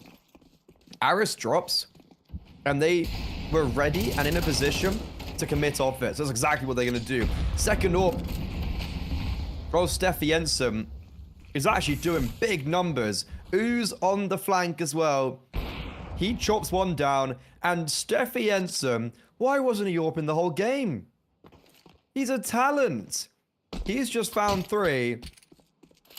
And Setsu is last alive. Another clutch is going to be needed from Gele. They've had 2 1v2s already, but unfortunately, Radamanthys, after losing 5 in a row, after being 12-6 up, they almost trolled that game. That gets very close. That gets incredibly close. But in the end, it's Radamanthys who win it out. That's the team we expected to win. Expected the one that we had the prediction on, the vibes on. But that means out of 117 teams, we are down to our grand finals. Radamanthys versus Winsk. It was almost a throw, but Radamanthys gets it. Winsk were very... It was a very, very easy game for Winsk against Era Draconis, 13-6. They've actually had a pretty easy run of 13-5. And then Arch was their hardest game, Winsk. And that was actually quite surprising to see a team that hard face each other. Like, such a hard game so early on. But that Arch team had 4 players in the top 1,000 face it. So a very deserved win from the Winsk side. But yeah, that means Radamanthys versus Winsk is our heroic X-Loaded Frag Fest Series 4 grand finalists. And from 117 participants, it's been whittled down to only 2. Which is some very exciting stuff. There was almost a throw there, but Radamanthys, they secure the win. And that's actually going to be a really cool game. So Radamanthys, they're a main team. Winsk, I can't remember. Did they play ESCA? Or was it just they play open? They play entry, and they're 4-0 in entry. I don't really know the difference between like open 10, entry, or whatever. I'm too old for that. I just remember open, Inter's main, not even advanced, just MDL. However, so that finals is going to be in a bit of a while. It's on hold. I don't know if there's like a break mechanic or if we have that. Okay. So we have an intermission screen. I think it's been about an hour or 2. So we're going to throw it to a break. And when we're back, we'll be talking about the grand finals. If you want to go check out Loaded while the break's going on, !Loaded in the Twitch chat. Unfortunately, it doesn't work in YouTube, but you could probably search it up anyways and find it. They are the premier platform for selling your favorite games across PC, Xbox, PlayStation, and Nintendo for a very cheap price. You can get up to 90% off. And for the winners and the players who have actually played in this tournament, if you were top 8 onwards, you were getting loaded vouchers. And now, for the first and second place $250, and then 5 times 20 loaded vouchers. Second place $100 and 5 times 20 loaded vouchers. The people who have already been knocked out, so third to fourth was $75 in total, and 5 times $10 loaded vouchers. 5th to 8th was just 5 times $10 loaded vouchers. So very exciting stuff that people have already won things. But with that in mind, we're going to send it to a short intermission, and when we're back, we'll have that. Grand finals, and yeah, go Belarus. We've had a lot of Belarusian people play today, and Winsk. I don't know if that's some sort of play on words of Minsk. Yeah, go the Belarus side of Winsk.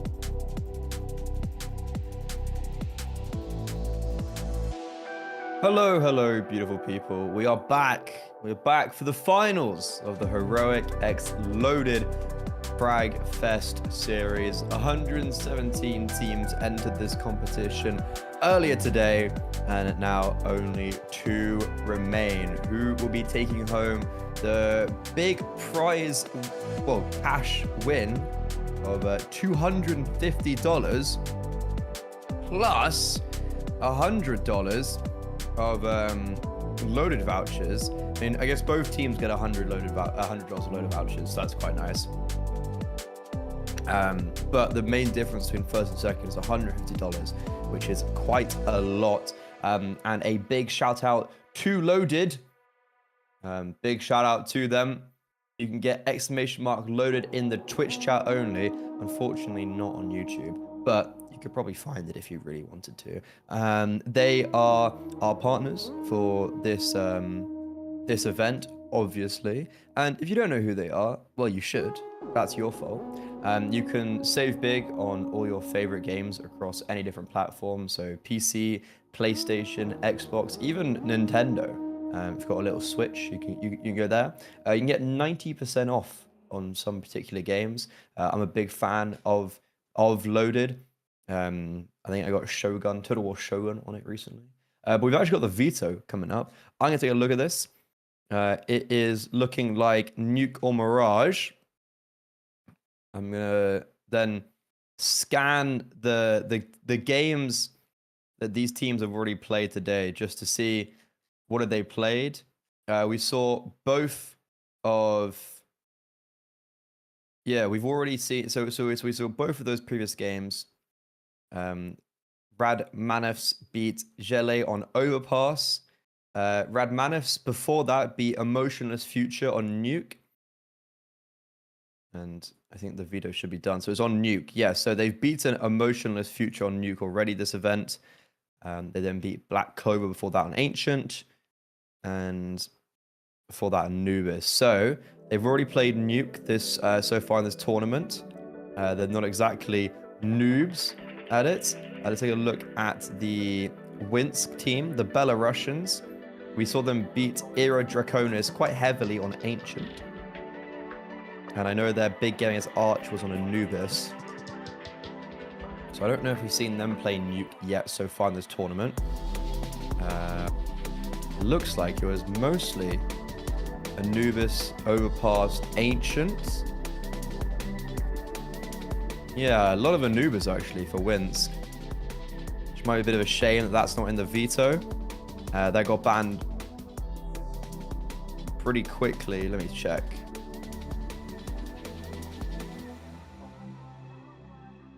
The veto... Oh, I've just opened game. I've accidentally just... Oh, that's not the right button to press. Anubis got banned by Radmanevs. And Radmanevs had the decision between Mirage and Nuke. They went for Nuke.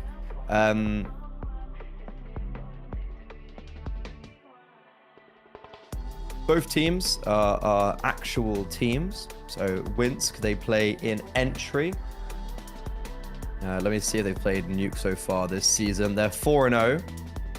So they're doing pretty well. It's still very early doors, obviously.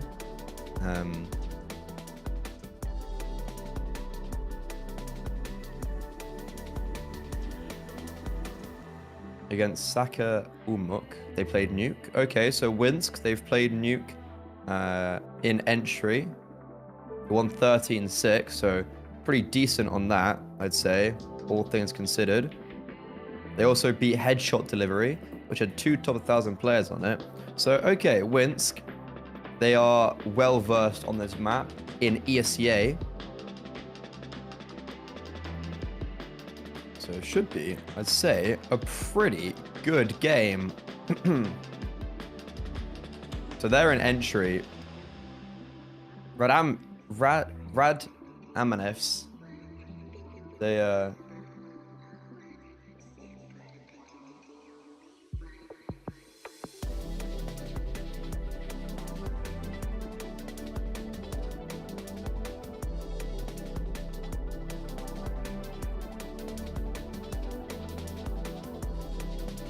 Okay, sorry, I didn't mean any offense, I patched you. I think I'm just pronouncing that wrong. That's not what I meant. So I'll refrain from saying that just so I don't mess up the pronunciation, because that's not what I'm trying to say. Not trying to make any offense, you know. So apologies if that's how it came off. Unfortunately, yeah, pronunciation sometimes get mixed up. Yeah, what I'll do is I just won't say it, and then there's no way that I can get the pronunciation wrong, and we're all safe. We'll just stick with Belarus, and we'll be good to go.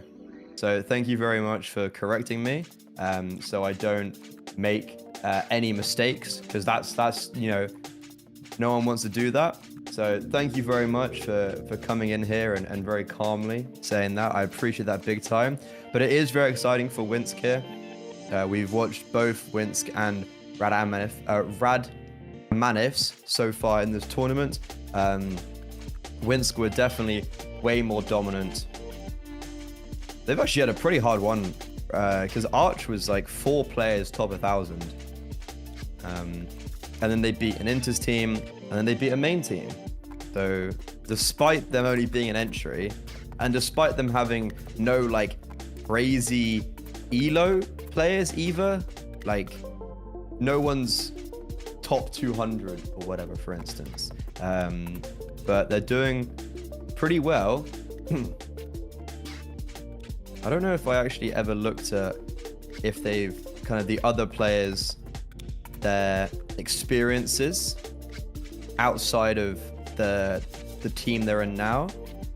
Yeah, Alone, like he played for Maine, but they got relegated from Maine last season. This is Ilush.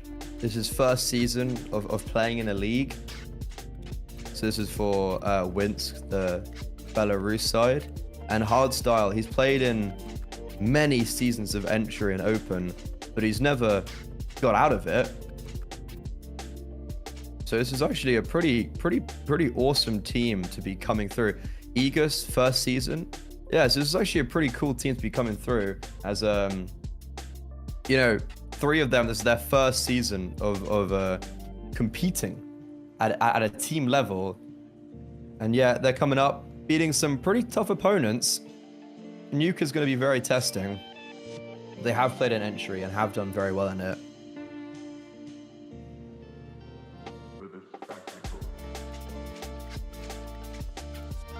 Whereas on the other side of things, you know, you've got Stephenson on Radmanevs, who they played main playoffs last season. They went 3-3. So that's like 1 or so wins away from making advance. And they went from entry to main because of how well they did in playoffs and in the regular season. So they're like a pretty experienced team together. I'd say Radmanevs probably should have the edge. Very high elo, a lot of experience, a lot of seasons of main, and also playing together.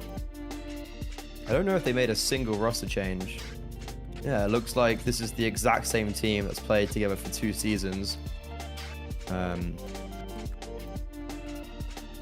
Okay, no, it did seem like they've added Ooze. Yeah, they have added Ooze, I think, recently. So they made 1 roster change. But he's also got main playoffs experience. So Radmanevs, they've got my prediction. And I think the game is live, or we should be getting in there soon. So that's really exciting. To remind everyone what's on offer, it's, well, at this stage, everyone gets 5, so each player gets a $20 loaded gift voucher, and then the difference is between 100, I think it's $150 to $250 in the prize winning. Oh, sorry, it's 100 to 250. So second place 100, and then winners get $250. So that's, you know, that's quite a decent bit of money right there. And yeah, taking a look at Loaded here, you can get loads of games for really just cheap. Get Fallout 4 for $10. I think on Steam it'll cost like 40. And get Hogwarts Legacy for €7. That's what I want to be getting. I actually kind of want to get the game and play it. Expedition 33 for 22. But it looks like we should be going in. And here we are. We're in. We're live. And it seems like Radamanifs have started on the CT side, which I think is going to favor them massively.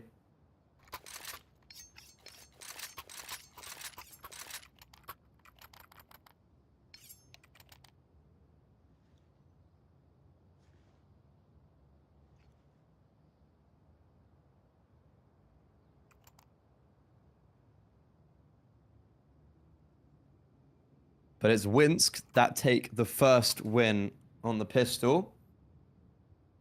There's a cheeky little technical pause afterwards. I'd say Winsk would be the underdogs here. But they've come... Yeah, but they came through on the earlier game a bit easier. As Rad started to throw and troll a little bit on their overpass.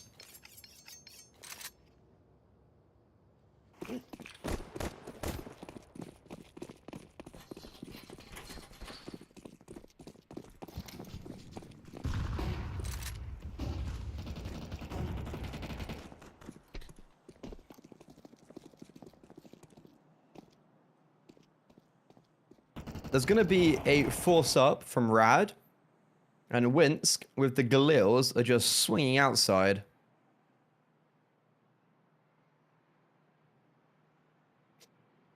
There's a trade so far, but look down secret. There's masses of players there. And that's where Winsk are walking. Hardstyle, he's going to come out the other side though.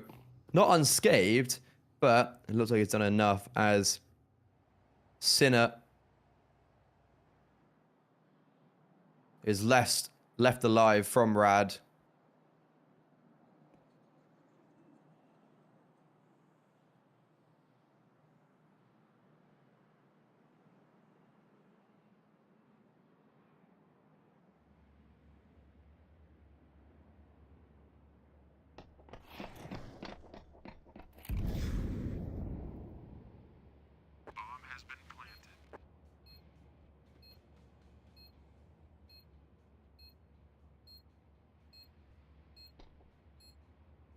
Yeah, it looked like a nice read from the CT side, but unfortunately, it didn't exactly go to plan like they wanted to.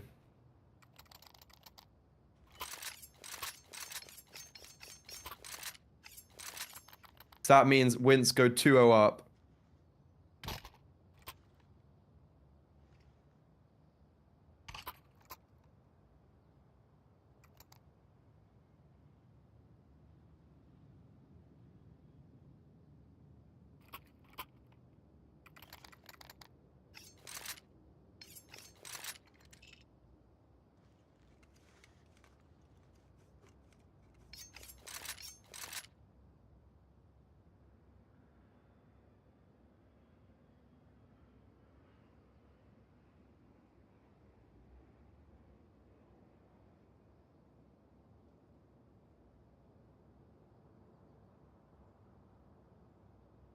Unfortunately, it looks like there's a tech pause right again. It will be live shortly.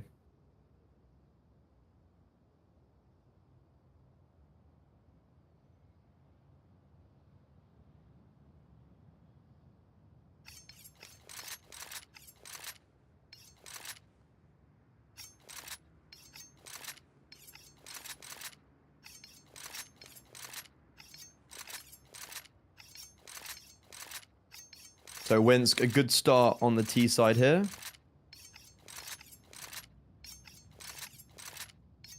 Always remember, this is a BO1, so it can really just it can really just run away from you at any moment.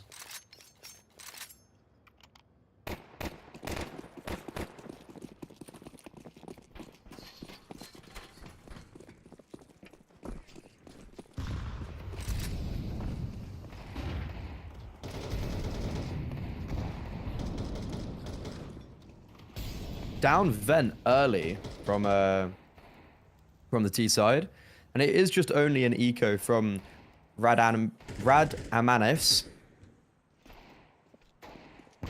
Frag, Steph, and Sinner all have armor and some sort of upgraded pistol. Ooze is just on a USP, and that's it. So this shouldn't be a hard round for the Belarus team.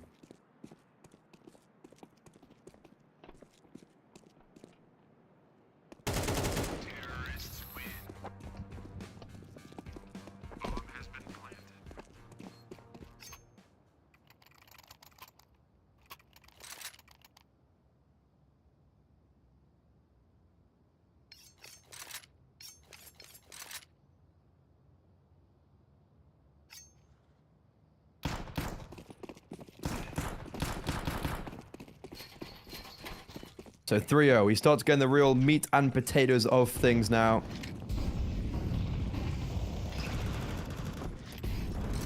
There's action over towards the A bomb sites. AWP out already for Aris. We saw actually quite a lot of people AWP over and overpass. I think Stefan Jensen did really good. Steffi Jensen. But in this tight situation, it's going to go to the main AWPer of Ari.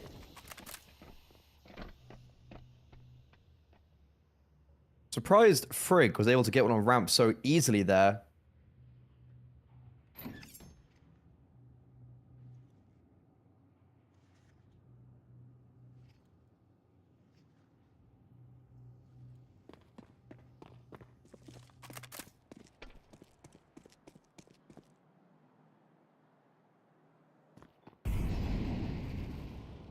And the T side, they have full ramp control, but they're pivoting back over towards the A bomb site, and it's actually being read crazily by the CT side. Frag dropped down towards the B bomb site, but then rotated all the way through secret, and then comes up main and is able to assist. That was a really great read from the CT side, and maybe a little bit of overcooking from the attack after they got ramp control. They could have maybe just gone down, but they choose to go back, and yeah, Rad reads them like a textbook.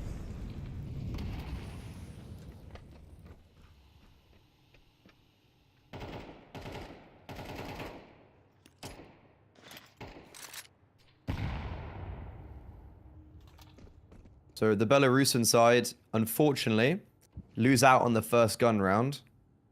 But the advantage is they have loads of money. So that's a real benefit for them. Egos on the AWP. It's not easy on the CT on the T side of Nuke. And currently, in Courage, he tries to get active outside. Oz, though, puts him down. And that's a big opening kill for Radamanevs. And it looks like Frag is going to get tested once more on ramp. But Aris is here with the AWP. Oh, not AWP. He's got an A1S. Had an AWP last round. Don't know where it's gone. And he's just taken all of the bait. He falls in no man's land. But then Frag, even though set up for success, only 1 for 1. That means Minsk, they have the ability to plant down on the B bomb site, but in a man disadvantageous position, Eggers, who was outside, was just nowhere to be seen to help, and the rotation down from Sinner was magnificent. So the bomb denied, and Winsk, after the pistol and I think what was anti-force by Wim, they've fallen a little bit flat here. The T side, though, will save an AWP. AWP was never really used too much, though, in the rounds they've had.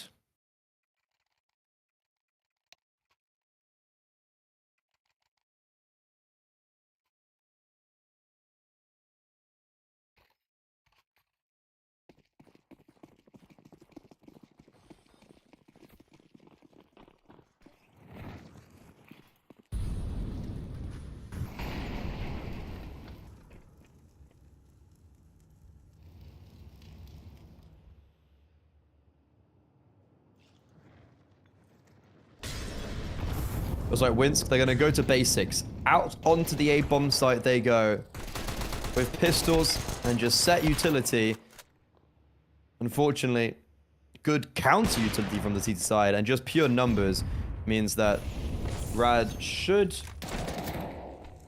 be able to close this one out. Oh my god. Hold on a second though. The saved AWP is really starting to ask some questions. That smoke fades at the worst time. I didn't realize it was going to fade either. Eggers, I assume he thought that smoke could give him some coverage, so he peeks around the left side of the bomb site.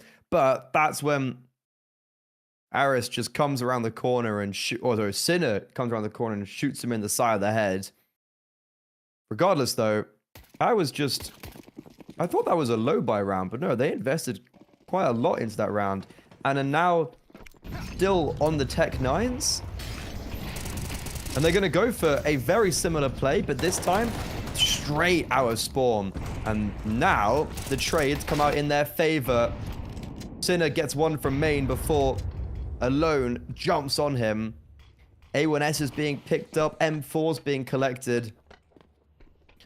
And down B we go. Bomb is going to drop. Bomb's going to get planted. And Rada Manthis, I don't think, have anywhere to go.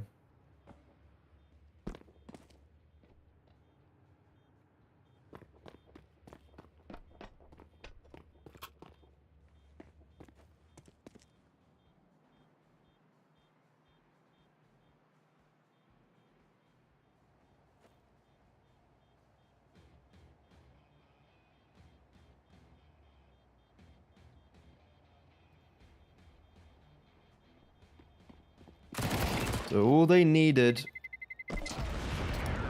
was just one Tech 9 round.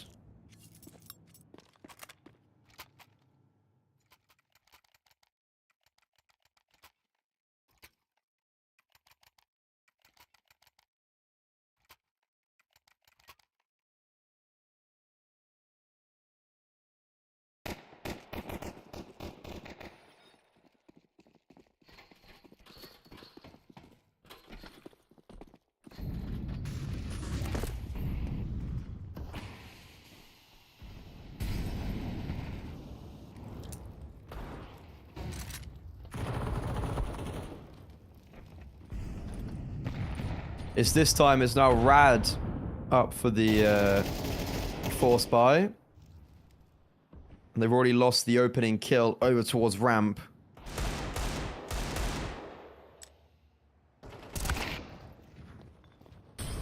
Alone does walk into Aris's crosshair. So it does actually remove all of the outside control for Winsk. It means that they are fully cooped up in lobby. Doesn't seem to be an issue. They're just going to push together as a death ball towards ramp. But that AWP that was once upon a time in garage has rotated effectively and is able to put it into a 3 versus 3. Keep an eye on Oz. MP9. Oh, it's ropey, but one kill confirmed. Damage onto the second, but the trade is good. Look how close Death is, though, with this Deagle.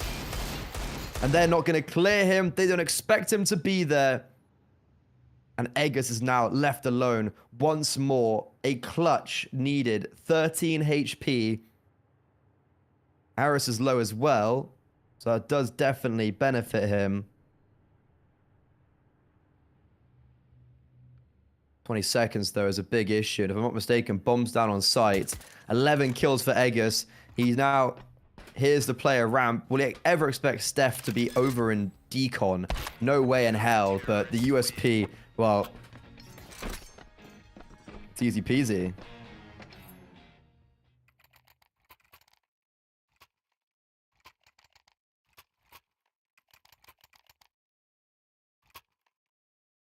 So, not ideal for the T side.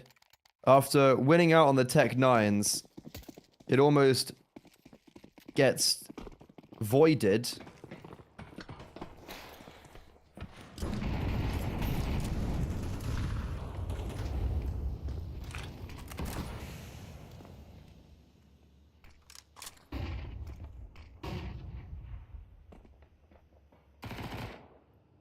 The A bomb site, the pops have been the most effective. So that's where they're going to look to go and attack.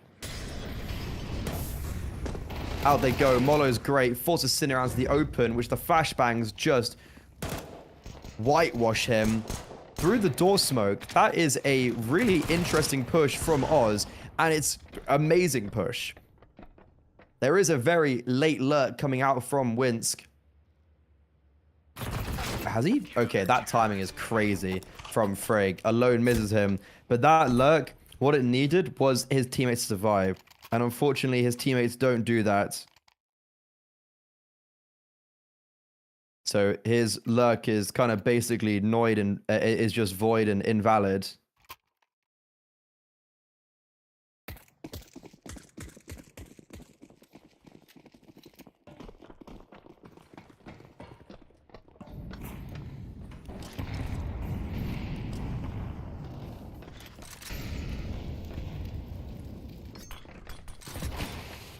Looks like Winsk are keeping up with this fast T-side plays. 1:30 and they're already out on the A bomb site. Flashbang's great. Oz has really had a difficult time of they've just been coming for him.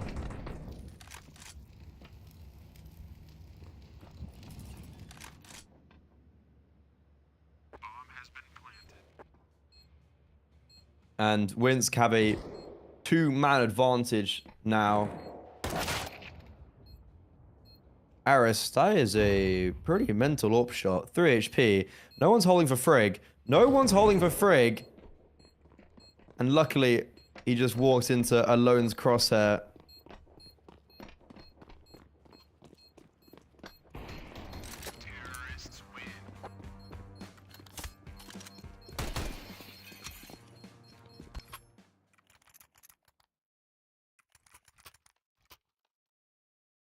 So there's going to be no worry with that retake. I know one is Radamantis. It's Major Winner 2027. Yeah, you got it. You sure are.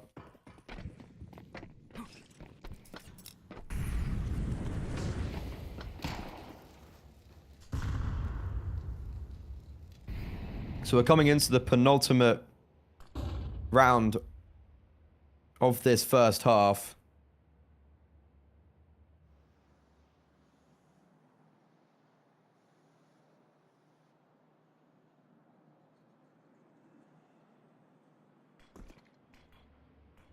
And Winsk, they do have a full purchase.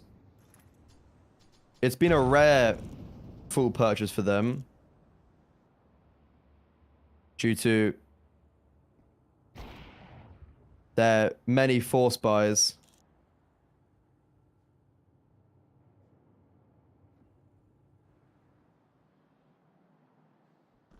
The AWP searching outside. Currently can't find anything.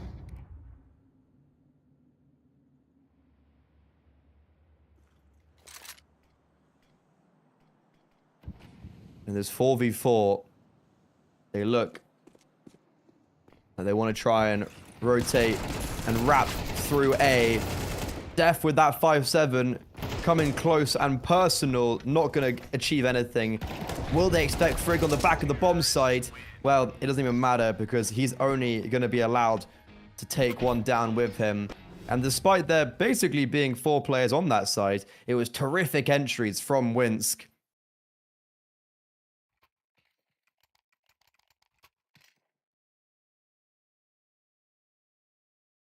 And the Belarusians, they are actually playing a very solid half.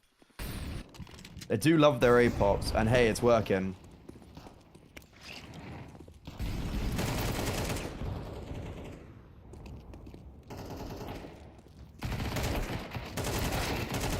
Outside aggression. Ooh, that gets a lot of buck for his bang. Or a lot of bang for his buck. I was surprised that Sinner gets 2 kills outside there. Unfortunately, it doesn't seem like it's going to matter whatsoever. And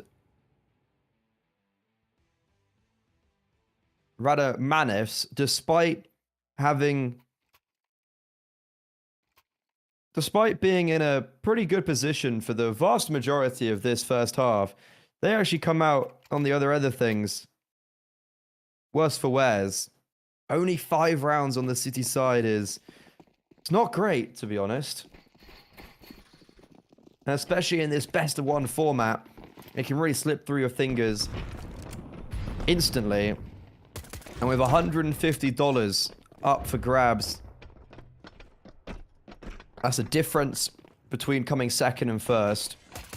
250 in total for the winner. And it looks like Winsk really want that. As now on the defense, they did originally hold down the B-bomb site, and yep, there you go. There's the hold. There's the final frags coming through. It was a great start from...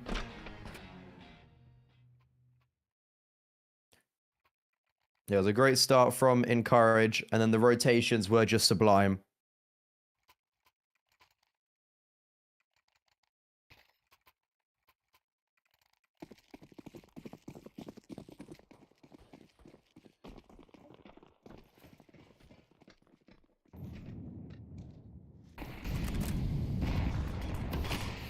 A force buy up for Radamanevs, despite not getting the bomb down, they're still going to go for it. And they are outside, trying to be contestable.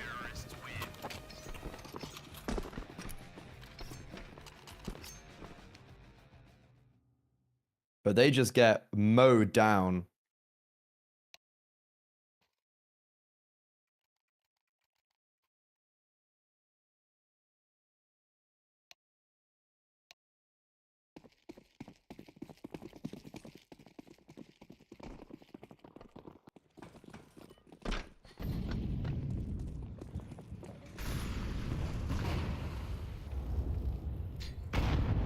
And now onto the pistols. This is smelling disastrous, actually, for them. As Winsk are going to get double digits.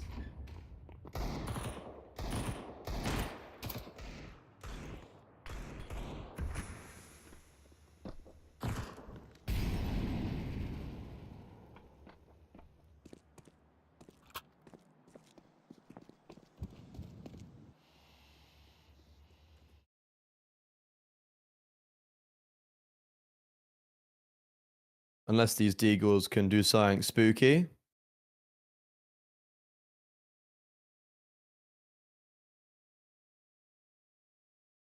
There is only 1 armor on Aris, but because of a lone dying, that isn't anyone else into his hands. And Oz gets a knife kill on the player back default. How's he done that then? How's he just walked out, got a knife kill, picked up the MP9, and then found the second A player? That is disastrous for Winsk. They really had this map, and this round anyways, in the palm of their hands. And they fumbled that one massively. A retake they're gonna attempt. But I think it might all be a little bit in vain, as Oz pulls off a heroic round. He wants to win the loaded frag fest. Radamanevs, they've entered this tournament before unsuccessfully.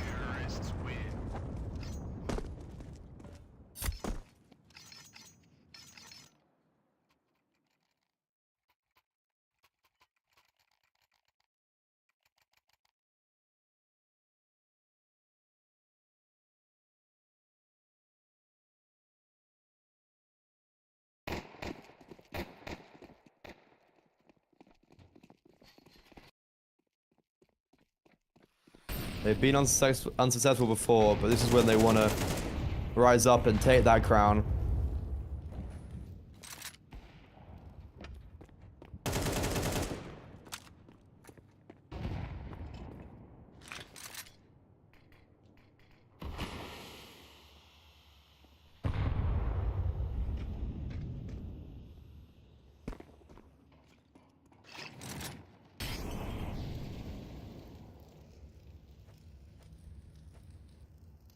So Winsk, it's their turn to see if they can get brewing with these 5-7s.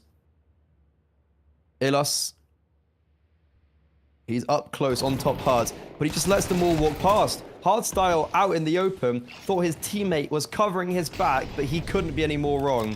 And it looks like the Belarusians are fumbling completely.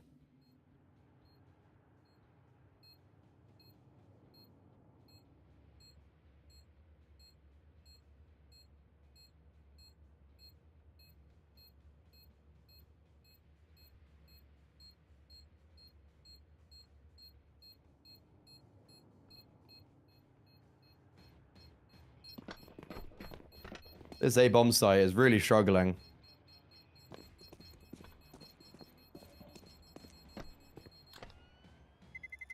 Terrorists win.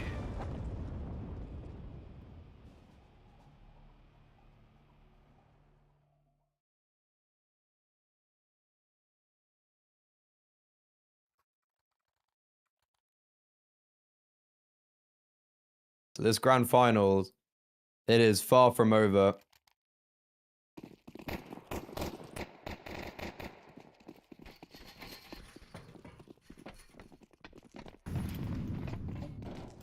Yeah, this final, I feel like it's going to be delivering us a lot more than what we already have, which is so exciting to think. A good save from Winsk does mean that there's going to be a repurchase on this CT side, the A-bomb site, back with money. Issue is alone, picked off already. And that's an instant advantage for Radamanevs, who, after taking that control outside, now look to reset in towards lobby, where Hardstyle and Ilush have struggled so much that potentially want to try and target this space once more. And that's exactly what's going to happen. They're going to get a third on top of it, with the main player rotating in to his grave. And alongside that, Aegis on the AWP is going to get eliminated. So Radamanevs, they're playing some solid counterstrike on this T side. And moreover, close the gap to just one, which should get eradicated pretty quickly due to the economy Winsk have.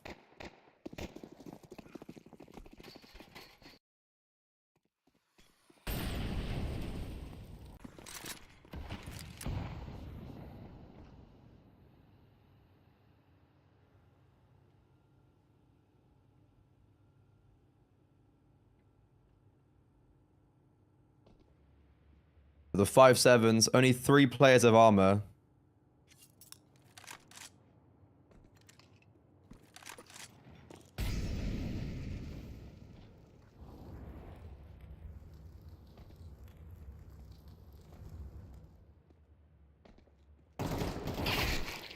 These pistols, they do get an opening kill. Alone is aggressive outside, and he actually gets 2.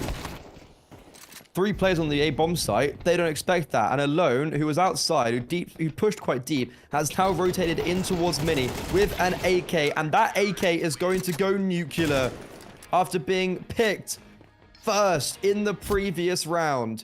Now, steps up huge. 2 on the 5-7, 2 on the AK, and a taste of their own medicine to Radamantis. 10 for Winsk now. When it looked like it was going to be an even game, that gets denied. A hero rises up from the ashes. And this final keeps on delivering. Alone is now brimming with confidence. He takes down Aris the Orpa, who went for an opening pick towards door. And Aegis will find a second for them in the round. Sinner does get 1 back, however. So the round's not exactly over just yet. But if Radamantis lose this, Money is going to be in a very dire situation. And it's 11 for Winsk.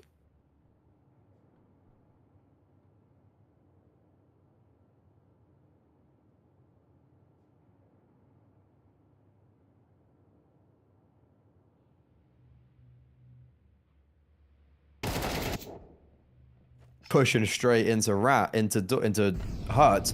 Steph actually does allow for space to be created.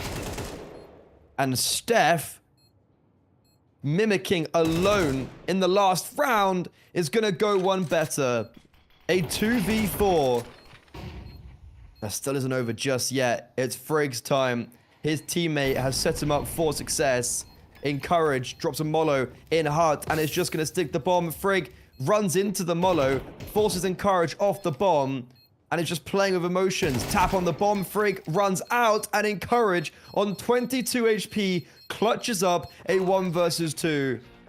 Wince rather, are pulling out all of the big time plays when it matters the most. Who knows why they left the A-bomb site? It seemed a little bit trolly. But it works out in the end, as everyone is stepping up when needed.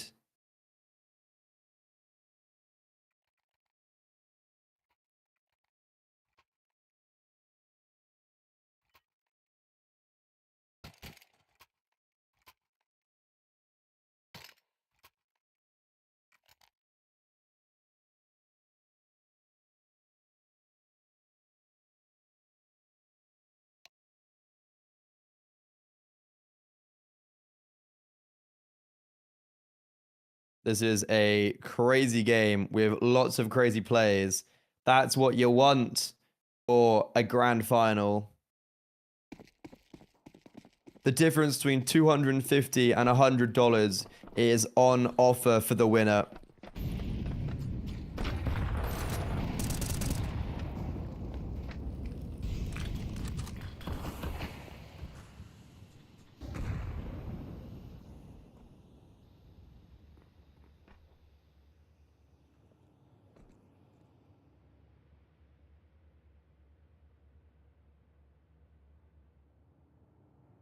Radamanthus running out of cash. They've thrown everything at the kitchen sink at this round. No AWP out for Eggus, but he's still going to be making forward plays. With that M4, spots them outside. And Radamanthus,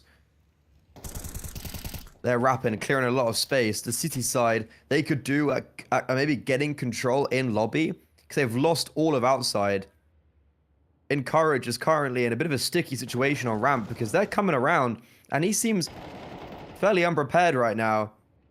But it looks like they're going to wrap around towards the A-bomb site. Bomb drop, the buffed MP7 coming out on play. A 3 versus 3, but look at the HP for Frag. He's very low, and same with Sinner, and they're just going to get charged down on the bomb site. Massive play from Alone. These last few rounds, he is the reason why Rinse are at 11, and he'll just complete another multi-kill, a hat trick. And the Belarusians on 12 with 4 map points to work with.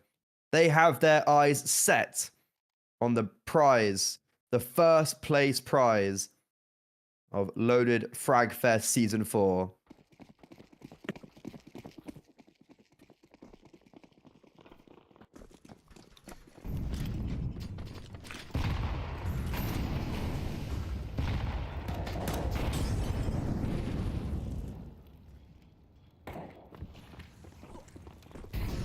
Fast play, Radamanthus, do or die out on the A-bomb site. First kill goes in their favor. Oz drops.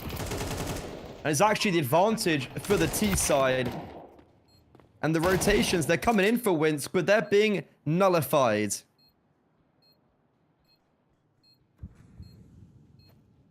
And Radamanthus, despite being on just Tech 9s and not really having any util, the speed catches Wince off guard. But look who it is. The man, the myth, the legend. Alone, he's done this so many times already in this half alone. A 1v3, once more up on the cards. A smoke on the bomb, and he tried to just go for the defuse. But he misses out on that as they spam through it. So a 9th found for the T side, and the money for Winsk is not great.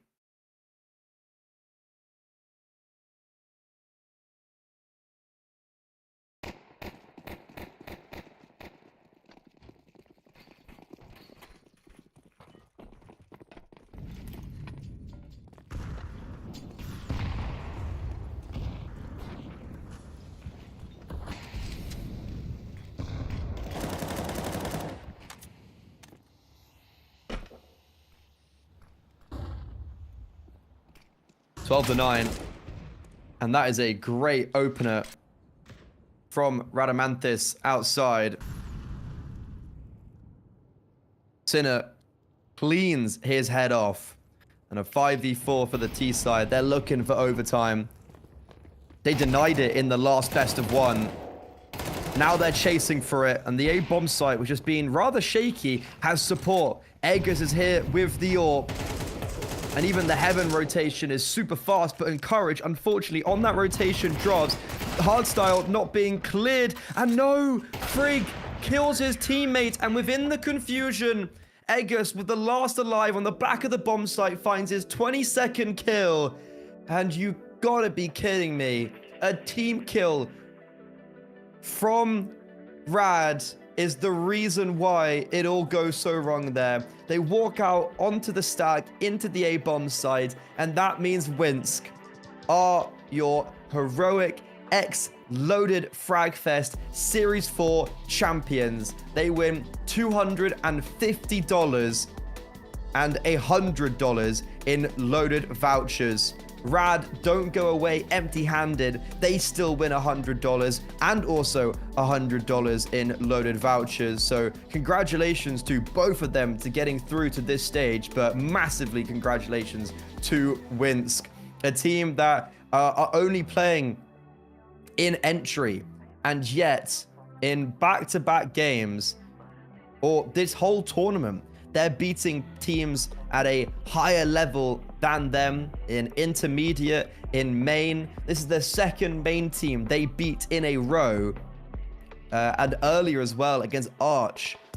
4 of the 5 players within the top 1,000 of Face It, which is high above. And that's also a main team. They beat 3 main teams on their way here, which is monumental from Winsk, who are a team in entry, and the majority of those players need to be have only played in entry. So massive congratulations from them. But Rad, commiserations. I think I got told that this wasn't the first time that they played in the heroic X-loaded Fragfest tournaments. So this time, like the last, they come up empty-handed. Not empty-handed, but without the victory. And from 119 teams, Winsk are your champions. And I know they'll be going to bed very happy tonight, and with potentially a new game to be played tomorrow. Encouraged, don't worry, the stream will be saved. And it will be, I assume, the VOD will be out there after it's ended, so do not fret. And congratulations for winning. For anyone else in chat that wants to go check out Loaded, !Loaded in chat, you can go and find all your favorite games on whatever platform you choose. It's 90% off on some games, I heard. So if you want to go buy a game, pick sign up to play in your free time, after work or whatever, for a cheap price, Loaded is your place to go. And all the teams that went top 8 or above have some vouchers to go see if they can go pick up a fun new game. But ladies and gentlemen, I think that is going to be the end of this broadcast. Thank you very much to Heroic for setting this up and having both me and B-Dog on earlier. Thank you very much, Ora Blanco, for doing the production.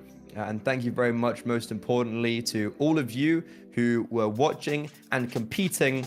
Thank you very much for coming in and making this event all possible and all as special as it ended up being. So with that in mind, I will be signing out. Stay heroic, and thank you very much. See you next time.